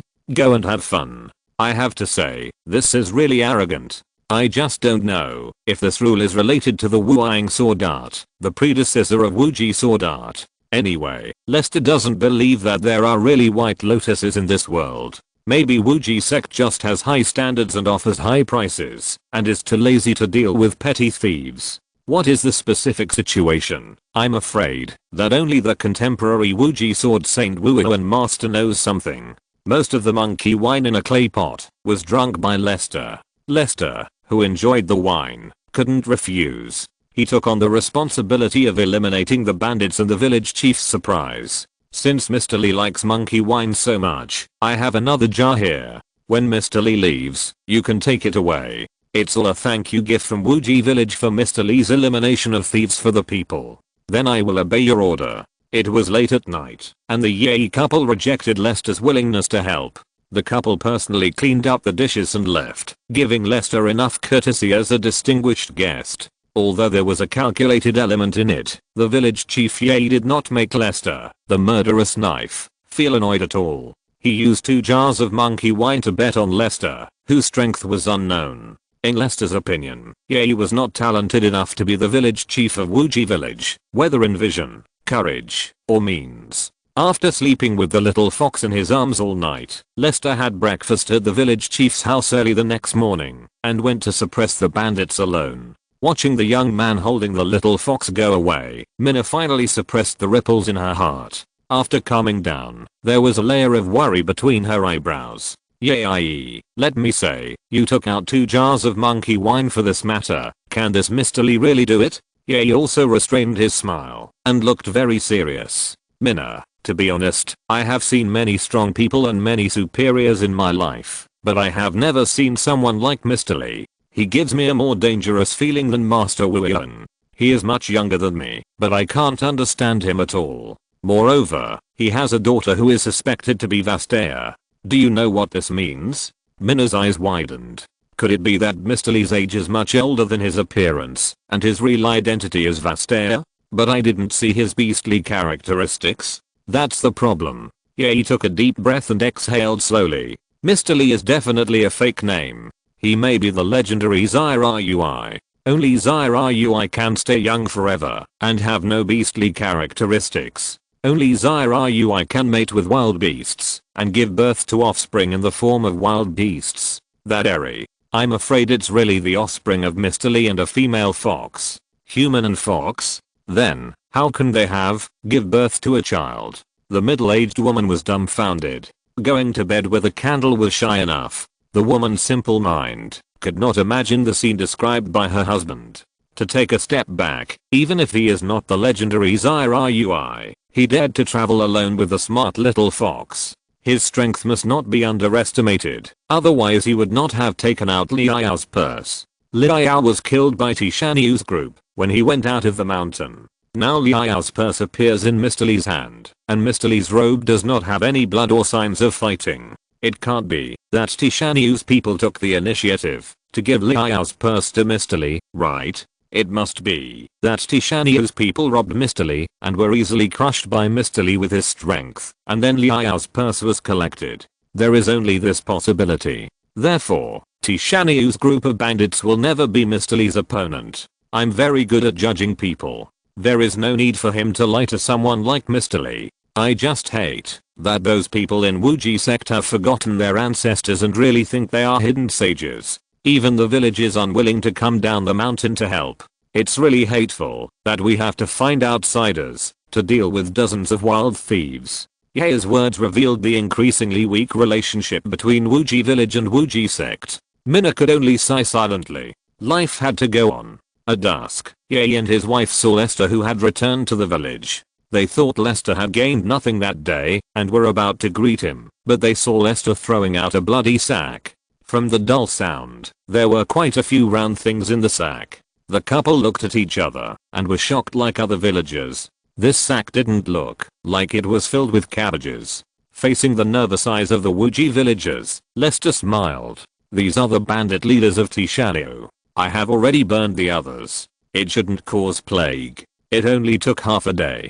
Swallowing his saliva, Ye, as the village chief, took the initiative to step forward in the worried eyes of his wife, gently untied the thin hemp rope tied to it, opened the sack, and took a peek. His face turned pale, and hurriedly closed the sack, nodding to the villagers and his wife. It was indeed Tishanyu and his men. Mr. Lee helped us get rid of the bandits entrenched in the mountains. Hearing this, the villagers and Minna all breathed a sigh of relief, and their eyes turned eagerly towards Lester. Ye took advantage of the situation and brought Wuji village and Lester closer. Today, the bandit leader has been killed. It's worth celebrating. How about everyone cook their specialties and entertain Mr. Lee together? Leave it to us, village chief. So, Lester spent the second lively night in Wuji village. Chapter 739 Hospitality. After waking up early in the morning, Lester first went to see the swordsmith in the village. The swordsmith and his wife warmly entertained Lester and told him about his son's situation. It was obvious that his behavior of eliminating the bandits yesterday had earned him a lot of favorability and awe. Although Yi's father had sparse hair, he was particularly short and strong, with a refined temperament. He was also knowledgeable and cultured when communicating. It was hard to imagine that he was a craftsman who spent the whole day around the furnace. Yi's mother was only mediocre in appearance, but her figure was particularly tall and hot, and her temperament was quiet and gentle, which added a lot of points to the woman. The woman had unique insights into the beautiful design of weapons, which benefited Lester a lot. Hearing that Yi's mother was good at sword dancing, that was both ornamental and killing. After obtaining consent, Lester watched the exotic sword dance accompanied by the woman's husband, and was satisfied with it. After bidding farewell to the village chief's family, Lester began to climb the mountain according to the simple map given by the village chief, and found the mountain valley, where the Wuji sect was located in the evening. With the sunset glow on his back, Lester stood on the ridge and looked up. The 8 sword peaks around him formed a ring, and crisscrossed like teeth. The peaks were so steep that even monkeys could hardly climb, and birds could hardly cross. There was only a narrow valley less than 10 meters wide in the southwest that led to the outside world, and the narrow valley was also heavily guarded by the Wuji sect. The valley where the Wuji sect was located was like spring all year round, with mulberry fields, flowers, and fruits standing in rows, and a mountain spring stream of unknown source flowing down. Even though it was isolated from the world, the valley was self-sufficient. If you put aside the safety, this was indeed a rare Feng Shui treasure land and a paradise on earth. However, this is also putting aside the safety. The people of Wuji sect seem to have never considered what kind of disaster it would be if someone blocked the narrow road, climbed up the steep sword peaks around, and attacked with rolling firewood or all chemical poison gas. At the very least, there should be sentry towers on the sword peaks around to report the news, but Lester didn't see any warriors from Wuji sect all the way. Obviously, Wuji sect didn't think that the sword peaks were important places. No wonder in the original world line, it was easy to kill Narxons on the battlefield, but Wuji sect, which had many peerless swordsmen, turned into a dead place overnight without even a fart. I'm afraid there will never be a battlefield in the world more suitable for using all chemical poison gas than here. For the person who releases the poison gas, it is simply a pleasure to release the poison here. After all, I'm just a warrior. I have never experienced the way of battle, and I like to stay in seclusion, so it is inevitable to make such an arrangement. With a plan in mind, Lester went to the narrow road at the foot of the mountain. Who are you? What are you doing here? When approaching the narrow road, several swordsmen in sword robes finally drew their swords and blocked Lester's way. They looked at the masked man in front of them with a vigilant look. He was not threatening at all, full of flaws, but brought him terrible pressure. Facing the cold light, Lester gently stroked Harry, his face calm and peaceful. Lester, introduced by Master Jax, came to visit the sword master of Wuji sect, Master Wu Yuan. When several swordsmen heard the name of Jax, their faces changed slightly. It was obvious that Jax's name was extraordinary here. Junior brother, go and report to the master, and say that you are a guest from Master Jax's place. Yes, senior brother. After waiting for less than a quarter of an hour, the young man who left earlier came back panting with a teenager, obviously without stopping all the way. Lester laughed secretly. It seems that Wuji sect is not all peerless swordsmen like Yi. Sir Lester, please follow me. Master is waiting in the lobby. This time, it was not the swordsman who reported the news who spoke, but the boy next to the swordsman who looked mature. He respectfully bowed to Lester with his sword. The other vigilant swordsmen also put away their swords and looked at the youngest junior brother in a friendly manner.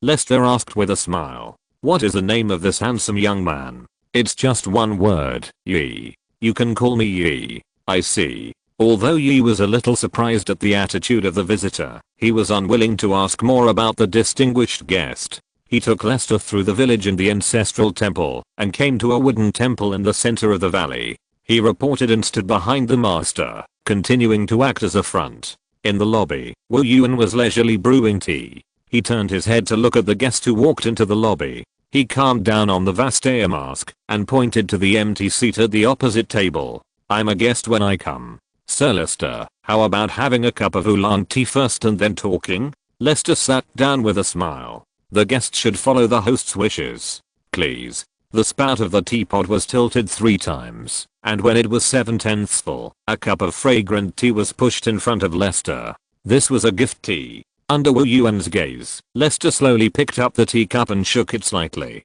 The tea color was clear and bright. Then he put it to his nose and sniffed it. He also drank the tea 3 times, and placed the empty cup on the table. How is this tea? Good tea, but it's a little cumbersome to drink.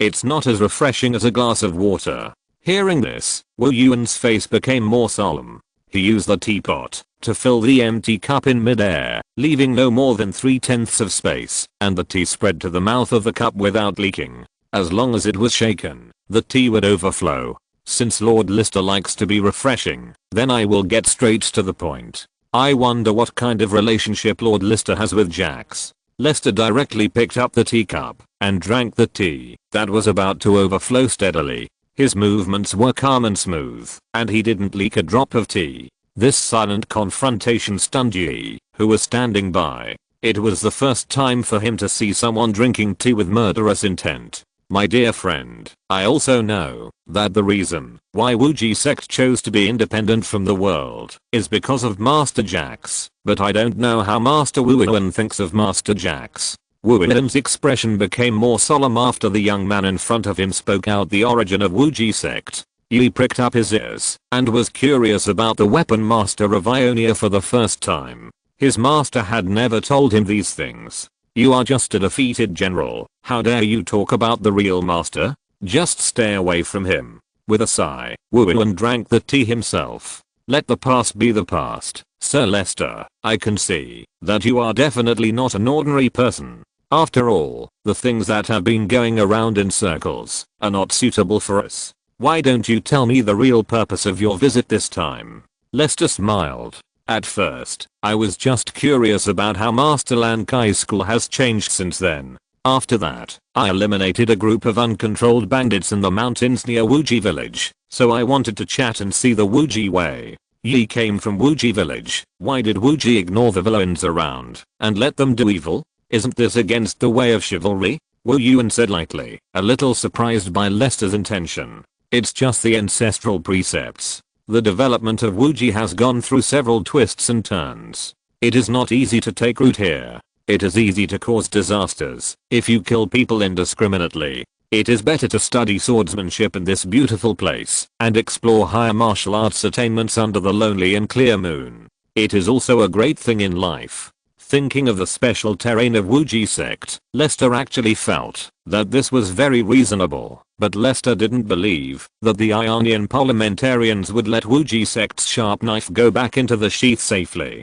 That makes some sense, but I think Wuji sect is not really prosperous. Even if you are willing, the people in the parliament are not willing. Wu Yuan was stunned, lowered his eyes and said nothing. Listen to me, since it is impossible to really isolate yourself from the world, it is better to manage the relationship around Wuji sect. No matter how cold and proud a sword is, if it is hidden in the scabbard for a lifetime, it is just a piece of ordinary iron that no one knows. As long as the general direction is right, Wuji sect will have more and more friends, and there will be no unexpected disasters or calamities that will wipe out the sect. In Yi's shocked eyes, his master moved his lips and nodded without refuting. Sir Lister has a point, but we martial artists specialize in martial arts, so how can we know whether the road under our feet is right or wrong? If we don't know right from wrong, we might as well not go on it. Not to mention the distant invasion of Naxos. All the martial arts sects in the entire new land shared a common hatred and sent troops to Navali to resist Naxos.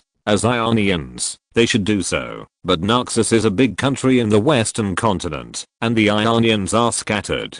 Even the leaders and commanders cannot convince the people, so how can they resist it? What do you think of this matter, Sir Lister? If you know you can't resist, don't get involved, so as not to bring trouble upon yourself. As far as I know, the Presidians were not in dire straits under the rule of the Naxans, but gave the Ionians equal status. From this we can see that the Naxans do not want to start a prairie fire, and perhaps they can really coexist. As the Emperor of the Empire, it felt quite strange for Lester to speak well of the empire in person. Don't get involved in the affairs of big countries. Keep the sect absolutely neutral. Naxos will never deliberately make things difficult with its size, and the bandits can be easily controlled by the Wuji sect, so why worry about disasters? Such a beautiful place with beautiful mountains and clear waters. If a group of true knights can come out to walk in the world to do justice and eliminate harm for the people, they can not only show their swords to the world, absorb the essence of hundreds of martial arts, but also become famous and gain a good reputation for the world. Wouldn't it be more enjoyable than hiding here and holding a lone sword behind closed doors? Behind Wu Yun, Yi, who had been listening, was so excited that he almost jumped up excitedly, thinking that Lord Lister simply said what he wanted most. Isn't the purpose of learning swordsmanship to help those who are in justice when seeing them on the road? As Karma said, everything in Ionia has its own destiny. If the Naxans are supposed to be the rulers, then no matter how much Ionia resists, it will be in vain. If the Naxans are not worthy of their positions, then there will be heroes who will lead everyone to defeat the Imperial army. Master Wu Yuan regards the sect as everything. It is better to learn the way of life from the Order of the Balance and the Dragon Hidden School. No matter what the outcome of this war is, there will always be a place for the Wuji sect in the future. I understand.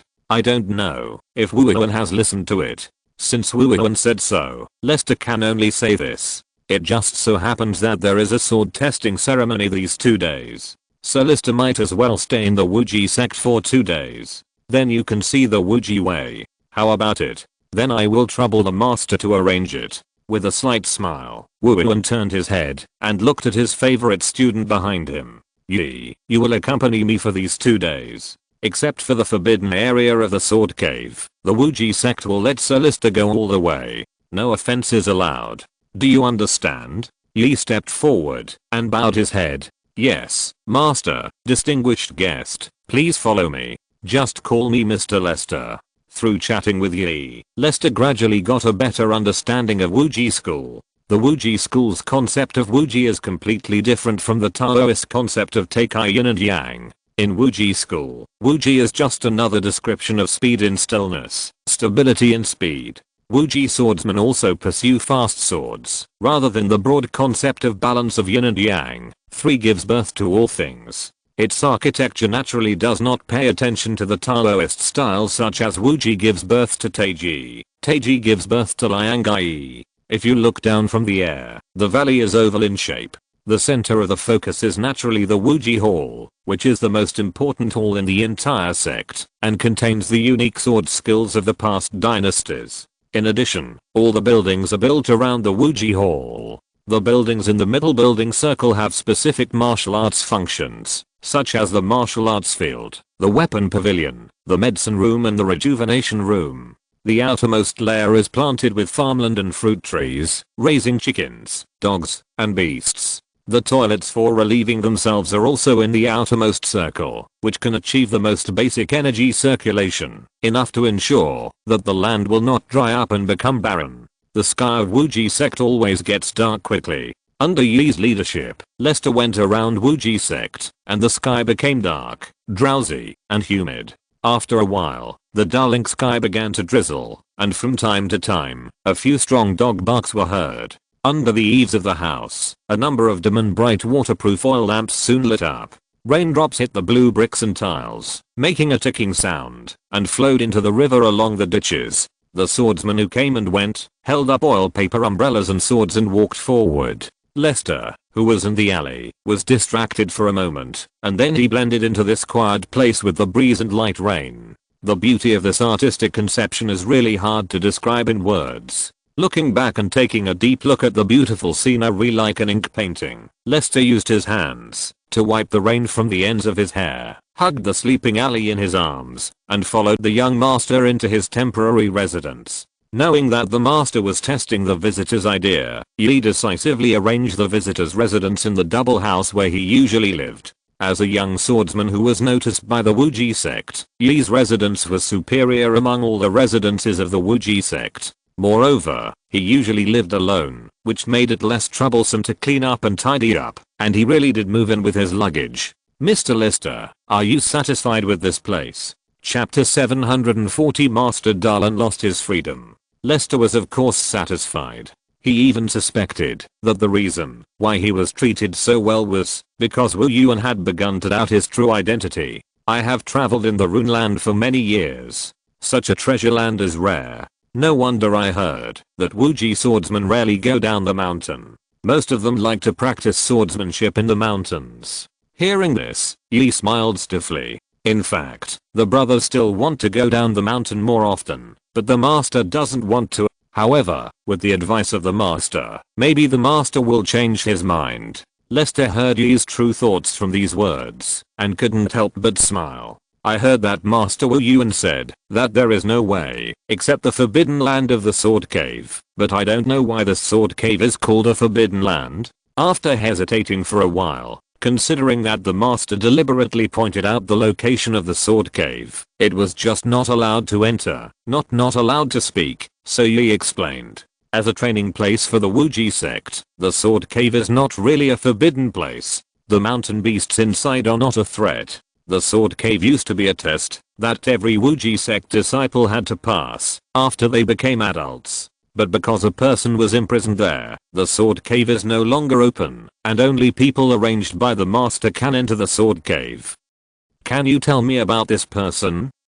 His name is Darlan, and he's a frail-jawed man. 8 years ago, he came to settle in Wuji village. Soon, with his superb craftsmanship, he became a legendary blacksmith known far and wide.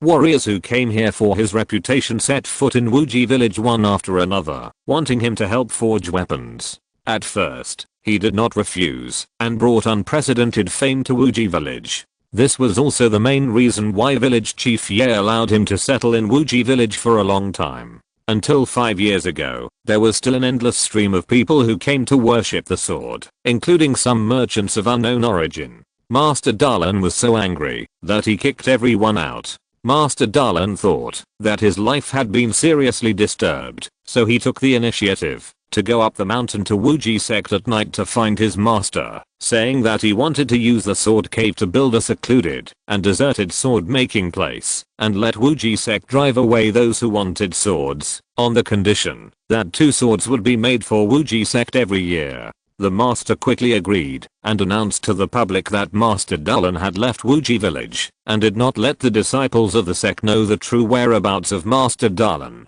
In fact, he transformed the sword making place in the Sword Cave according to Master Darlan's requirements, and strictly ordered the disciples not to enter the forbidden area. This matter is a secret that the master told me. No more than 5 people in the entire sword sect know about this matter. I beg you not to talk nonsense, and don't enter the Sword Cave without permission, otherwise I will be punished. Seeing that Yi showed an uneasy look, Lester smiled and nodded, touching the boy's slightly panicked head.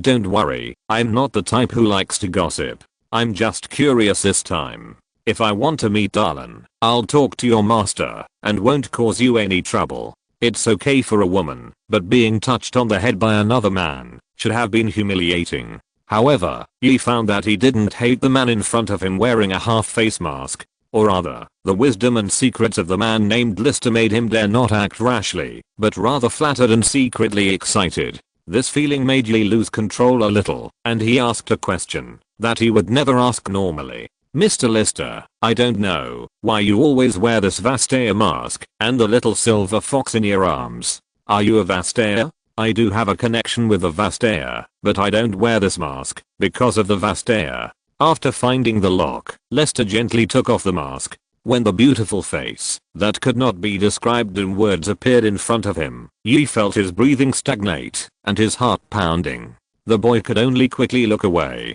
When he finally calmed down, Lester had put on the mask again. Your appearance is really... Sorry, I lost my composure. Lester smiled slightly. Now you understand why I wear a mask? Well, it seems that your appearance has had a great impact on your life. Lester tilted his head slightly to look at the rainy night outside the window, gently stroking the silver fox in his arms, his voice faint. Yes, sometimes, being too handsome is also a sad thing. Yi. Although Mr. Lester does have a heavenly appearance, why does it sound like he wants to beat someone up?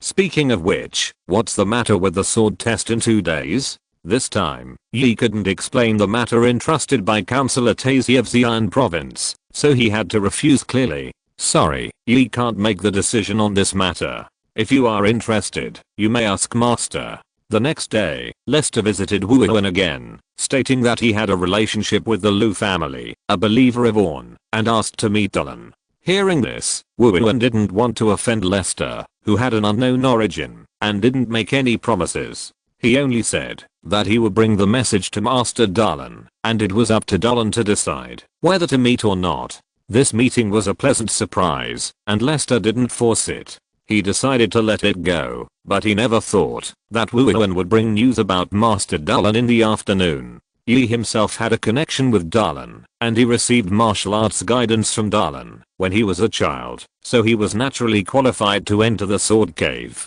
After passing through layers of guards, Lester soon felt a heat coming from the cave, and couldn't help but be a little surprised. It's so hot, could there be natural volcanic lava in the Sword Cave? That's not the case. The leader Wu Yuan shook his head. It's the treasure that Master Dalan brought with him. Pushing open the heavy stone door, Lester and his party saw a short and strong man wearing a heat-insulating apron, with a shiny head and unusually developed limbs in the smelting area. It was none other than Master Dalan. Dalan's eyes swept over Wu Yuan and Yi, and fixed on Lester, frowning. You said he had a connection with the Lu family? Yes, the two Lu family members I know. One is a descendant of Photus, and the other is a descendant of Rees, but I don't know whose descendant Master Dalan is. As soon as the voice fell, under the gaze of Wu Yuan and Yi, the hot-tempered swordsmith, who always had a stinky face, widened his eyes, hurriedly ran to Lester, and pressed the man's shoulders. For a moment, the master and apprentice looked at each other, stunned. What? You actually know the two ancient Lu family surnames of Tors and Rees? Where are they? Where they are, is not urgent for the time being, Lester said in a deep voice, taking off Dalan's heavy right hand from his shoulder with a calm face. I would like to know what is the origin of Master Dalan and the Lu family? What is the purpose of looking for the Lu family? Feeling the explosive power of a volcano from Lester's body, even his body strengthened by the divine fruit could not resist it. Dalan's actions became much more cautious. He did not continue to use his body to oppress the unknown visitor in front of him, but turned his head to look at Wu Yuan and his apprentice. Wu Yuan, I want to talk to this Lord Lester alone.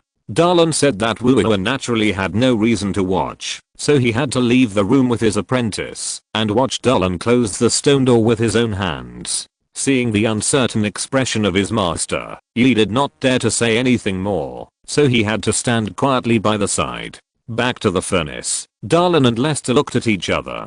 After a moment, Dalan couldn't hold back and spoke first. I have been inseparable from the furnace and the hammer since I was born. When I was 14, I walked into the snow-capped mountains alone, following the traces of the Lu family and the God of Forge. I did not find the Lu family, but found the God of Forge as majestic as a mountain on a black mountain. Pointing to the red and white beads in the furnace, Dalan seemed to have returned to that hot night with wind and snow. Orn grunted as he slapped the black rock with his giant hammer. In the blink of an eye, the black rock turned into a furnace that could be used by humans. Then Orn grunted and threw the bead into the furnace. The extinguished furnace instantly caught fire. After that, Orn grunted and threw out a dozen pieces of metal ore. I don't know what Orn said to me after mumbling for a long time, but I could feel that Orn was testing me. I must display all my skills in front of the God of Forge to obtain the God of Forge's blessing. For 7 days of sleepless casting, except for the fruit of fire that Orn threw to me, I didn't eat a grain of rice or drink a sip of water. But I had endless strength all over my body, and my boiling blood was hotter than molten lava. In the wind, snow, and thunder, I melted the ore in Orn's furnace, condensed the boiling molten metal into steel, and used a hammer to hammer the steel ingot on the black stone anvil to forge it into a sword. I sharpened the blade with a black rock whetstone, used brass for the hilt, and used black iron for the hilt. I used all my strength and forged my best work under the gaze of Orn. It was a sword that could split mountains and split rocks and cut iron like mud. I believe that even the true ice sword in the hands of the War Mother could not compete with that sword. When I presented the perfect longsword to Orn as a gift, Orn began to mutter and threw the longsword I made into the furnace. When I was disappointed, Orn led me into the hot black mountain. On the black rock, that was harder than steel, older than the night, and more ancient than the stone of the abyss, I saw dozens of forging murals left by my predecessors. The murals were composed of various lines and hieroglyphs. Unlike Freljordian or any other current language, most of the murals had a winding and twisted appearance like tadpoles, and it was difficult to understand their true meaning. I soon understood that these murals were carved by the followers of Orn, the god of forging. Each mural condenses the life's work and peerless skills of the master forger. Any mural placed outside is enough to drive the forger completely crazy. I couldn't understand the content of most of the murals. I could only guess the meaning of 3 murals. They were the smelting of ore, the fusion of metals, and the secrets of the blade. Orn didn't give me too much time to explore the murals. After just 1 week, Orn threw me out of the cave and threw me different ores again, asking me to continue smelting. I lived on that black mountain for 3 whole years, just to forge a peerless sword that Orn recognized. Finally, after 3 years, the sword I forged was not thrown into the furnace by Orn. Orn threw the sword to me and took me to the coveted black mountain cave again. Orn pointed to the blank black rock and began to mutter. I guessed that Orn might want me to leave my experience here, so I started carving with the long sword I made by myself. Sure enough, my sword successfully left deep marks on the black rock that was harder than steel, and I became a member of the Master Forger. When I finished carving, Orn took the sword and threw me out, along with my hammer and the bead that could ignite the fire in the furnace at any time. When I turned around, the black mountain had disappeared in the wind and snow. I staggered and called Orn's name loudly, but Orn did not appear. I realized that I had passed Orn's test and had a legendary experience. But for me, the road of forging did not stop. I stayed in the cave for a week, not only to understand the 3 murals that I could understand, but also to try to remember those murals that I could not understand. I did not have much time, and I only remembered the contents of the other 2 murals by rote. Lester looked at the orb. It didn't seem to be a magic item, and it wouldn't spontaneously absorb free fire element to replenish itself. It was hard to imagine how a bead could function as a perpetual motion machine. So I began to travel around the world, looking for the Lu family. The Lu family are believers of Orn, and many of those murals were carved by the Lu family. Only by finding the Lu family can I understand the contents of the murals. Unfortunately, until now, I haven't met any Lu family members, and those 2 murals have not helped me further my blacksmithing knowledge. After speaking, Darlin stared at Lester without blinking. You know the lost ancient name of the Lu family. You must have really seen the Lu family. Tell me, where should I go to find the Lu family, and what price should I pay? In addition to my life and my freedom, you can make any request. Hearing this, Lester frowned.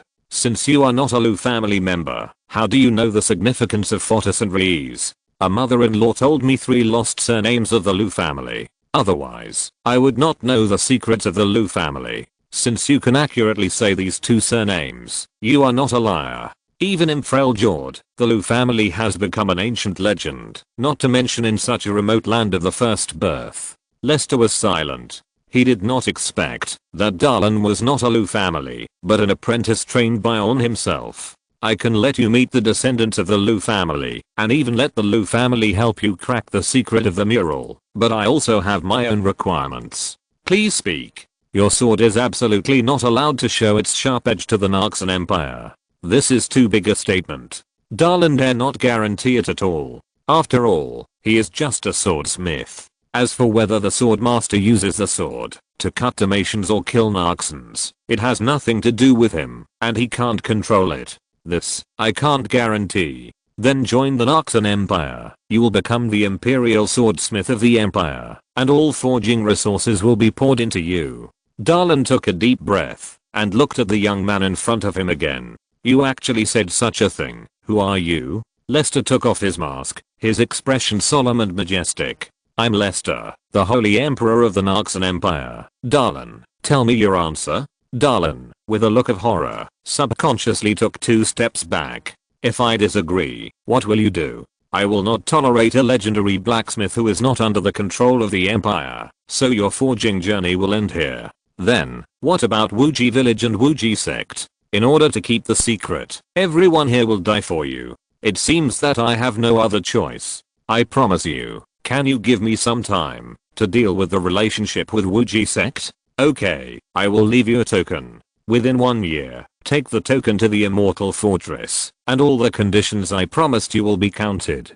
Chapter 741 Darius, the God of Pure Love. When Yi accompanied Lester, who was smiling, to leave the sword cave, Wu Yuan found Duo Lan, who was sitting on a stone pier with his head down, and asked hesitantly, Master Duo Lan, just now, was there any change? Duo Lan raised his head and shook his head, his expression calm. This is my own business, so I won't bother Master Wu Yuan with it. Then, if Master Dalan is ready to leave here, please tell me in advance. Don't worry, I won't leave until a year later. Before I leave, I will make more enchanted weapons for Wuji sect. You don't have to worry about my safety. I just found a way to go further in the way of forging. I can't let down the fire and the hammer. Seeing that Dalan made it clear, Wu Yuan could only nod helplessly. Of course, there was nothing to say. Coming to Wuji sect was Dalan's own decision. From the beginning, it was agreed that he would only stay here temporarily and use sophisticated weapons to exchange for daily consumption. In the past few years, Master Dalan did not owe Wuji sect anything. On the contrary, Wuji sect exchanged food and mineral materials for sophisticated weapons and owed Master Dalan a lot of favors. Now he has no reason to stop him from leaving. But having said that, after knowing that Dalan's departure was a foregone conclusion, Wu Yuan still regretted introducing an outsider and causing this kind of thing. Forget it. It was just a sudden opportunity. What's so regrettable about it? Because this kind of thing disturbed my mind, it seems that my practice is not enough. I should reflect on my mistakes and meditate quietly. At the foot of the magnificent barrier, the port city called Basilico is unprecedentedly prosperous. Merchant ships across the continent are anchored at the docks, supporting thousands of strong dock workers and gang members. As a border city of the Naxos Empire, Basilico's public security is extremely chaotic, with frequent population mobility. It has brought together a group of high-level talents from all over the world. Murder is commonplace in this port city, so much so that the governor of the Naxos Empire chose to rule according to local conditions, after reporting to the cabinet. Money and power are the most powerful passes for Basilico. After selecting a group of pure lambs who do not understand the dangers of society, countless thieves, robbers, murderers, and gangsters are left in the city. During the day, the Naxos city guards pretend to maintain law and order. They extort money from criminals and let them go. Criminals who do not want to bleed have to consider whether their wealth is enough to redeem themselves. Once it is night, after the city guards return to the fortress, this city with its uneven buildings and complex and changeable roads will become a huge mouth that eats people. Darius, who lives in the slums of Basilico, knows this very well. After his father and mother both died and left him with a big trouble, he realized that he should not sleep too deeply at night, otherwise he would not wake up easily. Resisting the urge to press the wretched boy was not in front of him to death in his sleep, Darius tapped his sleeping brother with his toes and lowered his voice. Draven, if you don't want to die, get up quickly. Darius? Sitting up with a start, Draven calmly wiped his nose with his right hand and looked at the sharp knife in his brother's hand. His brother looked solemn. Someone is approaching, at least 3, maybe more. Tell me the truth, did you mess with the hyena duck again? Seeing his brother's distrust for lies, Draven cried out in injustice. No way, why would I mess with those rotten dogs? The last matter was settled, and I tucked my tail between my legs. You know. Nodding, Darius didn't say much, and signaled Draven to report the news quickly. Okay, go and call Quilita, grab your weapons, and ambush as I said. If someone passes by, just kill him. After you kill him, don't linger, just run around the trap. Hearing that he could kill someone, Draven grinned.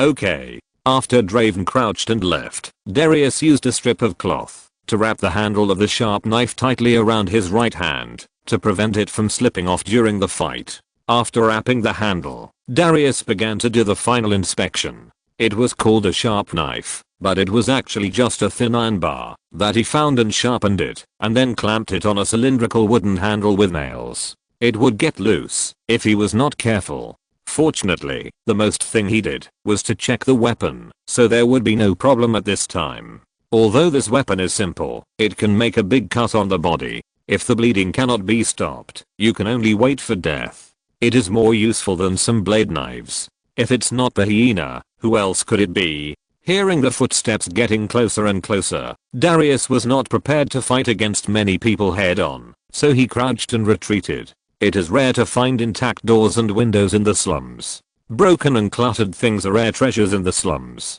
They are piled up in various places to block the view. This also means that the narrow and messy space will become the best battlefield for those who are familiar with the terrain. Laying traps, ambushing, and playing dirty tricks are the best fighting methods Darius has found. On the other side, 5 human traffickers holding sticks and sacks followed a gangster, looking at the complex structure of the abandoned building with a serious look. "The little bitch you are talking about is in here?" The gangster nodded, with a somewhat obscene smile on his face. "Yes, the blonde girl is called Quilita, very beautiful, I guess she is still a virgin." In addition to Quilita, there are 2 little ghosts. You have to act quickly, there are many people watching this place. Since the road has been brought here, brothers, it's time to pay the money, right? Hearing this, the human traffickers did not buy it. Who knows whether the information you gave is true or false? Let's talk about it. After catching those little ghosts, the gangster smiled unchanged. "Okay, I'll wait for you here." The gangster smiled and nodded, stepped back and hid. "Be careful, guys. Although Darius is a little kid, many people have fallen into his trap. What are you afraid of? Dark's people are just a bunch of trash. They can't even deal with a few little kids. We should make the money. I remind you again, be gentle with girls. You can't sell them for much money if you hurt them, especially the blonde. Whoever hurts her face and body, I will skin him." The 4 people claimed to be thieves and entered the abandoned building one by one with torches. The leader of the human traffickers stopped outside the abandoned building and found a place against the wall to smoke. The reason he was able to survive until now was because he knew how to do it the safest way. However, he didn't know that he had been stared at by a pair of hidden eyes. Unknown guy, an outsider. Darius climbed all the way around the roof and came to the top of the human trafficker leader. He leaned down, and his eyes were like frost. As a black shadow fell from the sky, the leader of the human traffickers lost his balance and was knocked to the ground by Darius. The sharp knife followed closely and pierced his chest.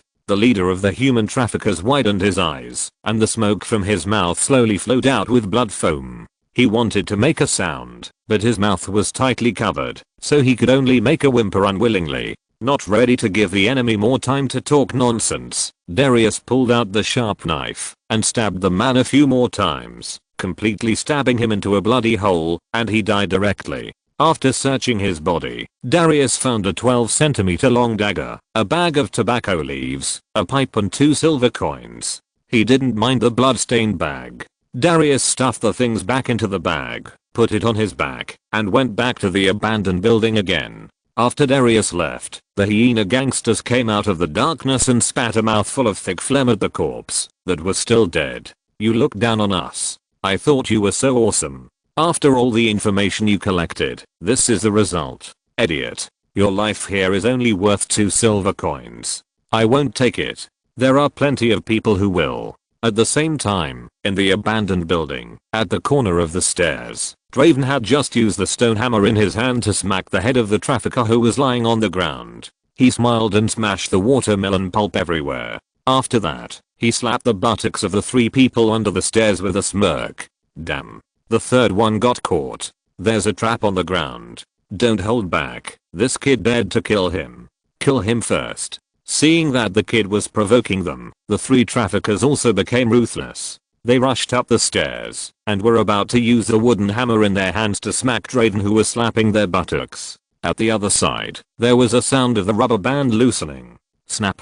Quilita, who had been waiting on the side, loosened the rubber band, and the slingshot with the stone flew towards the head of the person who came, and the stone happened to hit the eye socket and crushed the eyelid. Tumbling down the stairs, covering his bleeding eyes, the trafficker's screams were more shrill than those of evil spirits at night. The stairs blocked by debris were already narrow, and one person fell to the ground and blocked the way for the other two, who could only retreat in embarrassment. The miserable situation around them and the difficulty of the little ghosts finally made the traffickers feel fearful. This damn place is too messy. Let's evacuate first. One person supported his injured companion, and the other held a torch, responsible for guarding Drayden and Quelita on the stairs, which just gave Darius the opportunity to attack from behind. At the corner, the sharp knife stabbed directly into the waist and twisted it hard. Amid the screams, Darius took a step back to avoid the oncoming blow and looked at the two injured invaders with a sneer on his face. Why do you think there are only a few of us in this abandoned building? We can come and go as we please? We have to leave something behind, right? Darius, kill them. Quelita with a slingshot and Drayden with a stone hammer completely blocked the retreat of the few people. Unlike Quelita, who was a little sad, Drayden with blood on his face looked excited. In the blink of an eye, one of the 4 people died, and 2 were disabled. The remaining one was completely panicked and had no fighting spirits at all. Desert Man, tell me, who sent you here? It was the people of Hyena Dark who told us that there is a beautiful blonde girl here, and they want us to kill you. Little brother, we admit defeat this time. If you let us go, everything we have will be yours. What do you think? So, you are here for Quelita? You want to sell her to Shurima? She is an Narkson. You actually want to sell the noble Narkson to the desert? In the light of the torch, Darius looked at the somewhat thin blonde girl, and the last trace of pity in his heart disappeared. With the sound of several iron-piercing flesh and blood, the 3 human traffickers from Shurima died. While Drayden was cheering and searching the bodies, Quelita came to Darius, who was panting, stared at Darius' eyes with a sad face, and gently wiped the blood stains on the boy's cheeks that had not yet dried with her sleeve. Darius, what should we do next? The Hyenas will definitely continue to attack us. Darius, who had killed several people in one night, responded to Quelita's eyes without wavering. Let's go to the army. We are different from those Hyenas who only dare to act arrogantly in the slums. As long as we can prove that we are strong, the Empire will definitely accept us. Join the army? Join the army? Darius, can we really join the army? Drayden, who didn't bother to search the body, jumped up and hugged his brother. In his mind, he had already imagined himself wearing handsome armor and fighting in the battlefield under the attention of everyone. It was Quelita who thought more. But there is no Imperial recruiting officer in Basilico. Are we going to leave Basilico and go inland? Darius shook his head with a serious face. Of course not. We don't have a pass. We won't be able to go far before we are caught. What's more, we haven't saved much money. We can't even afford a carriage. All the money we earn goes into our stomachs. Quelita nodded. This is why Darius, who is only 12 years old, can be so strong. Darius never wrongs himself on food. Then how can we join the army? Drayden scratched his head, looking puzzled. Do you have a way? No, but we can find a way. We have come through such difficult days. There will always be a way. After thinking for a while in silence, Darius suddenly pointed to the desert man who had been dead for a long time on the ground. I heard from others that the laws of the Empire hate human traffickers. If we bring these dead desert guys to the city guards, we might be able to meet the Archon of Basilico. Then we can show our will and strength to the Archon, get our identities, and join the army. Can it work? Otherwise, think of other ways. What if the Archon locks us up? Hearing that Darius' plan was to meet the Archon of Basilico, Drayden, who had done a lot of bad things on weekdays, was a little scared. Quelita nodded and patted Drayden on the shoulder. If they want to arrest someone, they should arrest your brother. Why are you so scared? I think it's okay. It's better than living here. In that case, it's decided. Darius, who got Quelita's approval, naturally ignored his brother's idea. You put away these 4 bodies first. There is another body outside. When I get it back, I will go to the city guards early tomorrow morning. Try it first, and think of a way. If it doesn't work, if you're listening to this novel on a channel other than Fanfic World, it means they downloaded and uploaded it without effort. We cordially invite you to visit our channel, Mundo Fanfic Novelos. There you'll find the original version of this story and you can explore many other novels of various genres. We're waiting for you to immerse yourself in a world of incredible novels. Chapter 742 Little Ali, Ionia, Beruo Province, Wuji Sect. On the martial arts arena, Wuji disciples wearing sword robes are facing each other in sword duels, and the winners will fight against the winners until the strongest is determined. Wuji swordsmanship is combined with agile special body movements, with a light and elegant style as the main style. The sword is unconventional, and the emphasis is on continuous sword moves. When it is performed, it is like a flying bird dancing in the wind and rain, which is very beautiful to watch. However, this competition is ultimately just a battle practice that has nothing to do with life and death. Most of them are in the form of performances, and everyone stops at a certain point. After understanding the essence of sword dance, Lester, who was sitting outside the arena, began to drink tea leisurely. With Yi and Eri who was safe in his arms as company, he did not feel bored, and he was too lazy to pay attention to unimportant things. Yi, how does your strength compare to your senior brothers? Stroking the smooth back of little Eri, Lester found that the napping little Eri seemed to have grown up a little.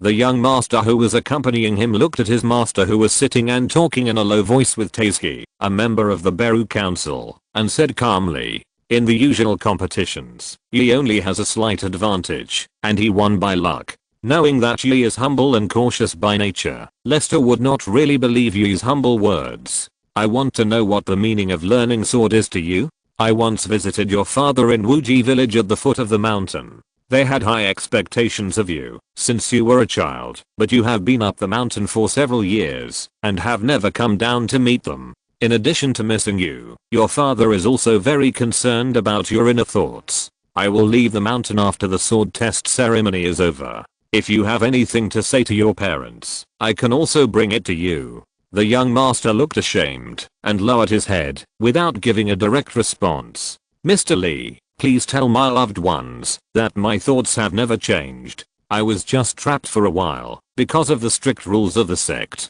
When I have mastered the skills, I will definitely go down the mountain and apologize at your knees." "Okay, if that's what you think." 2 days later, Lester left the Wuji sect and returned to Wuji village. He brought monkey wine and put on an airtight hood. He began to actively search for bandits in Ionia and raise Eri with the spirits of evil people. 3 years passed in a flash. After a deep sleep, Eri successfully completed her first transformation and turned into a petite and cute 3-year-old girl. If you don't look at the short tail at the back of her buttocks, she looks like a delicate porcelain doll. Bay. Hug. Lester, the old father who had raised a fox child for 3 years, looked in disbelief as Eri transformed into a little girl in the white light of her soul and called her dad for a hug. Tears welled up in his eyes, and he knelt on the ground. When Eri threw herself into his arms, he hugged his daughter, who was only as tall as his knees. "Ah, Ali, you can call daddy now?" The trembling man blinked his tearful eyes and stared down at his daughter. Little Ali nodded his head with a sweet smile and wiped the corners of Lester's eyes with his little hands. "Baba, don't cry Ali, blow woo woo woo. What a sensible and good child. You know how to comfort people at such a young age." Unexpectedly, Lester cried even louder. Only he knew how difficult it was for him to get such a daughter who had no blood relationship and only had a close connection in quantum mechanics. It was so difficult that he couldn't even get a second one step by step. It could only be said to be a miracle. "Let's go. Baba will take you to find your mother. You must miss your mother too." With the comfort of little Ali, Lester finally calmed down the joy in his heart. He was about to pick up Ali and return to Navali province to find Lalit, but he saw Ali hugging him again and smiling. "Mom is here." Lester was stunned and then forced a smile. "I'm Baba, right? How can I be Mama? Do you know who Mama is?" "Mama's name is Lalit." "Lalit Mama?" Eri scratched her head, somewhat confused, but her eyes were always on Lester. "When Baba was not around, it was Lalit Mama who accompanied you every day. Have you forgotten?" Finding that the explanation didn't make sense, Lester could only pick up Eri. "Eri, let's go home first." Lester is currently in the Kilin province in the east of Ionia. It will take at least 4 months to return to Omikaelan in Navali province through ordinary means, and the Bandal portal closest to Kilin will not appear until 2 months later. With a sense of urgency in his heart, Lester directly contacted the Imperial military through the underground network of Night's Edge. 2 days later, one of Lester's lovers, the Wind Silver Dragon Princess Shia Silvermoon, personally landed on the land of Killin. From a dragon body to a human body, the over 2-meter tall Xayah came to Eri like a giant. Little Allie hid behind Lester with tears in her eyes, holding Lester's trouser legs tightly with her little hands. Lester quickly comforted the little guy who was frightened by Xayah, and picked him up. "Don't be afraid, this is Aunt Xayah, she is here to take us home." Aunt Xayah, she said weakly, and before little Eri could react, Xayah, who was full of maternal love, grabbed her in her arms, and kissed her again and again. Little Eri could only make a weak whimper. "I didn't expect that little Eri would be so cute, after changing into a human. Moo, let auntie kiss me." As if feeling Xayah's pure kindness, Eri was no longer afraid, and took the opportunity to bury her head in Aunt Xayah's cotton ball, arching it again and again comfortably. Seeing this, Xayah looked at Lester teasingly. "Lech, it seems that little Eri likes this as much as you do. It's a pity that Auntie Xayah has no milk, otherwise she could feed little Eri, but it's a pity that someone doesn't have this blessing." With an awkward smile, Lester could only change the subject. "I'll leave it to you this time. I need to return to Omikaelan as soon as possible. Hold little Eri tight, I'm flying fast, don't drop the child." After handing Eri back to Lester, Xayah transformed into a dragon again in the open space. When Lester held Eri and sat firmly on the back of her neck, Xayah took off from the ground and rushed into the sky. Unlike the past when riding a dragon was equivalent to being stabbed, Xayah has now mastered the powerful wind magic. In addition to being able to fly across continents at high speed and over long distances, she can also form a windshield to isolate the cold air and strong winds. Therefore, Lester does not need to worry that Eri will suffer additional damage during the flight. With the help of Xayah, Lester returned to the psychedelic forest in less than a day. Xayah did not leave, but went with Lester and Eri to enter Omikaelan. This time back to Omikaelan, the villages that were scattered in the past have been integrated to form several large settlements. Different Vastaya populations live in different areas. The land population is ruled by Aoslan, the flying population is ruled by Cheer, and the marine population is ruled by Amelia. The fisherman Chili turned a deaf ear to the outside world, and had already left Omikaelan with a special identity card given by Lester. I don't know which lake or sea in Runeland he is enjoying unrestrained fishing. To be honest, Lester is still a little envious of Chili, who has achieved freedom in life. Although he is very satisfied with the current transformation work, Lester did not meet with Cheer and Xayah, but directly entered the special space where the roots of the sacred tree are located. "This is my first time here. I didn't expect the roots of the sacred tree to look like this." Xayah did not hide her interest. Her transformation also relied on the power of the sacred tree, but not at the roots, but on the surface, led by Amelia. Because of this, her relationship with Amelia has always been good. There is also the 6th Xayah Rui named Lalita living here. Lalita is Eri's mother, and also has the responsibility of protecting the sacred tree. After walking around the sacred tree, he did not find Lalita sleeping. Lester's face looked a little ugly. "Lalita, where are you?" There was no response. It was as quiet as if there were only Lester and the other two in this space. "Is there something wrong?" Noticing that Lester's face was not right, Xayah's face became solemn. Logically speaking, Lalita should be sleeping here. Could it be that she can't wake up because she is in a sleeping state? "Eri, can you feel where Lalita's mother is?" Putting Eri down in his arms, Lester squatted down and forced a smile. "Eri, can you help Daddy find Mom?" But, Mom is right here." "Where?" Seeing Eri carefully pointing at him, Lester couldn't help but collapse a little, as if the mom he was talking about and the mom Eri knew were not the same person at all. As if frightened by Lester's expression, Eri soon became tearful. "Don't worry, you've scared the child." Xayah, who was silent on the side, picked up the aggrieved little Allie with a slightly accusatory tone. "Think about what went wrong. You're right, I'm sorry, Eri, Daddy scared you. Xayah, give me some time. Eri will be in your hands first. Go, woo woo little Eri, Auntie will hug you." Coming to the pond alone, Lester jumped onto the lotus leaf, sat cross-legged, and bowed his head in thought. There are two questions now. One is where did Lolit go? The other is why Eri doesn't recognize Lolit as her mother, but identifies herself as her mother. But if she regards herself as her mother, why does she call herself dad?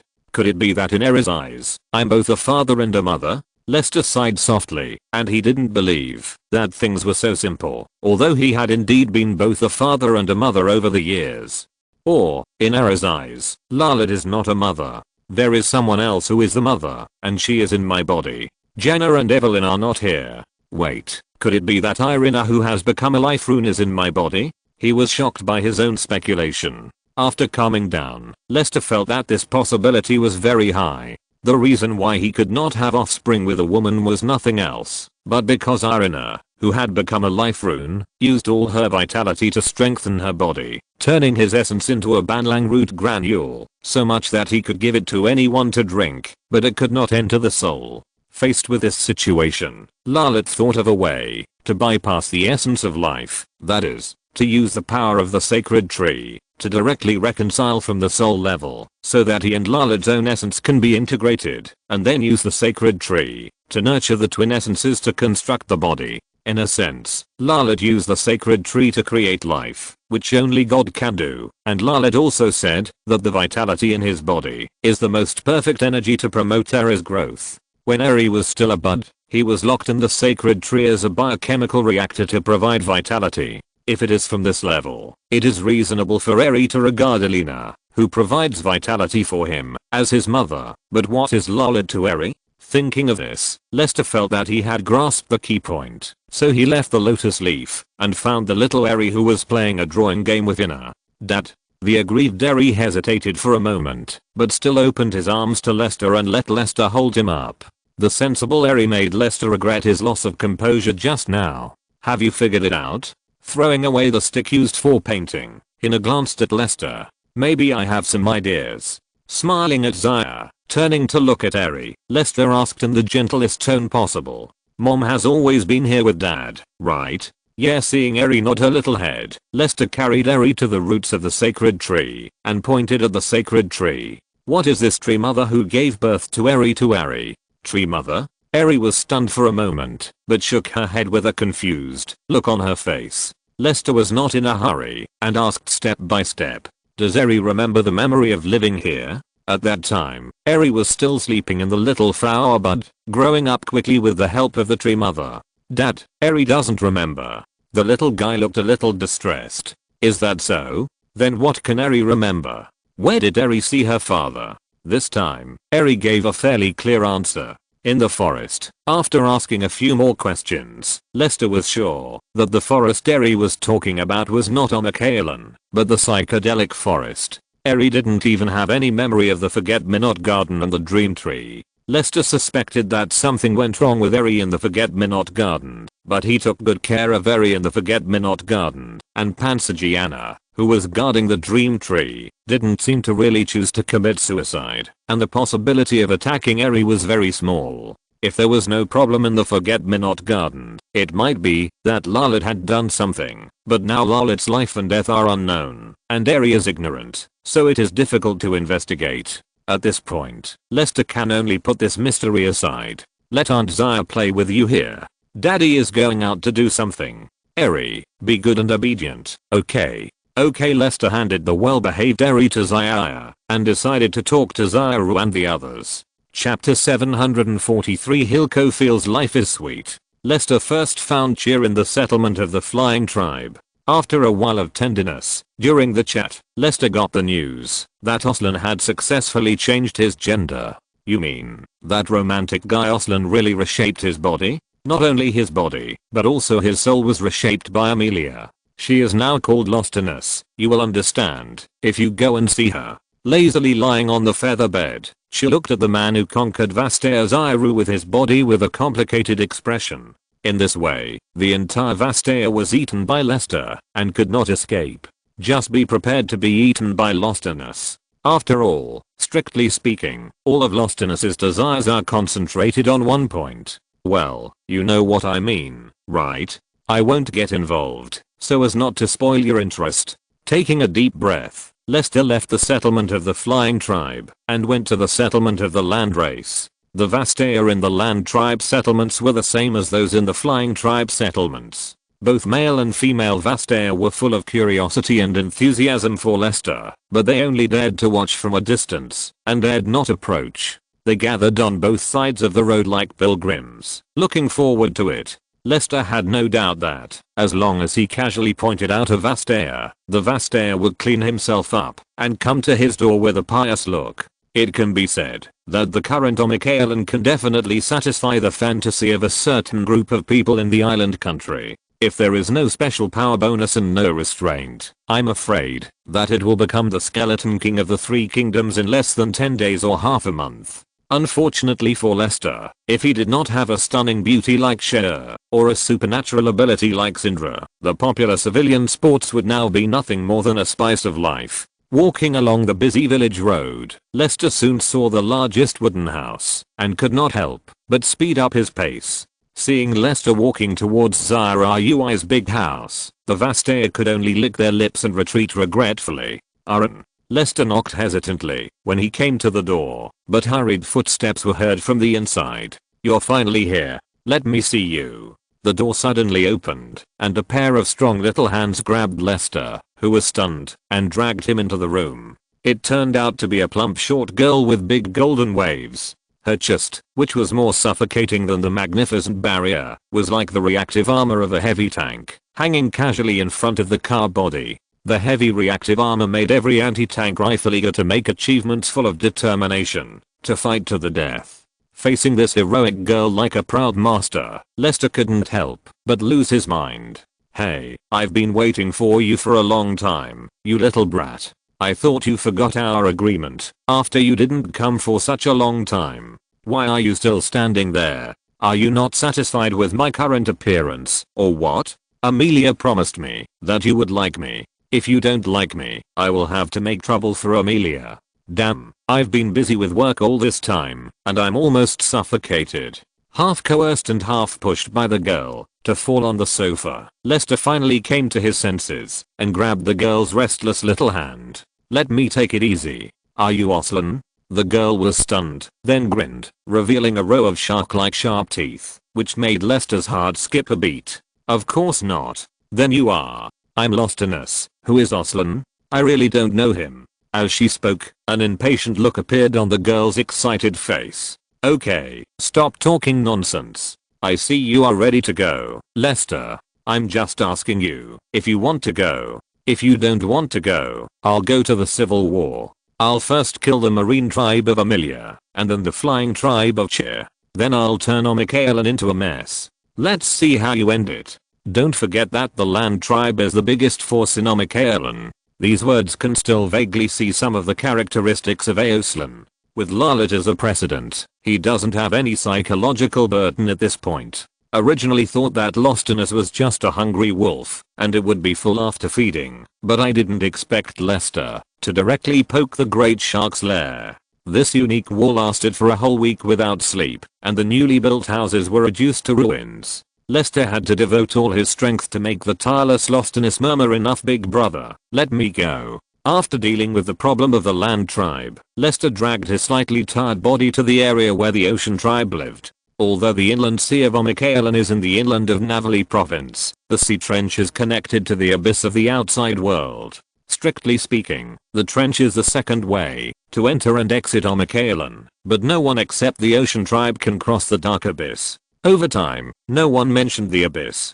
Compared with the Land tribe and the Flying tribe, the life of the Ocean tribe is relatively closed. Perhaps because of the difference in aesthetics, the Ocean tribe has less genetic exchanges with other Vastaya. The three major ocean tribes of Vastaya are Vastaya mackerel, Vastaya rays and Vastaya mermaids. As the mermaids moved to the Targon Peak waters, the only tribes living in the sea trench were mackerel and rays. Mackerel people are relatively short and stout, with protruding eye sockets, sharp teeth and sharp mouths, and their bodies are covered with indigo fins and scales. Manta people have gills on their cheeks that open and close, and their bodies are covered with hideous fish bones and colorful scales. It was not until he saw the mackerel people and the manta people that Lester realized that the mermaids were the most aesthetically pleasing mermaids. At least he was willing to start with the little splash of the mermaids, but he was unwilling to waste time on mackerel people and manta people. Amelia's residence was built on the beach.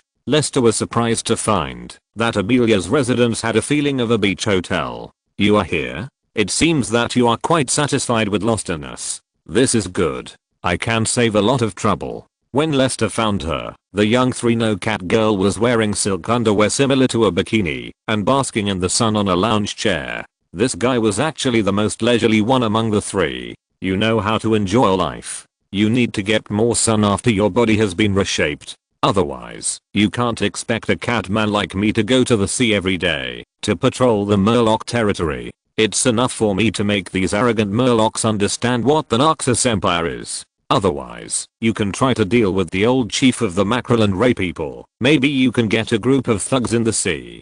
Coming to the side of the lounge chair, Lester blocked the sunlight from shining on Amelia and looked down at her with scrutiny. If anyone in Zyrau could do something to Larlet, Amelia would be the most suspicious. Forget about the Murlocs. How much do you know about the sacred tree? Amelia spoke calmly, not caring about Lester's gaze. No more than you. If you don't know, then I must not know. It's useless to ask. Instead of thinking about these, we should try to fulfill the agreement between you and me. Lester, although you came to me last, I don't mind, and I won't be angry. I don't know where to find such a good helper.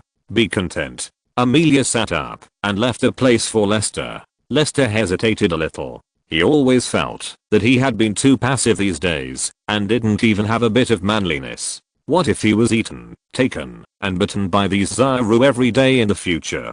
Is there any momentum of the Emperor of the Empire? If you still want Vastair's magic knowledge, if not, just ignore what I said. Sitting on the recliner, Lester gritted his teeth. Yes, why not? Amelia raised the corner of her mouth and lay down. I don't need to say anything more about what to do next, right? When Lester returned to the roots of the sacred tree, he had lost a lot of weight and his cheekbones were sunken. The man's haggard appearance scared her, and Eri hugged Lester and cried bitterly, which made the old father feel relieved. We've only been away for a while. Why are you like this? Lester waved his hands, picked up the tearful little Eri, shook her, and made a face, and the little Eri burst into laughter. It's okay, I just accidentally fell down. It's too dangerous here. It's better not to come to Ionia in the future.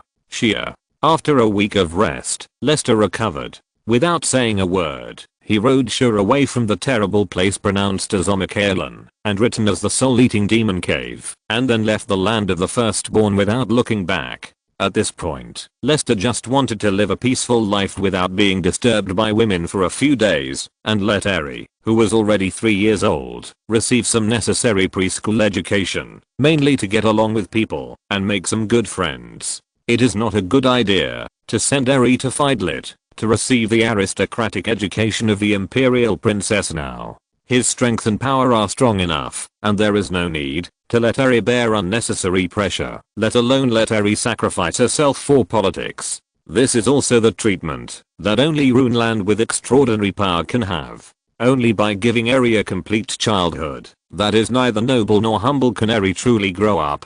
Piltover, known as the City of Progress, is the most suitable city. As long as her identity is not exposed, Eri will not be ruined by the flattery and slander of the stars. When Eri grows up a little more and can distinguish right from wrong, Lester will let Eri choose her own future path. After making a decision, Lester said solemnly to Zaya, who was flying, "Take me to the Blue Smoked Manor in Piltover, Zon, Lower City. The processed products of the alchemy factory leave the factory workshop and are sold all the way to the upper city and even all over the world. However, the exhaust gas goes down all the way and permeates every corner of Zorn, allowing every Zon who participates in the production of products to fully breathe the wonderful alchemy exhaust gas, which greatly improves the happiness and sense of participation of Zorn people. The pungent exhaust gas also reminds every Zorn person, why don't you work harder when life is so hard, so that more Zorn people work hard and are full of motivation and determination to climb out of Zorn and become people of the upper city.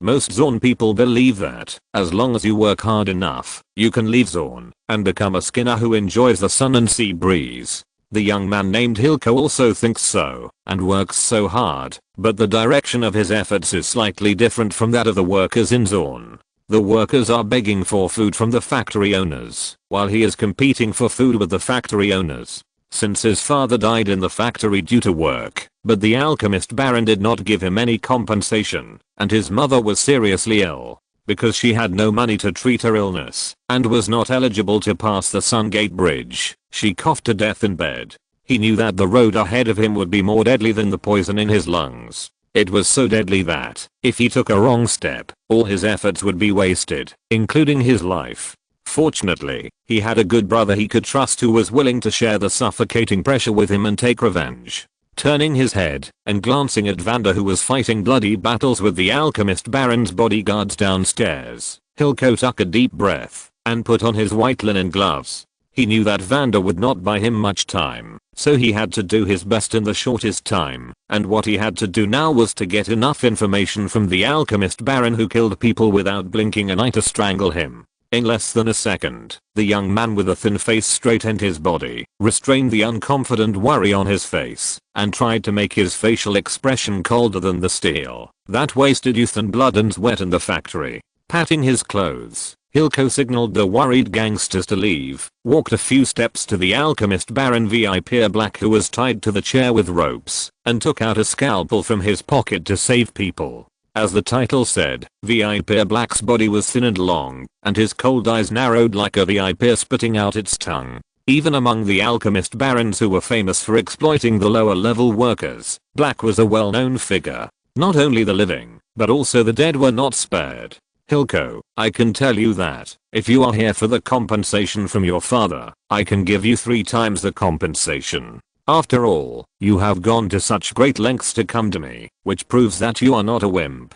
And I always like men who speak with strength. Untie the rope and leave immediately. I can forgive your offense to me. Tomorrow at 8 o'clock, the money bag will be delivered to you. Perhaps we may still have the possibility of cooperation in the future. But if your knife dares to touch a hair on my head, I can assure you that you are dead, and your friends are dead too. Those gangsters outside the door will die as worthlessly as your father. Even if I die, my men will stuff your bodies into concrete blocks, because you don't know who you have provoked. Don't think of threatening me with the methods of street gangsters. You have 1 minute to either kill me or untie the rope. After saying that, Blake closed his eyes and had no intention of communicating with Hilko at all. Faced with too heavy pressure, a few drops of cold sweat dripped down Hilko's forehead. It was not surprising that a small thug without any trump card or foundation would be killed by the boss who controlled several factories and 3 gangs in just a few words. Just like whether he let VIP go or not, VIP would never let him go, and he was not going to question a person who was destined to die in an ordinary way. I really want to know, after one of the 2 snake heads was cut off, will the other head choose to take revenge? After all, the food eaten in the stomach is dead. If there is one less person to share, can I get an extra portion? Chapter 744 Wolf Fist Fandle. Shut up his mouth. Blake's face changed, and he opened his eyes, and was about to say something, but the thug beside him stuffed the rotten cloth he had prepared long ago into his mouth, and tied a knot at the back, after it was full. Hilko winked at the thug, and when the thug pressed down Blake's right finger, Hilko smiled coldly. You gave me 2 choices, so I will give you 2 choices too. Either think about your attitude when talking to me, or be quiet and watch me pick out your fingernails one by one. Otherwise people will think that I'm the one tied here. By the way, this is also the first time I do this kind of thing, so I may not be very skilled. Please bear with me. The tip of the delicate scalpel pierced deeply along the gap between the fingernail and the flesh of the index finger, and the blood soon dyed the scalpel red. Blake's eyeballs bulged, his veins were tense, and his limbs began to struggle painfully, as if he wanted to smash the chair. Unfortunately, any struggle seemed meaningless at this moment. The carved wooden chair that VIP personally selected was not something that could be worn out by sitting on. With a strong poke, Black's index finger lost its protective umbrella. The severe pain made Black's head a little dizzy. He finally used his will to overcome the body's self-protection mechanism, and did not faint directly. It seems that I have a talent for this business. and this scalpel from the upper city is more useful than I thought. I spent a lot of money to buy it from the pitman. He wiped the blood on Blake's clothes with the scalpel and used the same trick to pick off the nail of Blake's middle finger. The saliva had soaked the cloth stuffed in his mouth, and the sweaty Black made a whimpering sound like begging for mercy. Seeing that Blake chose to surrender, the gangster's expression relaxed and looked at Zirko, but Zirko shook his head. He had no chance to try and make mistakes, so he would rather spend more time to make VIP surrender completely. Think about it, 4 metal factories in the industrial zone. What a wonderful wealth. Although most of the profits will slip into the pockets of the Piltover, but even if only a small part is left, I mean, a very small part. Hilko used his index finger and thumb to pinch a gap that was difficult to see with the naked eye. It is enough to make the people in the lower city, who have nothing, fight for their heads, so much so that they would borrow a knife to kill their own boss for this bloody gear coin. And the boss who really controls the wealth is arrogant and thinks that someone will avenge him after his death, and he is not even willing to listen to the appeal of the humble knifeman. Do you really think that when I came to you with a knife, it was to collect debts for my dead father? The third knife stabbed down, and Hilko deliberately slowed down the action, causing Blake, who had just calmed down a little bit of pain, to descend into hell again. Woo woo woo. Woo woo woo. Blake shook his head with tears in his eyes, and his body swayed. There was no longer the cold and calmness at the beginning. Hilko finally nodded to the gangster, and the gangster took off the gag and gave Blake a chance to speak. Boss VIP, this is a last chance to talk. If you still don't want to obey, I will have to kill you. After all, I need to prepare some time to escape. Black asked in a hoarse voice, almost biting his teeth. What do you want from me? An intelligence about the number 11 mining factory in the industrial zone. I heard that something happened there a month ago that made the Piltovers pay special attention. You know I'm not talking about the explosion, but the things hidden by the explosion. Black lowered his head with his pupils shrinking. Let me go, and I will tell you what you want. When I get what I want, I will naturally let you go. After all, I don't really want to get involved in the affairs between the alchemy barons, and similarly, I don't have more patience. At this point, Black can only choose to believe that Hilko will let him go. At Factory 11, my drillers found a lichen that emitted purple fluorescence after breaking a dark brown boulder at the bottom. At first, no one took the luminous lichen seriously, and the drill continued to drill down. 3 days later, Rob, a worker, suddenly went crazy and killed 8 of his co-workers. I had no choice but to send people to seal off the mine and shoot Rob with firearms from Piltover. Later, through the investigation of alchemists, I learned that Rob had eaten the luminous lichen by mistake and became a madman. Soon the news was leaked, and it was no surprise that law enforcement officers came to investigate. In order to keep the secrets of the factory and the lichen, I had to bury everything with an explosion. After getting the answer he wanted, Hilko took a deep breath. What the alchemist said turned out to be true. Tell me, who else knows about this besides you? Blake grinned. There is another person who knows, but unfortunately I won't tell you unless you let me go. If you kill me, that person will become an obstacle to whatever you want to do. But if you let me go, I can share this secret with you and develop that strange plant together. I admit that you are very capable. Willard chose the right person by sending you to kill me. I can assure you that, if you don't kill me, Willard's position will be yours. I have to say, your words moved me, but it's a pity that your nickname is a VIP Baron. Hilko cut open Blake's trachea with a scalpel without hesitation. Amid the bubbling sound of ho-ho, Blake's eyes lost their luster. Poisonous snakes are the least trustworthy things. I have taken it up, whether there is such a person or not. Seeing that the fire on the upstairs spread, Vandal, who was blindfolded, greeted the confuses and fled, leaving only the lucky fortunes of the Steel Fist. He brought a group of thugs downstairs with a group of thugs, greeted his men to replenish the wounded, and made a sad call for his big guy, and looked like a distressed head. It turned into a cold body. If I find out who did it, I'll skin him alive. Why are you still standing there? Put out the fire. In the ditch area, Hilko and Vanda, who had just made a big profit, met again in a secret base. Vanda, who was over secreting adrenaline, smoked his pipe in silence, while Hilko sat on the ground with a look of exhaustion, leaning against the peeling wall and breathing in small sips. Thank you. What's the point of thanking or not thanking, brothers? Vander exhaled a puff of smoke and looked at Hilko, who had nothing in his hands. The revenge has been avenged. The commission has been completed. Did you get the stuff? Hilko smiled. I got it. I roughly counted it. There are about 100 gold coins. It's not convenient to take it away, so I hid it. It's enough for us to do the work. That's good. It's not in vain. At least after the quarrel with Willard, we can still have some money to survive. More than 100 gold coins are enough to buy the lives of many people in Zorn, but Vander didn't ask Hilko about the money, and Hilko didn't explain much. Hilko tried to stand up tremblingly, but his legs softened, and he fell to the ground again. He was not afraid when he was forced to the point of life and death. Now he thought that he was a madman who wanted to pry something out of the mouth of a poisonous snake. If Willard turned against him, he and Vander would definitely die in the industrial zone and be accused of murdering the alchemist baron. Even if they managed to kill him, they would inevitably lose their arms and legs. Vander, holding his pipe in his mouth, walked a few steps to Hilko and grabbed Hilko.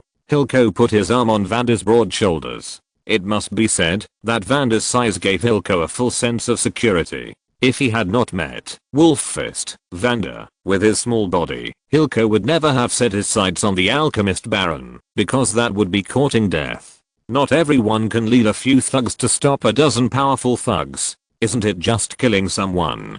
The person has been tied up for you. Why are you so scared? If Willard dares to sell us out, we will bite him out. The worst that can happen is that we will die. Before I die, I will have to hit him from behind. What are you afraid of? I'm not afraid of Willard. That guy is only interested in getting promoted and making money. He doesn't want to do anything irrelevant. The main thing is that I got some information about factory number 11. I have some ideas about what to do next. Okay, you're tired after a day. Let's go have a drink first and talk about these troublesome things tomorrow. I can't carry you if you're drunk.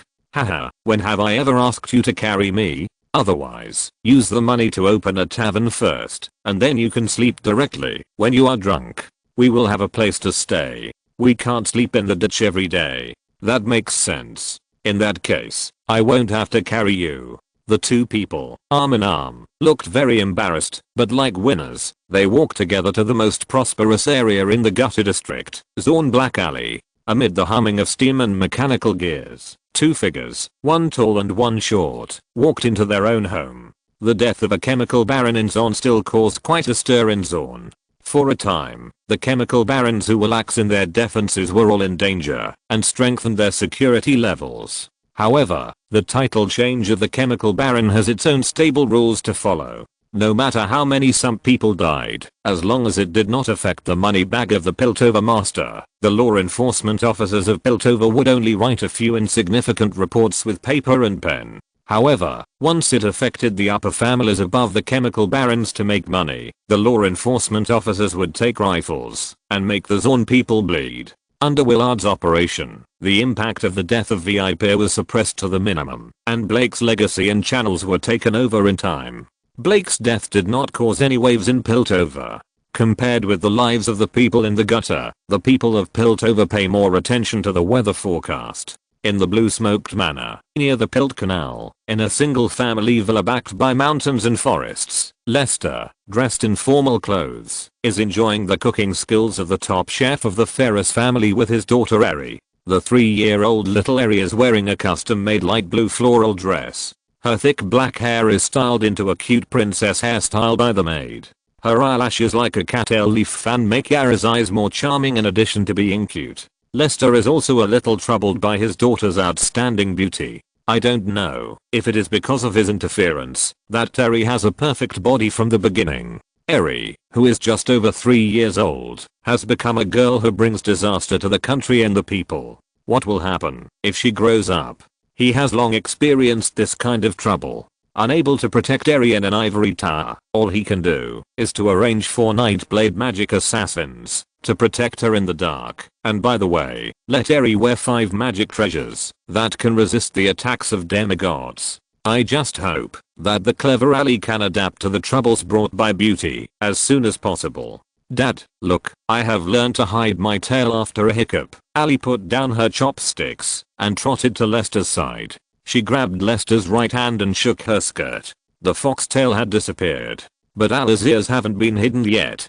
Touching Ali's soft fox ears, Lester gently picked up the little Ali and put him on his lap. If you don't hide your ears, it will easily attract bad guys. Let's continue to learn magic today, okay? Okay. In the garden, Lester took Ali to an iris and asked with a smile, "Do you remember what Dad told you about what you can eat and what you can't eat?" Little Ali answered loudly without thinking. Dad and bad kids can eat it, good kids can't eat it, but Dad likes Ali the most, so Dad lets Ali eat it when he's hungry. Lester smiled and nodded, pointing to the expensive iris. "Then can this flower be eaten?" Eri was stunned, and her hands twisted together in a tangle. I don't know. Remember, this flower can't be eaten. If you don't know, you must remember to ask Dad.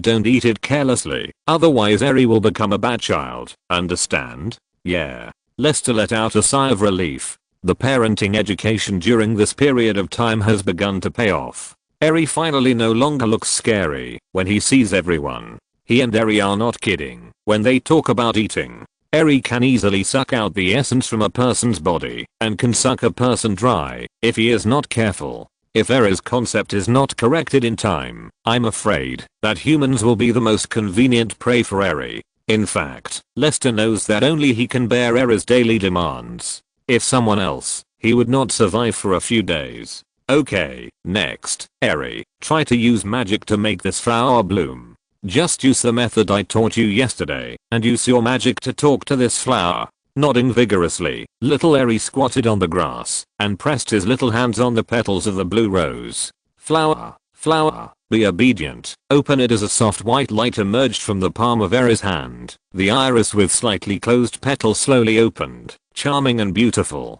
Chapter 745 Hilco's Plan. Dad, aren't we learning magic today? After breakfast, Eri found that Lester didn't test her ability to talk to flowers as usual, nor did she let her practice the skills of hiding ears or hiding tail. Instead, she dressed herself up. This unusual behavior aroused Eri's curiosity. As a reward for your diligence and curiosity, Dad will take you out to play today. You can buy any gift you want. Standing behind little Eri, Lester looked at the crystal round mirror. He always felt like he was dressing up a little angel. Just looking at his daughter's cute face would melt his heart. "Dad, you are so good to me," Eri cheered, jumped off the high chair, hugged Lester's thighs tightly, and rubbed against Lester's thighs, messing up Lester's hairstyle that had not been fixed with hair accessories. Although she has been correcting, Eri still retained some predator habits before she changed her shape, such as being extremely interested in corpses that have just died and rubbing her body against people or things she likes. Generally speaking, the only person Eri likes is Lester, and the thing is the orb that grew up with Eri. If Lester is not with her, Eri will hold the orb tightly and never leave it. "Okay, little girl, look, your hair is messed up again." Smiling, he picked up the coquettish Eri and put her back on the high chair. Lester sped up his movements until Eri was dressed up beautifully. The magic accessories given to Eri include a necklace that conceals the magic aura and affects vision, which can be regarded as a necessary role in avoiding the eyes of others. Without the strength of a high-level mage, it is difficult to see the secret under the necklace. Under the influence of the necklace, Eri is just a pretty girl in the eyes of most people. This is also the premise for Lester to take Eri out, otherwise Eri, who cannot freely control the power of charm, will probably let Lester carry a knife all the way. It took a full 15 minutes to take a carriage from the Blue Smoked Manor to the city of Piltover, and most of the time was spent in the Blue Smoked Manor, where every inch of land is worth a lot of money. In the carriage, Lester began to think about the current situation in Piltover. Currently, Piltover is divided into 4 social classes. The most powerful and wealthy are the Midalder family and the Firos family, which are backed by the Narxan Empire. Most of Piltover's wealth eventually flows to the 2 families. If there is a ranking between the 2, because of Camille, the Firos family is more noble than the Midalder family. The status of the two is above the Piltover Council, and they have the right to vote against certain decisions of the Piltover Council. They are the rulers of Piltover hidden behind the scenes. The privilege of the top tycoons is reflected in the fact that they can raise private armies in their respective manors. The spies of the Firos family and the guards of the Mid-Order family are the same. They can use guns to influence the situation in Piltover at critical moments and protect the family's property. As long as there is an order, they dare to kill even law enforcement officers. The slightly inferior ones are powerful families like the Chillerman family and the Abigas family, who have obtained seats in the parliament through technology monopoly or wealth accumulation in the conventional sense. At the same level, there is no parliamentarian who has no family background and is shortlisted based on his own technology and ability. If there is, he must be a collaborator bought by a family faction. As for Medina, who is also a parliamentarian, he is a Yodel mascot who has invested in his own technology. In addition to the exploration of science, he rarely interferes in the politics of Piltover. For this reason, the Piltover parliamentarians respect Medina very much, but not much. In Piltover, where science is supreme, no force will reject a Yodel professor who has no desires and only wants to devote himself to science. This is why the School of Science and Progress changed its name for the third time, changing its name to Yodel College, in order to give Medina enough fame and reason to stay in Piltover. Little did they know that, if Medina became an obstacle to progress, these cold-blooded counselors would kick the Honorable Professor Yodel out of the circle and let the ageless Yodels take care of the old age. How could he get real respect like Rambo through his own efforts and work? Apart from anything else, in the scientific research circle of Fidlit, anyone who saw the short Rambo had to stand at attention and salute, and respectfully address him as Chief Designer Rambo. However, this was Medina's own choice, and Lester had no way to interfere. No matter how bitter the fruit was, he had to pick it himself, and swallow it himself.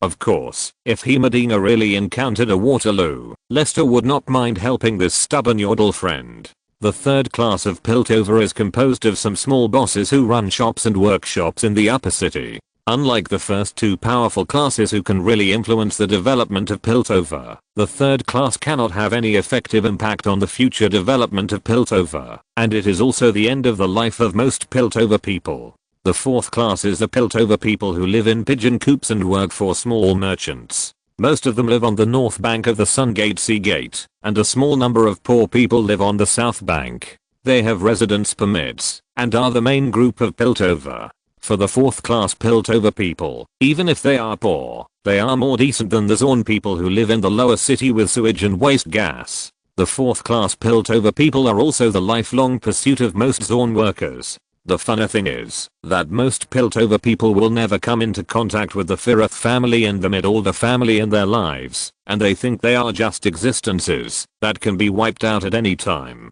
No wonder power is so fascinating. Dad, where is that? Why is it so green? It's so ugly. In the carriage, little Eri stretched out her little hand and pointed to the south of the Sun Gate. A grey-green wasteland covered the entire lower city, enough to turn the rain sour. That's Piltover's father. His name is Zorn. Since he is a father, shouldn't he be better than Piltover? Just like Dad is better than Eri. Lester laughed and kissed the innocent Eri. Eri giggled and swung Lester's hand, which was very cute. Most fathers will fall to the ground and can't get up after lifting their children. Your father is the most unique in the world. Dad is so awesome. On the other side of the Sungate Sealock Bridge, Hilko sat on the eaves of a severely corroded house, looking up at the paradise on earth on the other side, with a melancholy expression. Vander leaned against the wall of the building, puffing smoke from his pipe, looking at Piltover, and didn't know what he was thinking. My mother was stopped from crossing the beautiful bridge because she didn't have a pass. She died in bed. Those Piltovers who manage the drawbridge probably have forgotten that they killed a seriously ill woman from the ditch. Tell me, why can people over there enjoy the sunshine and sea breeze since birth, while people over here can only live in the stinking ditch and enjoy poverty and pain? Exhaling a puff of smoke, Vandal said indifferently, "It's bad luck. I didn't get a good birth. There is such a large and noble birth point on the other side. I have to go through the back door to show off my ability. What can I do if I get into the ditch?" After a pause, Hilco turned around and held his stomach and laughed. Looking at Hilco like this, Vandal smiled a little more. The two laughed foolishly for a long time, but fell silent at the same time. Although this joke is funny, it is hellish enough. On the canal waterway, the Narxan warships approached the bridge. Amid the shrill alarm, the drawbridge of the Sun Gate was pulled up to make way for the Narxan warships. The Narxan ships have always been so domineering. This was the case when the Narxan Empire did not have a holy emperor. Now that there is a holy emperor, it is even more so.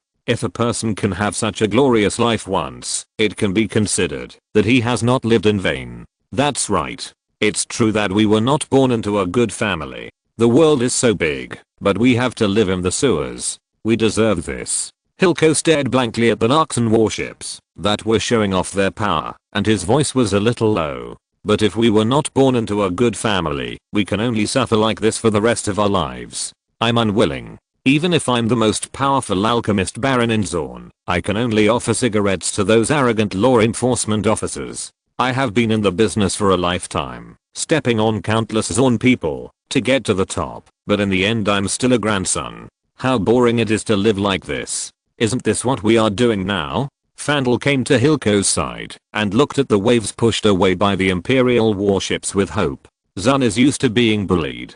Someone has to stand up and shout, telling the Piltovers that the sewer people are not to be trifled with. We can endure the poison gas and the shit and piss that come out of the sewers from the upper city, but the Piltovers must understand that we are willing to endure it because we are willing to bear the worst part on our shoulders, not because we are born to be lowly and deserve to be lowly. But the question is, how can we make the Piltovers understand this? Vander put down his pipe and said coldly, the Narxan ship is big enough and the crew is united enough. If the drawbridge is not pulled, the drawbridge will be rotten after one shot. How dare those hangmen who look at others not pull the bridge? Now Zorn's black alleys are in disarray, with gangs everywhere. The alchemy barons in the industrial zone are scheming against each other, and they will directly sell out the bosses for a little money. In the ditch area, they fight for rat meat. They are neither human nor ghost. A group of cowards who are bullying in their own nest can't even pee in the same pot.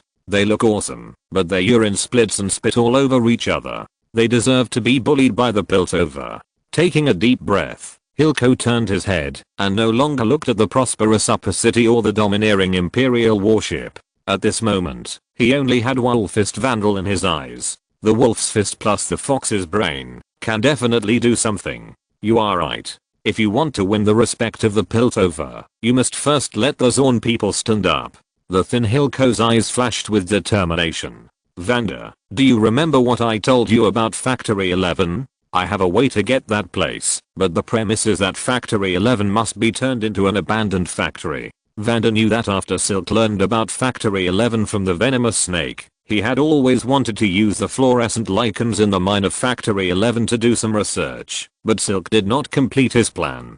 Now it seems that Silk has a new idea. What do you want to do? After a moment of hesitation, Silk gave a plan that could be called vicious. Chemical plant number 12 is the territory of Baron Lemmer, the alchemist, and is responsible for producing plastics and sulfur products for the upper city. There are 8 all-chemical waste gas storage tanks in the factory. As long as more than 3 of them are blown up, it will be enough to turn the area within a 5-mile radius of plant number 12 into a dead zone. After most of the factories in the industrial zone stop working, it will be enough to cause a major earthquake in the upper city that will shake the parliament.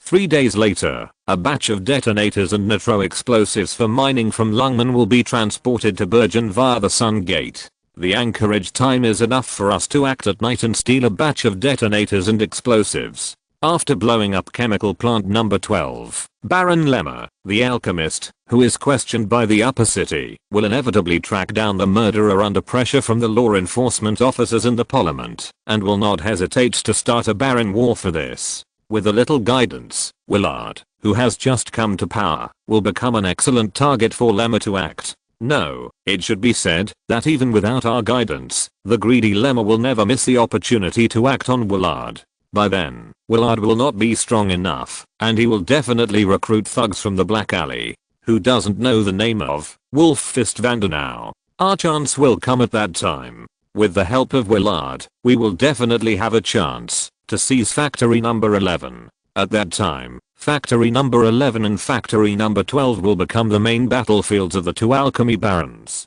I think Willard will definitely be happy to throw this mess to us. With factory number 11, we will have a base, and I can also restart the factory and dig out the secrets buried underground. After listening to Hilco's plan, Vandal's face turned ugly. It is true that he wants the Zorn people to be respected by the people of Piltover.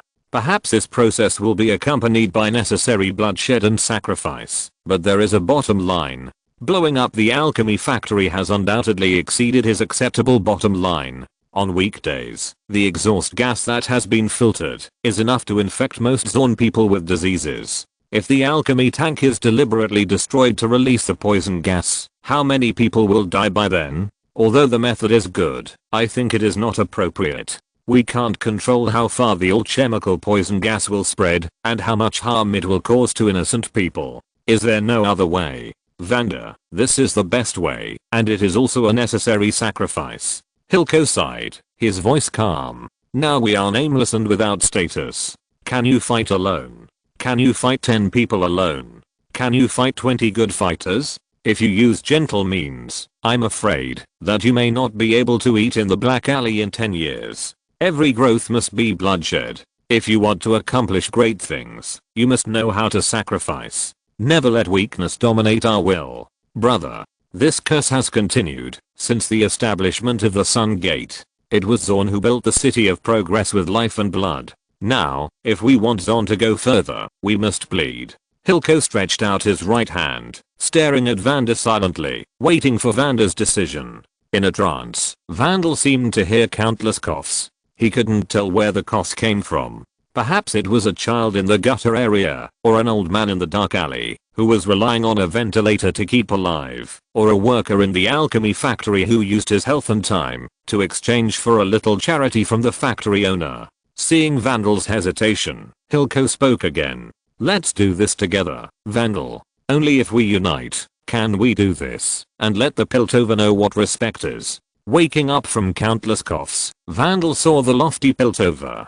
Zorn's blood was dripping, nourishing every flower on the other side of the bridge, but the flowers fed back the filth in the sewer. So, the man's confused eyes gradually became firm, and he held his brother's outstretched right hand. Chapter 746 Oriana's Music Box. Piltover, Southern Shopping Street, Brutdeer Brass Alley, Junkio Workshop. Welcome to Junkio Workshop. Welcome to Junkio Workshop. The induction type welcoming doll placed at the door made a crisp spring sound. Hearing the footsteps coming from the door, Colin Levick looked up at the visitor. His eyes paused slightly at the workmanship of the visitor's clothes, and then he was stunned by the material of the skirt of the girl who was as cute as a little princess. He directly gave up the idea of asking his daughter to greet him. The man with obsessive compulsive disorder put down the brass left-hand prosthesis in his hand, which had been repaired by 90%, without hesitation, patted his apron, put on a smile and greeted him. You look unfamiliar. Is this your first time here? Junkio Workshop mainly undertakes the design, manufacture, and maintenance of brass prosthetics. It also sells dancing doll music boxes made by my daughter. Sir, what can I do for you? Noticing that her father's enthusiasm and attitude were completely different from before, the girl who was fiddling with the dancing doll in the corner raised her head and looked at the visitor with curiosity. When the handsome young man next to the cute little girl smiled and nodded and looked over, the girl's heartbeat slowed down, as if she was electrocuted. She lowered her head shyly and was a little at a loss. Withdrawing his gaze with a smile, Lester turned his head to look at the slightly humble workshop owner, and he seemed to be in a good mood. Mr. Lee Welike, don't be so nervous. Just treat me as an ordinary customer. My last name is Lee. Can you please introduce me to the most mature product technology here? After confirming that Mr. Lee, who was born in the upper class of Piltover, did not have any unhappiness on his face, Colin secretly breathed a sigh of relief. Mr. Lee, please follow me. Leading Lester to the product display cabinet, Colin put on thin gloves and took out a finished quartz prosthetic eye in a red cloth gift box. This prosthetic eye is one of the most successful products in the workshop. Believe me, customers who have eye injuries but want to have a pair of beautiful eyes will definitely love it. It is easy to disassemble and install, easy to clean, corrosion resistant, and will not rust and infect the eye socket. Lester looked down and was surprised to find that this lifelike eyeball was very realistic and smart, no matter from which direction it was viewed. Colin carefully fiddled with the soft reed, and under the movement of the reed, the eyeball could actually stretch and retract autonomously. After I install them, customers can control these reeds through eye muscles to open and close their eyes. In daily life, they are no different from real eyes. It is hard to tell that they are artificial eyes. Thinking about the members of the Piltover Council who like to use prosthetics and machines to replace body parts, Lester found that the texture and functionality of the artificial eyes made by Colin are no less than the crystallization of craftsmanship that the powerful families are proud of. It can even be said that they are slightly better in terms of appearance. Anyway, Lester doesn't like the golden gear eyes that are as accurate as clocks. Isn't he afraid of insomnia when they keep clicking at night? It's a very powerful artificial eye product. This kind of craftsmanship is rare even in the upper city. How long does it take to customize such an artificial eye? And how much does it cost? If it is an ordinary brown, black or light blue eye color, it will take me 3 months to complete such an artificial eye independently. If the customer's eye color is relatively rare, I have to count the time to collect materials. It may take about 6 to 10 months. Colin hesitated and chose to tell the truth. The material cost alone is 1 million. If we add the labor cost and energy consumption, the price of such an artificial eye will fluctuate according to the difficulty of collecting materials, and it is about 1.6 million to 2 million. 2 million sounds scary, but it is actually in line with the overexpanded financial market in Piltover in recent years. The currency Colin mentioned is the metal currency of Piltover issued by the Piltover Bank under the name of the Piltover Parliament. The external representation is a copper, silver, and gold coin engraved with gears. One copper coin is equivalent to the purchasing power of 1000 yuan, which can't even buy half a loaf of bread. The exchange rate of currencies in the currency market fluctuates, with copper, silver, gold being approximately equal to 1:12:125. It is worth mentioning that the metal currency of Naxos is more popular than the gear coins minted locally in Piltover, especially the gold content of Naxan gold coins, which is approximately twice that of gear gold coins. As for the legendary gold coins with the head of the Naxan Emperor, they are even more priceless. Any Imperial Gold Emperor that appears in the market does not attract collectors who spend a lot of money, but bloodthirsty sharks who want to please the nobles of the Naxan Empire at all costs. Of course, only the top powerful families will consider how much gold coins they need to receive and pay when doing large transactions with Naxos. After all, Naxos does not recognize any metal currency other than Piltover's golden gear. The top currency that most Piltover people can access is the silver gear, while the people of Zon consider how many copper gears they can receive for a month's work. No matter how much he said, the price of the artificial eye made by Colin was indeed high. It was not that the artificial eye was not worthy of a high price, but that the potential consumer groups in the southern commercial street could not afford such expensive things.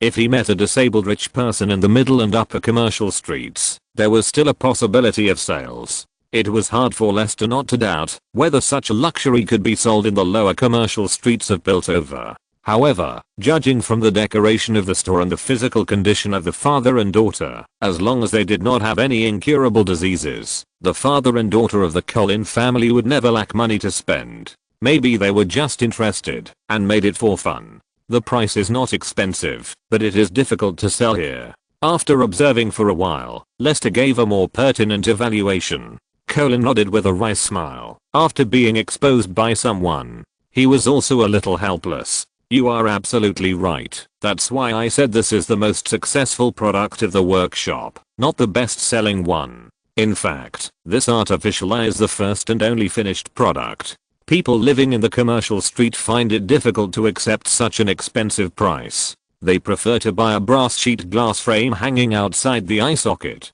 Lester nodded without comment and pointed to the brass artificial hand on the workbench with a smile. So, the best-selling product is the prosthesis made by Mr. Lee Welliken. Noticing that his daughter was always peeking over here, Colin also smiled. And the exquisite dolls and music boxes made by Oriana. Oriana, take out your most perfect work and let Mr. Lee take a look. Maybe it will make him, Lester touched the little guy's head.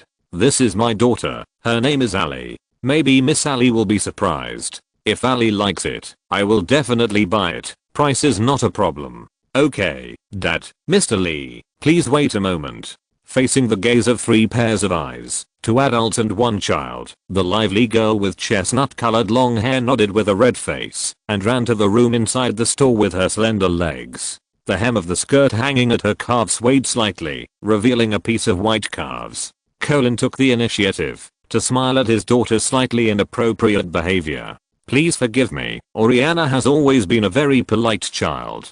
I often take her to watch some stage plays, hoping that she will learn some lady etiquette, but the effect is not very good.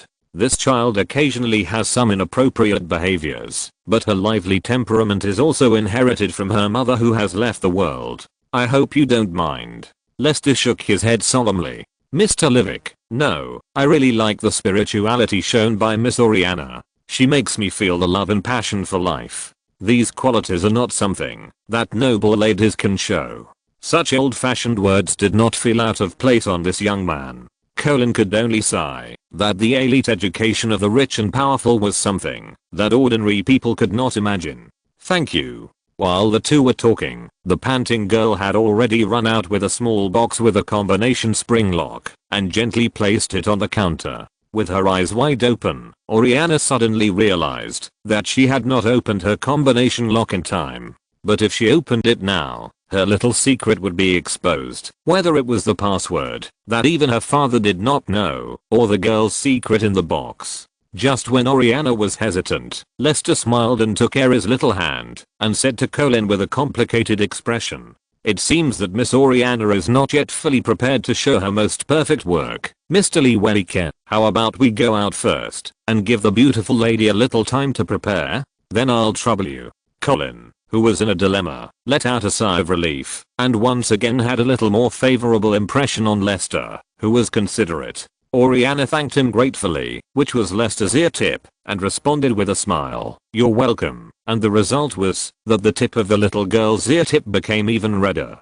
After waiting for less than 2 minutes, Lester, who was chatting with Colin outside the door, heard Oriana's call. Holding the little Ali, the 3 of them walked back into the workshop. The locked box on the counter did not change, but there was a mahogany music box on the counter. Behind the music box, you can see a brass heart-shaped hollow spring, and the box is engraved with golden lines as soft as waves. On the top of the box, you can see the very cute cursive characters in a. Lester put the little Ali on the counter and looked at the somewhat nervous Oriana softly. "Miss Oriana, please relax and treat me as an ordinary friend.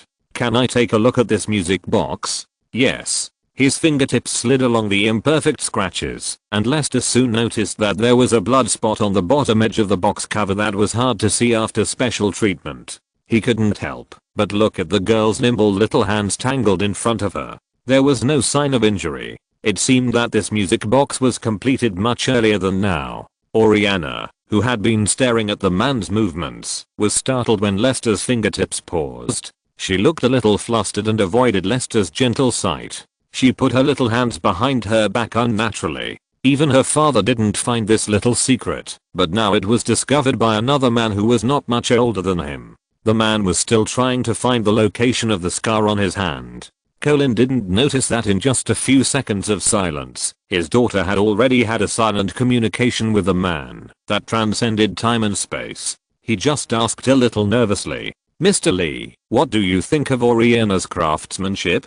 The man solemnly put the music box back to its original place and responded to the girl's confusion in a soft voice. "The internal mechanical part is still unknown. Judging from the appearance of the outside, the wood carving craftsmanship of the music box can only be said to be a glimpse of the basics, and many flaws can be found." Feeling a little disappointed, Oriana lowered her head, but heard Lester continue. "But I can see that this not so perfect music box must have taken a lot of effort from the maker. The maker combined his soul and creativity and used the pen of time to paint a priceless picture of the craftsman's heart for the audience. This sincerity is rare and precious. Hearing this, Colin smiled happily. He was also a craftsman who made a living by his craftsmanship. Naturally, he understood how highly Lester praised Oriana. For him, the fact that his daughter's efforts were recognized by others was the most proud thing. Colin looked at his daughter, who lowered her head and said nothing. Mr. Lee gave such a high evaluation. Oriana, you should be proud of it, my dear daughter. Let Mr. Lee listen to your original music. Oriana nodded and turned the spring slightly, making a crisp spring sound of click, click. The moment Oriana loosened the spring, the sound shuttle began to rotate, and the lid of the box slowly opened, like a dance performance that opened the curtain. Accompanied by the ethereal music, a dancer in a ballet costume danced on the stage. The rotating body and flexible limbs formed a complete dance cycle under the exquisite control of the reeds. Every movement change was on the beat of the musical note. The dancer doll, which was originally completely unrelated to the musical note, sometimes jumped in the air, contrasting with the mechanical device that produced the musical note, just like a real dance artist. It is extremely difficult to complete such a music box by hand. The maker must master a certain degree of knowledge of music theory, dance, mechanical production and moving puppets. Only in this way can the unrelated cold dead objects be integrated, linking the audience's hearing and vision, and showing spiritual works to the audience of the music box. The little Ali sitting on the counter was also immersed in the notes and dance, with curiosity and love in her cute big eyes. When the elastic potential energy of the spring was almost gone, the lid of the music box slowly closed, and when the spring stopped turning, it completed the curtain call, and returned to the closed state at the beginning. Dad, I want to listen to it again, please buy it. Okay. In silence, Ali shook Lester's hand, and began to act coquettishly. Seeing that his daughter did not speak, Colin smiled and responded. Mr. Lee, since Miss Ali likes it, why don't you buy it? This will also be a recognition of Oriana. Lester looked at Oriana. The girl's expression was particularly complicated, but one thing was certain, the meaning of this music box to Oriana was definitely not simple. I'm sorry, Mr. Lee Welike. In my opinion, the value of this music box has exceeded the meaning that money can give. I don't want to use money to measure Miss Oriana's feelings, but Lester turned his head and looked at Oriana, who was a little confused. If Miss Oriana is willing to give me this precious gift, then I will be very grateful. Colin looked at Oriana and said softly, Oriana, your work, you make the decision. Chapter 747 Lock Without Key. After leaving the Jinkyo workshop, Lester had two more gifts that he didn't spend a penny on. One was the dancing girl music box that Oriana Levick personally gave him, and the other was Colin Levick's quartz prosthetic eye that no one wanted. As he said, the hard work of a craftsman can be bought with money, but the value should not be measured entirely by money. Colin and his daughter showed him the rare trust between people with practical actions, and he was willing to give his own return. Like the priceless music box, what he gave was also a gift that could not be measured by money. Colin's craftsmanship was definitely outstanding in Piltover, but he had no chance to appear in the upper class. Lester's power in Piltover was enough for the Phyllis family to show Colin's work to the dignitaries of Piltover. Thinking of the worst, even if those arrogant dear people looked down on Colin's craftsmanship, the Phyllis family who were willing to please Lester would take care of Colin's business. How could the value of it be measured by a 2 million prosthetic eye? It was a hassle, but it was just a trivial matter for Lester. He didn't expect that when he took Eri out to play this time, he would meet Oriana, who had just reached adulthood. It was really a pleasant surprise. With his current experience and status, he didn't think much about Oriana herself. He contacted her in the name of gifts, just because he felt sorry for the girl who became a cold doll in the background of the story. Now that he had met her, he would naturally not let the tragedy happen again. After a few words of instructions, Oriana's movements had entered the eyes of the Night's Edge. To be honest, he even doubted whether the alchemical gas leak incident would happen again in the timeline he interfered with. Asking the Night's Edge to pay attention to Oriana was just to be on the safe side. It was more likely that Oriana would live a stable and peaceful life in Piltover. The appearance of Oriana made Lester focus on the heroes of Piltover and Zorn. There are not few heroes in the two cities, but there are only a few that are worthy of Lester's personal attention. Selby Medina is one of them. Unfortunately, due to some strange mistakes, Big Head failed to get on the express train of the Empire. But it doesn't matter. Anyway, with the influence of the Empire on Piltover, the technology developed by Big Head will always become part of the Empire scientific system. The so-called Piltover Technology Confidentiality Agreement is useless to the Narxan Empire. Strictly speaking, the current situation is just a little less efficient for Big Head. Medina is unwilling to become a scientific research director as famous as Rambo in the Empire. He is willing to be the dean of the Yodel Academy in the small Piltover. That is Medina's own choice, not a loss to the Empire. The other two are Jace Tallis, who created the Hextech flying door, and Victor, the father of mechanical ascension. Since contacting the Firith family and finding the crystal will, the Empire has never stopped researching Hex Crystal. The Imperial Research Institute has also considered the proposal of combining crystal with magic, but unfortunately, there are always some key element missing in the experiment, and it is impossible to completely dig out the secret of Hex Crystal fusion magic. Now Hex Crystal has become a part of human organs, and in a sense, it has become a panacea for immortality. Unfortunately, without the sole figure of Jace, Hex Crystal still cannot go to a broader world, and the Hextech flying gate that can change Runeland remains in the theoretical stage. As for wanting to explore the scientific process of pure mechanical life like the mechanical pioneer Victor, that is even more inorganic. Since Oriander is so old, maybe Jace and Victor have come to this world. It's related to the development of Hextech crystals, so it's worth paying attention to. I remember Victor seems to be from Zorn, and it's not easy to find him.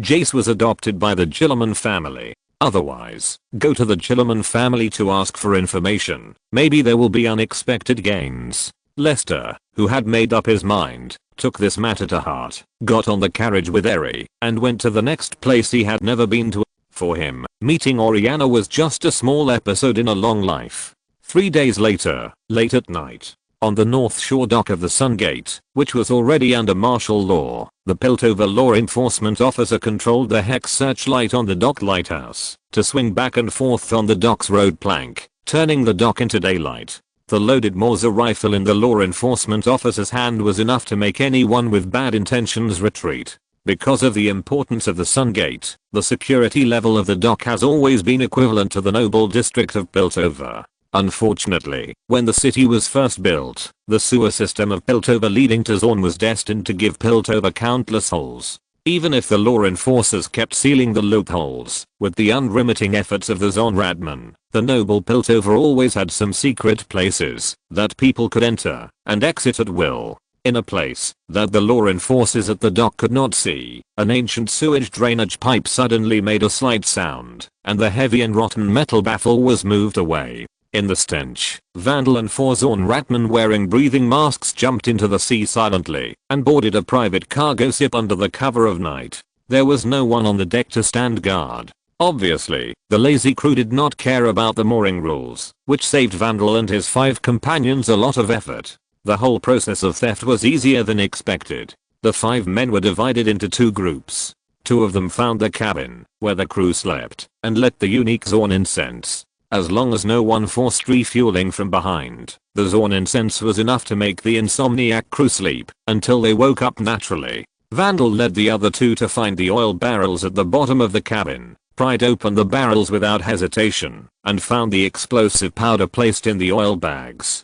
When the other 2 also found the cargo hold, the 5 people used the waterproof leather bags that had been prepared long ago to start loading the cargo. Soon, they emptied 3 barrels into square boxes of detonators. When the explosives and detonators were loaded, seeing that someone had already turned his greedy eyes to other cargo boxes, Vandal shook his head and made a gesture of retreat, obviously not allowing more trouble. Seeing this, the greedy gangsters had no choice but to give up and followed Vandal away. Until the 5 Zonradmen left the dock through the sewer, the wise and brave law enforcement officer did not know that something had been lost under his nose. Of course, he would not know in the future, because the cargo ship would leave the Sungate for Belger tomorrow. I'm afraid that the captain would not know how much gunpowder was lost until the ship arrived at Belger. In an abandoned seafood factory in Zorn Black Alley, Fandel and Hilko checked the explosives in the leather bag together. Fandel looked a little solemn, but Hilko was excited. My brother, these explosives are enough for us to do a lot of things, not just to blow up the chemical plant. When necessary, these explosives can also become our trump card against the Piltover law enforcement officers. Fandel shrugged. They have guns, and we only have these dangerous explosives. Hilko, you'd better not expect those thugs under my command to know how to make explosive packs. Just picking out 4 non-smoking guys made me rack my brains. Hilko smiled nonchalantly. Don't worry, I'm good at finding people, and I also know how to turn these powders into explosive packs. Give me a week, and I'll take care of this. You can follow our plan and hide your identity to buy respirators. You can make some money then. Seeing that Hilko was confident, Vander also smiled, but there was some hidden worry in his smile. At this point, he couldn't say anything more. After all, in this muddy place of Zorn, people with a conscience would have been eaten alive. Thinking too much would only make oneself unable to do anything. In the next week, Hilko found old miners in Zorn to make explosive packs and bribed the workers of chemical plant number 12 to obtain factory information. Vander had his men disguise themselves and buy respirators in the Black Alley market. In just 1 week, the price of respirators doubled. After making all the preparations they could, Hilko and Vander finally started the most important part of the plan. At the number 12 chemical plant, Jimmy, a worker who was half coerced and half bribed by Hilko, squatted alone in the corner of the workshop with a cigarette in his mouth. The smoke lingered around the frame of his old glasses, blurring the vision of the old employees in the factory. From time to time, the old worker's right hand touched the old chemical gas filter mask on his waist, and then looked at the mechanical flywheel watch on his wrist nervously, becoming more and more uneasy as the minute hand jumped. Thinking that he could smoothly get through this slightly difficult time, Jimmy did not expect that the workshop director, who had not come to the factory for 10 days or half a month, suddenly walked into the production workshop, and his co-workers did not mean to remind him at all, but just showed a gloating expression to watch him look good. Among the many hard-working and focused workstations, the workshop director with a big belly saw the lazy Jimmy at a glance, and his face changed immediately, and he strode towards the old employees of the factory with a cigar in his hand.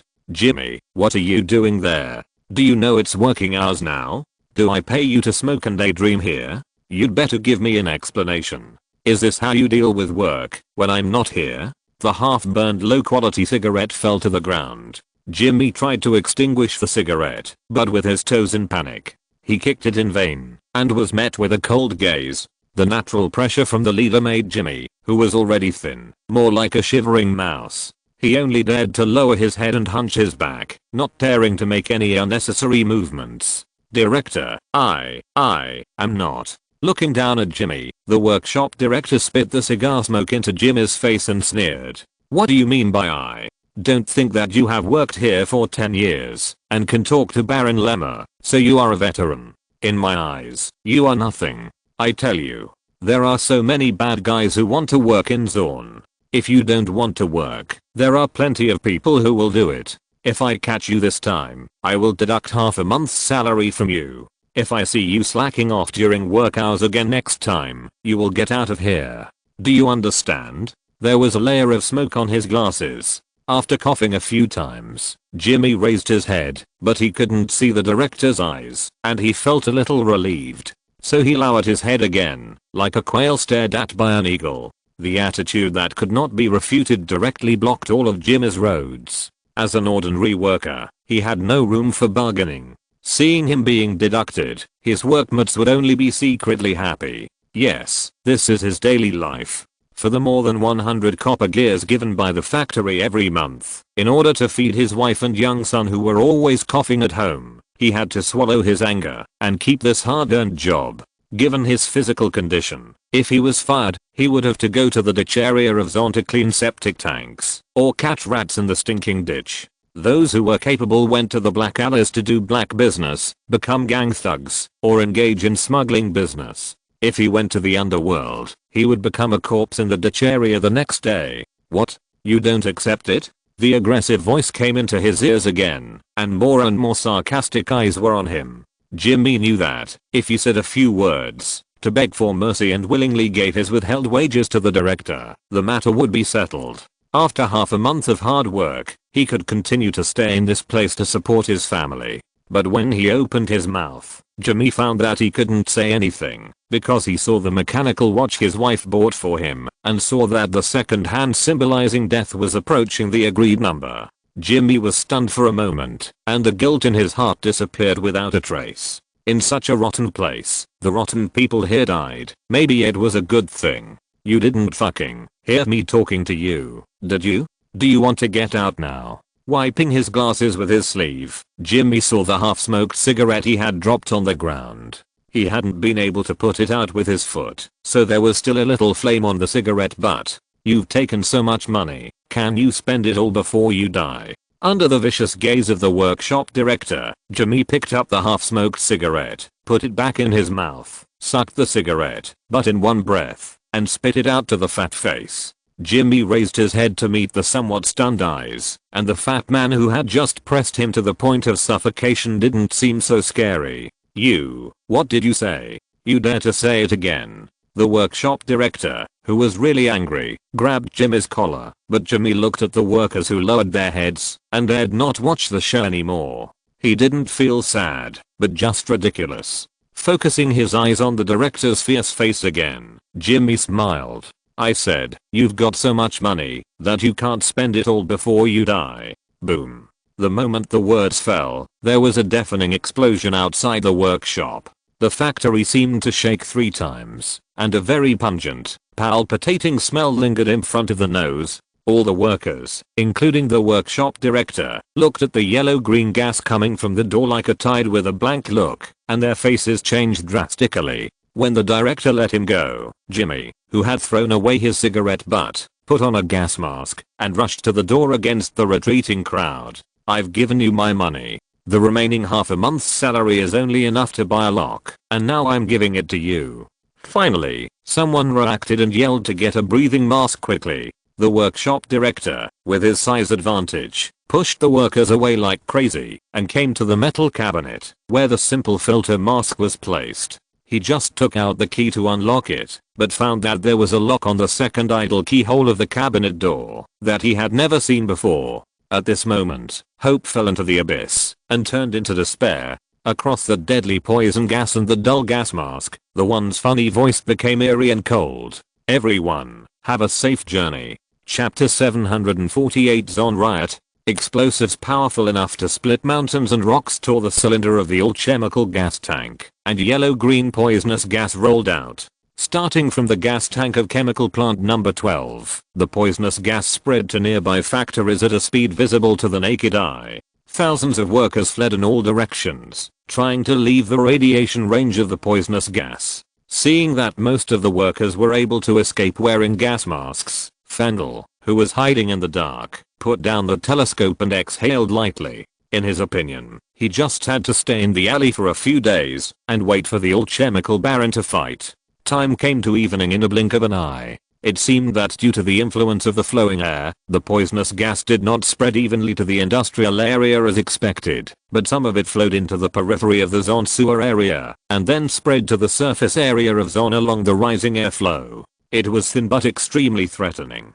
The old air filters built 100 years ago have long lost their ability to filter out poisonous gases. Many zone residents living outside the surface and ditch areas can only wear breathing masks and leave their homes to go to relatively closed places to cope with the deteriorating living environment. Because of the large-scale disorderly population flow, Zone's fragile order collapsed. When night fell, Zone madmen wearing breathing masks cheered and waved their weapons on the streets, looting the wealth they saw in the bloody storm. The extremely bad Zone madmen took advantage of the situation and broke into houses or robbed property in the streets filled with poisonous gases. The gangs in the black alleys gathered people to fight and even used civilian explosives such as gas cans in the process of fighting. The explosives destroyed many extremely dangerous facilities and pipelines, and there were flames everywhere. Zone fell into a state of chaos and disorder. Amid the occasional explosions, Vander looked at Hilko with an ugly face. Hilko sighed and handed Vander a modified large metal full cover breathing mask. It shouldn't have come to this. It was the Zorn people who didn't know how to respect order that caused this disaster. Vandal, I won't stop you, but I hope you don't forget to protect yourself. Taking the mask in his hand, Vandal nodded, put it on, and left the base alone. It took only 6 hours for Zon to stop production in the industrial zone due to an accident and cause large-scale urban riots. Many Zorn people directly dragged their families and tried to take refuge in the upper city through the Sungate Sea Lock Bridge. Facing the crowds on the other side of the bridge, even the Piltover law enforcement officers holding Morza rifles felt their scalps numb, and they dared not shoot. The law enforcement officers could only evacuate the south of the bridge urgently and pull up the bridge to defend the north of the bridge. The influence of the chemical baron alone could not cover up the gas leak in the chemical plant in Zorn Industrial Zone. After fermenting for half a day, the uncontrolled riot finally reached the Piltover Council. 7 Piltover councillors worked hard and held an emergency meeting overnight to discuss the large-scale turmoil in Zorn, trying to discuss a suitable riot control and disaster relief plan to quell the chaos in Zorn. On the other hand, knowing that it was unrealistic to investigate the truth in the factory, filled with poisonous gas, the furious chemical baron Reimer directly pointed the finger at Willard, who had just taken office, and issued the most serious warning and questioning before mobilizing manpower and officially starting the Baron War. Willard, who was blamed, knew that Reimer was going to attack him. There was no room for maneuver, so he naturally would not make any promises. He just stepped up the mobilization of manpower and actively prepared for war after the disaster relief. The people of Zon spent a very tormenting night, but the people of Piltover only learned about the tragic situation of the brother city of Zon from the rescue plan of the Piltover Council after the sun rose. Brute Gear Brass Alley, Junkio Workshop, Oriana packed her toolbox and prepared 2 gas masks. The girl came to her father with a black face and begged, "Dad, the parliament has called on mechanics and doctors to go to Zon to help the victims. With the protection of the law enforcers, there will be absolutely no danger. Our family has purchased a lot of mechanical parts from Zon's workshops on weekdays, and Sister Lukashin is a stable supplier at Junkio Workshop. How can you just watch us die now?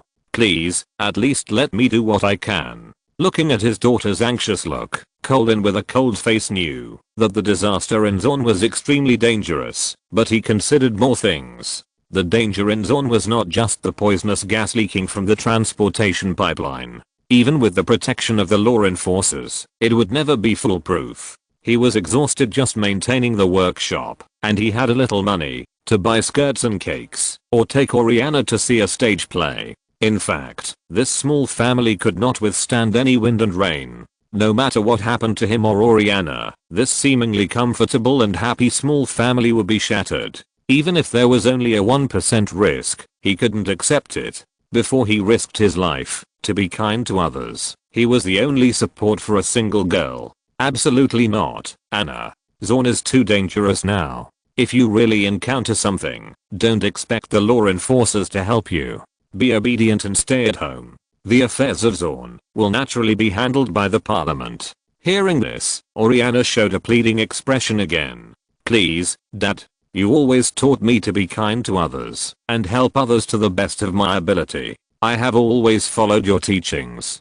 Zorn is in need of our help now. With Dad's ability, I can definitely do a lot of things. Colin, who felt sorry for his daughter, tightened his face. He knew that any slight hesitation at this moment would make his daughter convince him to go to Zorn for disaster relief, and the consequence of doing so would be to gamble everything in this small family. There would be no problem without Colin and his daughter in Zon's Piltover disaster relief team, but Colin couldn't be without Oriana, and Oriana couldn't be without Colin. He had to stop his daughter's naive idea. Obviously, his daughter, who was not experienced in the world, did not understand that the premise of being helpful was to be self-sufficient. Her kindness was sheer stupidity. To put it bluntly, the friendship between Lukashin and Oriana was far from the point where Oriana would risk her life to help. Anna, go upstairs obediently. You will stay at home for the next 2 days and you are not allowed to go anywhere. Seeing that her father was still indifferent, Oriana, who had tried her best, was particularly sad. She knew that it would be futile to continue to persuade her father here. If she couldn't convince her father even in this state, then there was really no other way. Okay, I'll go upstairs now. When Oriana went upstairs with her tools in a huff, Colin showed a look of heartache. The man sighed, put up a sign of closing the shop, and locked the door. Under such circumstances, he was not in the mood to run the workshop. My silly girl, if only you could understand your father's painstaking efforts. After preparing the delicious lunch, Colin carefully knocked on Oriana's door. Feeling that he owed his daughter, Colin felt a little uneasy, and there was a bit of flattery on his face. Oriana opened the door, and her expression had returned to calm. The father and daughter ate lunch in a somewhat cold manner. Seeing Oriana wash the dishes, Colin was relieved a little. What do you want to eat tonight? Dad will go out to buy it for you and continue to make delicious food for you tonight. Oriana lowered her head and thought for a while, and gave a response. Dad, I want to eat braised mackerel and fried squid skewers. Hearing this, Colin, who remained calm, became alert again. The seafood market is not close to the workshop. Maybe Oriana wanted to go to Zorn while he was out buying fish. He thought he still had some understanding of his stubborn girl. Okay, Dad will make it for you tonight. Thank you, Dad, then I'll go back to my room first. Oriana forced a smile and returned to the third floor. After resting for about half an hour, Colin walked out of the workshop. Under Oriana's gaze, the man walked towards the seafood market without looking back and soon disappeared. With a light breath, Oriana picked up the toolbox and prepared to go downstairs. However, when she reached the door of her house, Oriana stopped again, stood there for 5 minutes, and returned to the bedroom to go to bed. On the other side, the old father Colin, who had paid someone to help purchase the mackerel, squatted in a dead corner that could not be seen from his workshop, staring at the door without blinking, and was extremely nervous. Oriana was impatient and never hesitated in doing things. Taking advantage of his outing to purchase, Oriana had enough time to go to Zorn for disaster relief. If Oriana wanted to run, he would have to watch her more closely. If Oriana didn't run, she should have given up the idea of sneaking away. 2 hours later, the purchaser had found Colin with a fresh mackerel and a basket of fruits and vegetables, but Colin was unshakable and continued to hide in the corner to observe the situation of Jinkyo workshop. What made Colin both relieved and exhausted was that Oriana did not leave the workshop alone until the sun went down. He did not know that, after seeing through his little trick, Oriana slept comfortably for the whole afternoon. Anna, look how many good things Daddy bought. There is also your favorite cream cake. I will cook fish for you after Daddy washes his hands in the evening. Colin, with drooping eyelids, returned to the workshop with a pile of food. The energetic Oriana changed her clothes, ran downstairs excitedly, and gave her father a happy hug. Thank you, Dad. As she was about to deal with the scales and internal organs of the mackerel, the girl was pulled by Colin. Go read the storybook. Daddy will do it, and I will call you down when the meal is ready. Looking at her father's tired and happy smile, Oriana lowered her head, avoiding Colin's doting gaze, and clasped her hands tightly behind her back. Okay, Dad. Colin, who had been squatting for the whole afternoon, cooked a sumptuous dinner. It was already past 10 o'clock in the evening when he finished cleaning up the pots and bowls. When his daughter returned to the bedroom, Colin washed his face with clean water and went straight to bed.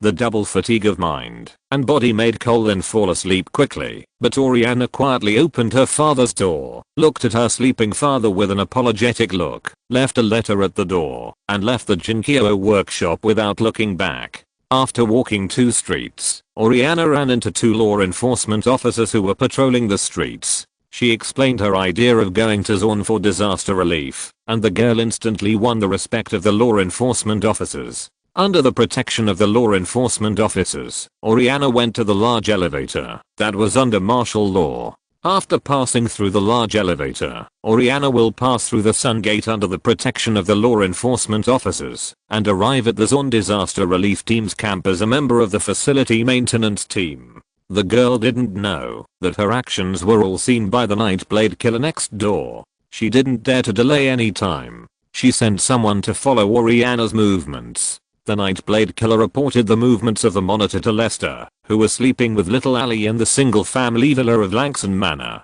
Hearing that Oriana still saved herself from danger for the sake of her ancestors, Lester was silent. He liked Oriana's kindness and integrity, respected Oriana's dedication, but could not agree with Oriana's indifference to her own safety. Oriana would become what she is today, which is inseparable from Colin, the father who doted on his daughter. For Lester himself, he would never train Allie to be a selfless silly girl like Oriana. When the light of the magic crystal faded, Lester exhaled lightly, pinched Allie's little nose and pulled it, waking up Allie. "Dad?" Wearing cute pajamas, Allie rubbed her eyes sleepily and looked at Lester. "Dad needs to go out for something. When Dad is not at home, you have to listen to Sister Camille and get along well with Sister Caitlin of the Gilliman family at school tomorrow, okay?" Dad, I know so good with Camille taking care of Eri. Lester naturally would not worry about Eri's safety. Now Camille has passed the final trial of the Night's Edge and defeated all competitors including Duke Ecord with absolute strength and impressive achievements, becoming the true chief assassin of the Night's Edge. No one can match the fact that she and Jax cracked the secrets of the ancient elves of Navasc. Once the analysis of Navasc's giant magic circle is completed, the army of the Narxan Empire will be able to wipe out the ancient elves and the sect of the spirits of nature in one fell swoop, and take control of the underground world of Ionia. Camille now does not rely on the Hextech power heart to maintain her strength and life. Through the analysis of the life of the magic crystal family, the Emerald Lord has mastered the complete process of Hextech source crystal magic crystal to empower the human body. As long as you can endure the pain of magic crystal transformation, you can make mortals reborn and become extraordinary people who are not inferior to mages. Today's Camille can be said to have evolved into a high-level magic crystal family. As long as the crystal magic core in her body is not destroyed, Camille can maintain an immortal state to prolong her life. It's a pity that the magic crystal transformation surgery was invented too late. The reminiscence in his eyes was fleeting, and he gently stroked Eri's back. When Eri fell asleep again in sleepiness, Lester got out of bed, put on his clothes, and left the mansion. If you're listening to this novel on a channel other than Fanfic World, it means they downloaded and uploaded it without effort. We cordially invite you to visit our channel, Mundo Fanfic Novelos. There you'll find the original version of this story and you can explore many other novels of various genres. We're waiting for you to immerse yourself in a world of incredible novels. Chapter 749. It's time to show off. Miss Oriana, I heard from Law Enforcement Officer Grayson that you know something about mechanical maintenance and equipment inspection, right? Mr. Sheriff, it may be difficult to do things that are too complicated. Don't worry, just do what you can. The thing is, after investigation, at least 5 all-chemical waste gas pipelines in the surface area and the sewer area were damaged due to explosions, and the industrial area, where the poisonous gas leaked, is in chaos, and the order has not yet stabilized. I have arranged enough professional personnel to deal with these 2 aspects, but some places in the sewer area of Zorn are still filled with poisonous gas. There are law enforcement officers to maintain order, and there will be no danger as long as you wear a breathing mask. But I need some workers with mechanical knowledge to repair and install the air filtration devices that have been transported there. Miss Oriana, are you willing to join them? Oriana lowered her head, recalling her impression of the sewer area. The gutter is located at the bottom of Zorn. It is also the poorest, most complex and most dangerous place in the underground city of Zorn. Of course, this danger is for the Piltover people who break in without permission. After all, the Zorn people are more shrewd than each other, and it is difficult for the Zorn people to deceive the Zorn people. Unlike the prosperous and orderly Black Alley, the gutter is a place where law enforcement officers are reluctant to come. The order in the gutter has always been maintained by the Zorn gangs, and the protection of life and property safety is in name only. Oriana can no longer remember how many Piltover people have disappeared in the gutter. Even the most elite law enforcement officers have no way to deal with this. They can only persuade Piltover people to stay away from the Zorn gutter to avoid disappearing without a trace. She originally wanted to join the team to support Black Alley and inquire about the news of her good friend Luxon, but now it seems difficult to achieve. When Oriana was a little hesitant, she knew how many young people in Piltover had taken the initiative to stand up and become volunteers. Deputy Sheriff Morrison, who was responsible for dispatching Zon supporters, said seriously, "Miss Oriana, please raise your head with pride. You have every reason to refuse this matter, and you don't need to feel any psychological pressure. The fact that you can come here alone proves that you are a kind and brave girl. You don't need to feel ashamed of this. Child, you are still too young and have a good life to enjoy. Now I think it was presumptuous of me. I really shouldn't let you take such a risk. Listen to me, there are a lot of jobs to do in the camp. The breathing masks transported overnight need to be debugged and installed with filters. This is also a huge project. Staying here can also help the people of Zorn." With Morrison's comfort, Oriana made up her mind. She was indeed young, the world was so big, and she also dreamed of going to other places outside of Piltover to learn various dances similar to ballet and dance to her heart's content. But Zon also had children, and these children younger than her were suffering from the deadly threat of poison gas. With one more of her in the support team, the air filtration device can play a role faster, and perhaps more young people can be saved. In terms of the weight of life, she is no different from the children of Zorn. "Mr. Sheriff, I'll go." Morrison was not surprised that the girl would struggle with her choice, but the girl's final decision touched Morrison. "In that case, Miss Oriana, go find law enforcer Grayson and tell her your decision." Zon, in the ditch area filled with light green poisonous gas, teams of Piltover law enforcement officers armed with live ammunition were fully armed, and their faces under the metal breathing masks were full of murderous intent. Under the leadership of the law enforcement sheriff, dozens of law enforcement officers loaded their guns and forced their way into the shops and houses on both sides of the narrow street. They occupied the commanding heights with groups as the basic unit and formed a preliminary firepower encirclement. The remaining law enforcement officers stood in 2 rows in the middle of the street, aiming the crotches of their Mauser rifles at the armed thugs who were taking advantage of the fire to rob. At the end of the street, a dozen armed thugs who had not had time to escape turned around and ran away, but they were reluctant to put down their weapons and the spoils from their compatriots. "Put down your weapons. Put your hands up, hold your head and squat. I can guarantee your safety." The voice under the breathing mask was dull and indifferent. Under the stern warning of the captain of the law enforcement officers, the thugs were unwavering in their plan of escape. The Zorn people who dared to attack their compatriots in the ditch area had lost their way back. Once caught, there was no need for the high-ranking Piltover people to judge them. The Zorn gangs would tear them into pieces and feed them to dogs. The thugs did not expect that the Piltovers would suppress Zorn so quickly and resolutely. Piltover Zorn was so big that there was no place for them in an instant. The third warning is invalid. The enemy refuses to surrender, and forced suppression is allowed. You can open fire freely when you encounter a threat. Repeat. You can open fire freely when you encounter a threat. Faced with this unprecedented riot and disaster in Zorn, the Piltover Council gave the law enforcement officers the highest level of law enforcement freedom, and the law enforcement officers gained the power to suppress violence with violence in a place where violence is rampant. After the order was given, the gun formation formed by the law enforcement officers began to advance, using the butts of their guns and sticks to gradually compress the rioters' space for activities. The law had lost its meaning, and the key to the survival of the rioters was entrusted to the hands of the law enforcement officers. Soon, the first gunshot sounded from the muzzle of the law enforcement officer's gun, and the bullet tore through the flesh and blood chest, escalating the conflict. The bullets that followed burned out the last bit of sanity of the rioters. Brothers, fight with these damned leather men. Hot oil bottles, mechanical crossbows, homemade muskets and homemade explosives became the weapons of the rioters' resistance. The law enforcement officers soon suffered casualties, and the bullets from the muzzles of the guns became even more reckless.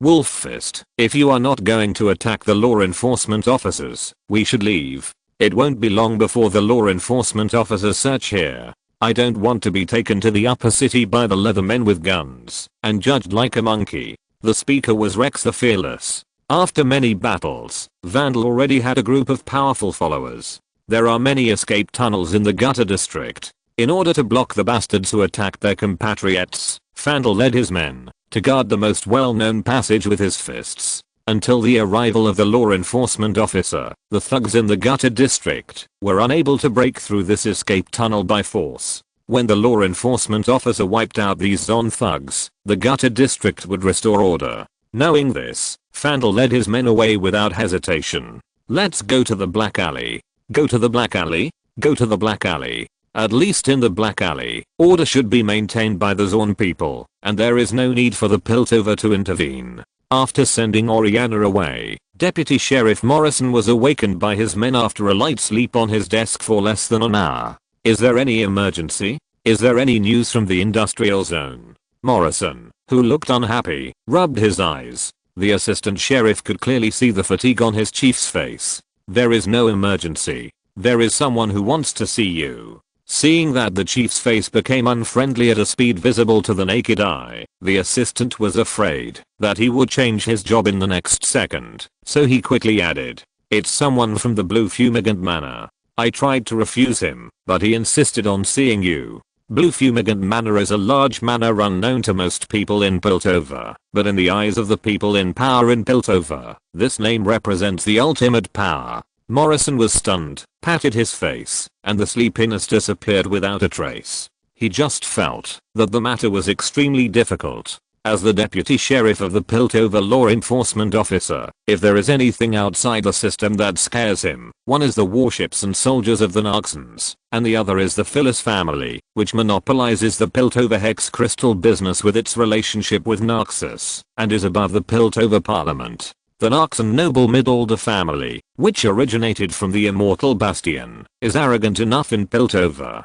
Even the Midalder family, which is good at dancing with long sleeves, and has connections with more than half of the councillors, will retreat and take the initiative to show goodwill when facing matters related to the Phyllis family. The political meaning revealed is enough to show that the status of the Phyllis family in the Narxon Empire may be higher than that of the old noble Midalder family. Therefore, most people in power in Piltover have a perception that messing with the Blue Smoked Manor is equivalent to messing with the overbearing Narxus Empire. Especially now that the northern continent is occupied by the Narxus Empire, the status of the Ferris family is even more unshakable. Otherwise, even the Ferris family spies cannot completely protect the Hex Crystal business. Now that the Ferris family is secluded behind the scenes and has enough power to influence most of the Piltover factories, why did they send people to Zorn, a deserted place, just to find him? There are no capital parties that are popular in this ghost place.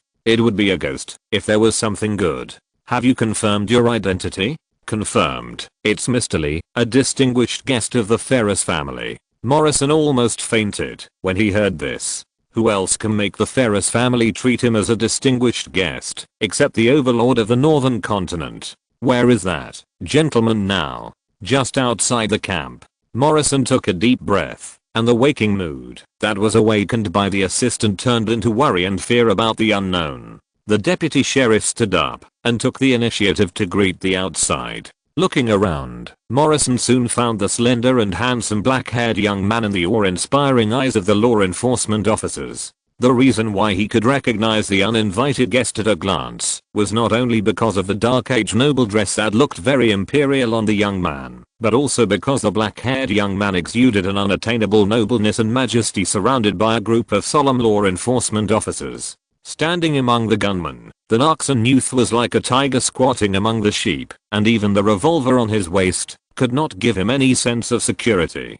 In fact, if Morrison knew that the revolver he loved so much was the representative work of postmodern hot weapons brought by the young man, he would probably understand the reason for his panic. When it comes to playing with guns, the man in front of him is the ancestor of all shooters in Runeland. Waving his hand, Morrison drove away the anxious law enforcement officers and brought the young man to the room of the station, closed the door, and his solemn face became more flattering. "Hello, sir. I'm Deputy Sheriff Morrison of Piltover Law Enforcement, responsible for Zon assistance. May I know your name?" "Mr. Morrison, there is no need to be so restrained. My last name is Lee. You can just call me Mr. Lee."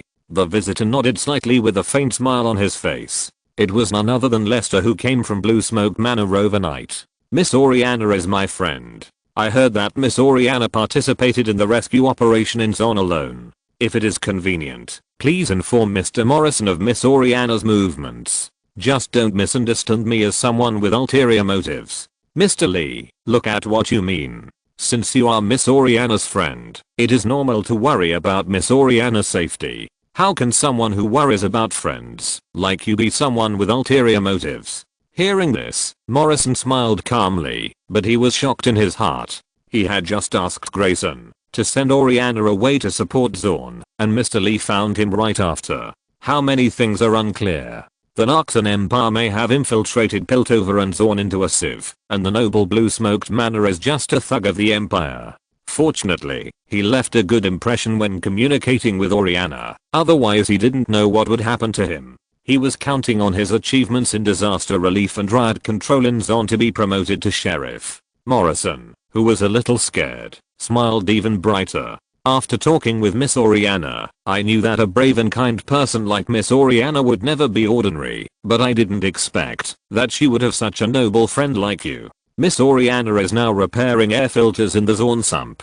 Before I send someone to guide you, please allow me to say that your dress is likely to cause offense to Zorn's lawbreakers. How about changing into another one? I happen to have a new law enforcement officer's uniform that fits your body shape. Going to the Zorn sump as a law enforcement officer will not easily cause riots and bring you unnecessary trouble. Of course, I will keep your current clothes properly. I promise you with my life that there will be no trouble. Hearing this, Lester smiled and shook his head. Thank you for your kindness, Mr. Morrison. I won't bother you with this matter. Okay, in that case. Yes. Come in. Yes. Chief Morrison. Please give the order. The assistant sheriff who had been waiting outside the door was startled, knocked on the door in a pretentious manner, and strode into the room at attention. Take a few brothers with good skills to safely send Mr. Lee to the ditch area to meet up with Grayson. Obey Mr. Lee's instructions throughout the process. Remember, Mr. Lee must not be allowed to suffer any harm or offense. I grant you the highest level of law enforcement power. Anyone who offends Mr. Lee is the most heinous gangster. In order to protect Mr. Lee, I allow you to shoot and kill the enemy directly. Any enemy. Do you understand? Understood. I will defend Mr. Lee's safety with my life. Then I would like to thank Sheriff Morrison for his support. Chapter 750 Narxan Etiquette. When Oriana arrived at the trench area, there were rubble and debris left by the explosion everywhere. There were as many bullet holes and bloodstains on the ground after the battle. The girl could even see some bodies that died in a very miserable state in the ruins. Oriana felt a little sick when she thought that perhaps not long ago, these cold and stiff bodies were still living people who could talk and laugh. As her father said, Zorn is dangerous, not only because of the leaked poison gas. Sensing Oriana's panic, Enforcer Grayson nodded to his colleagues, came to the girl and stood still, staring at the body with a bullet piercing the skull. The enforcer's voice was low and magnetic. Miss Oriana, this is a Zorn feature that is rarely seen in Piltover. Looking at all this, what do you think? Officer Grayson, I don't know. Oriana's eyes under the mask were a little hesitant. I heard that Zorn is also under the jurisdiction of the law enforcer. I just think that according to the laws made by the parliament, these Zorn people should at least be tried first, instead of dying here inexplicably, right? Blindly believing in the laws made by the parliament and treating them as the truth. Every Piltover person has been educated from childhood to adulthood. Managers always need people who have lost their blood so that they can milk and draw blood from the docile lambs. As a member of the Rule Guardians, Grayson knows that unconditional compliance with the rules is not a good thing, and sometimes it will lead to bad consequences. After all, the world has never been in the hands of elegant etiquette and sincere truth. Only by advocating glory and violence like the Narxans can you have an enterprising spirit and not be bullied by others. So Grayson never looked down on Zorn like most of her colleagues. She always felt that the blood lost by the Piltover people flowed into the bodies of the Zorn people. If one day Narxus no longer draws the blood of Piltover through semi-colonial means, it is more likely that the Zorn people will stand up and choose to resist, rather than the Piltover people who have been tamed by the stronger. There is no doubt that the discomfort shown by the kind and innocent Oriana at this moment is in line with the expected behavior of most young people in Piltover when they see a dead body for the first time. Grayson actually doesn't like to tell young people who are not well versed in the world about the dark side of the world. To be precise, she hates this meaningless behavior that makes people think she has ulterior motives, but sometimes she also feels that she can help some young people who really love these two cities by saying a few more words. Piltover and Zon should not be black or white, but should integrate into each other. The people of Piltover need to adapt to the darkness of Zon, and the people of Zon can also enjoy the light of Piltover. By breaking away from each other's contradictions and focusing on the world farther away, the two cities will burst into a brighter glory. If she can see this in her lifetime, she will not wear this law enforcement officer's uniform in vain. The law does not always play its due role. From the first day I picked up a rifle, I understood that the law enforcement officer's uniform I wore was of great significance. It not only gives me the power to pick up a rifle to defend the people, but also gives me the power to inflict violence on the weaker ones. How to exercise my rights is entirely up to me. Parliament can decide whether I'm qualified to bear arms, but it cannot control my thoughts at all times. In places where Parliament and law enforcement agencies cannot see, the bullet in the gun chamber can easily take someone's life. So every time my finger touches the trigger, I hesitate whether to shoot the bullet or not. Is the person killed by the bullet unforgivable? The thing I can't tolerate the most is taking the life of an innocent person. As long as there is half a chance to end the dispute with words, I will not choose to shoot. At this point, Grayson pointed to the miserable corpse. When Zon suffered a disaster, these thugs chose to attack their compatriots. They became locusts for wealth, but they sucked the blood of the Zon people. To be honest, if they laid down their weapons and chose to surrender and calmly accepted their mistakes, I might look up to them. Oriana looked at Grayson in surprise, whose voice was calm. She had always thought that she was a gentle law enforcement officer, but now, this lady showed an aura that was even colder than the winter. The two completely different temperaments were perfectly blended in her slightly burly body, which made Oriana instinctively feel that this was not a lie. For these bastards, judgment is more terrible than death, because judgment brings them shame without covering up. The most fearful thing for a person who likes to do evil is to expose his evil deeds to the sun and be looked at with hatred by others. Since they have done these things, whether it is Piltover or Zon, there is no place for these people to stay, so they would rather raise their weapons and die here happily under the warning of the law enforcement team, and put an end to it all. At this point, Grayson smiled and said half jokingly, if these people are still alive, they may pay more attention to your movements than the law enforcement team. Girl, when you are considering the situation for these bad guys, you should be more grateful that you can stand here safely and do what you want to do now. I understand. Sorry. Oriana finally lowered her head embarrassedly, and Grayson patted the girl's shoulder. Go ahead. We have our work, and you have yours. The living must always serve the living. No matter what you do, you must at least live up to your conscience. As expected, the overly luxurious clothes on his body were out of tune with the underground city. If you have to use a metaphor to describe it, perhaps in the eyes of most Zon people, he was a peacock that spread its tail in a tiger cage at an inappropriate time. Protected by the law enforcer, Lester, wearing a mask, was observing the sight of every passerby and interpreting the emotions of the Zon people towards Narxus. He saw many fears, but more were eager to try, and this offensive look he could not see in the eyes of the Piltover people. Whether it is unruly or arrogant, Zon has its own characteristics after all. At least it dares to show its disdain to the high-ranking Narxans. In a sense, this is also a courage worthy of admiration. If the useless dregs can be filtered out, the tough guys in the army can be picked out from this big black and green dievat.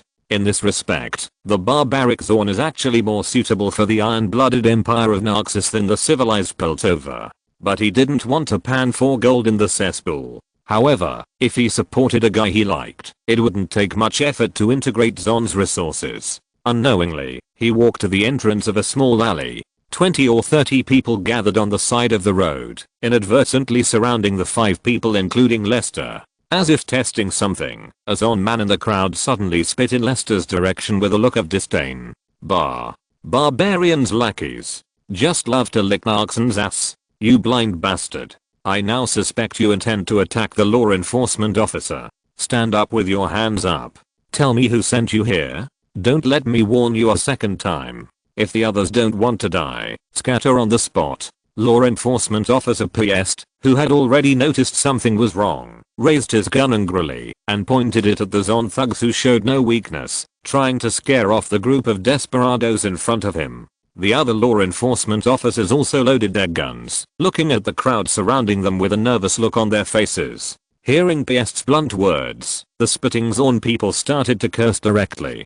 Fuck you. Brothers, these dogs in leather say they are here to help us Zon people, but they are actually here with their masters to show off their power in our territory. What's the matter? Are you not satisfied with just letting the leather guys serve as your dogs? Do you want to turn Zon into your dog farm? I tell you, since you are here, no one can leave without making things clear. As soon as the voice fell, the Zon people took out a variety of weapons from behind, among which the most lethal were the iron sand earth cannon and the small crossbow. Although the weapons of the law enforcers were good, they could not beat four hands with two fists, and they would not benefit at all once the war started. This was a sudden attack, and a group of desperate people were gathered to keep the Narcs and nobles who looked very valuable. It was no longer bold and reckless, and the benefits they wanted to seek were definitely greater than the sum of all the lives present. Lester actually wanted to know what these Zon thugs would think if they knew that they were robbing the Emperor of the Narcan Empire.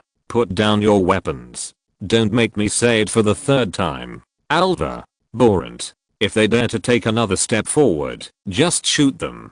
Yes. Feeling the pressure of survival, Piest warned again, but it was a bit fierce on the outside, but weak on the inside. However, the Mauser rifle in his hand still slightly suppressed the momentum of the Zon desperados, causing the crowd that was slowly surrounding the five people to pause slightly. Just when they were in a dilemma, Lester patted Piest on the shoulder and walked out from the protection of the four law enforcement officers. Mr. Lee, you stay behind me. When they can get within 10 meters of me safely. Mr. Piest, your job has failed. Since you can't protect me, what's the point of me hiding behind you? Or do you think I will let you decide my life and death and whereabouts? Mr. Lee, remember, if you encounter this kind of situation in the future, if you just want to scare the other party away, just shoot into the sky early to seek support. This will also make sense to delay time, instead of threatening with words.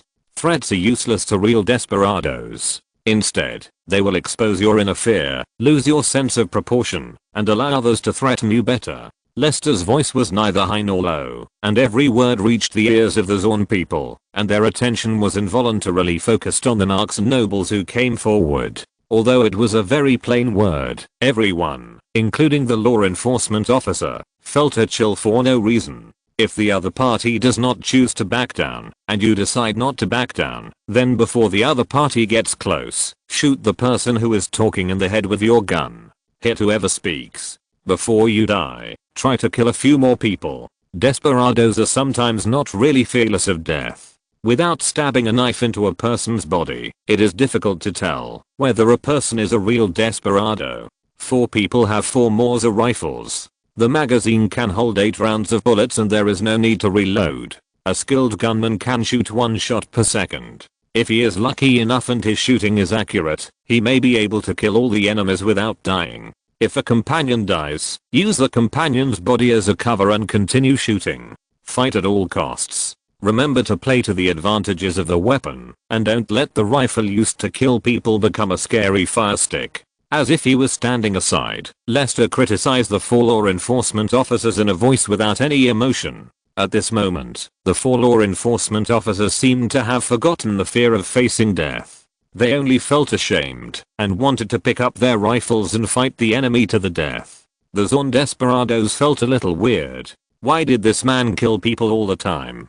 Didn't he know who was the boss here? He acted as if he was the boss now. So, put down your guns. Your job of protecting me is over. After saying that, Lester ignored the 4 confused law enforcement officers behind him and walked towards the Zon desperados alone. At this time, another masked man hiding behind the crowd laughed. It seems that this Narcan noble who likes to bluff is ready to go with us. It seems that the Imperials are still very discerning. If you can be obedient, you may not have to suffer any hardship. We are only after money. Lester smiled and did not respond to the dead man's words. He was even more disdainful to personally investigate who planned this daring kidnapping. Leaving aside the environmental pollution, I personally like the atmosphere of Zaun. The dim light always gives people a warm and hospitable feeling. Since you have greeted me in the way of the Zaun people, I should also treat you with courtesy and greet you in the way of the Narxans, so that others will not think that the Narxans are impolite.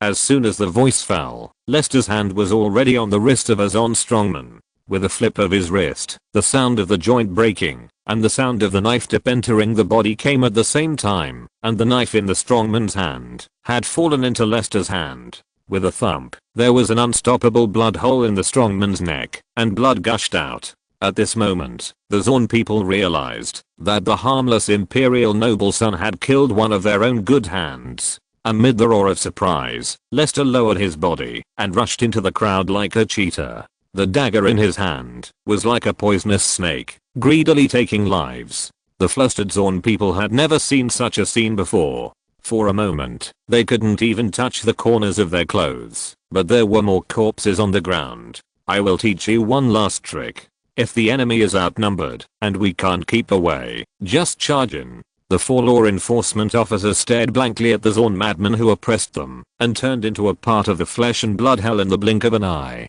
The rifles in their hands fell to the ground without knowing it, as if there was only that devil-like figure in this world, ruthlessly harvesting the lives of mortals. Then they understood why those high-ranking congressmen were really willing to be dogs for the Empire. End of this chapter. Thank you very much for reaching the end. Don't forget to like. Looking for more exclusive content and immediate access? Subscribe to our Patreon. Remember, every like, subscription, or donation encourages us to continue. Thanks to everyone. See you in the next video.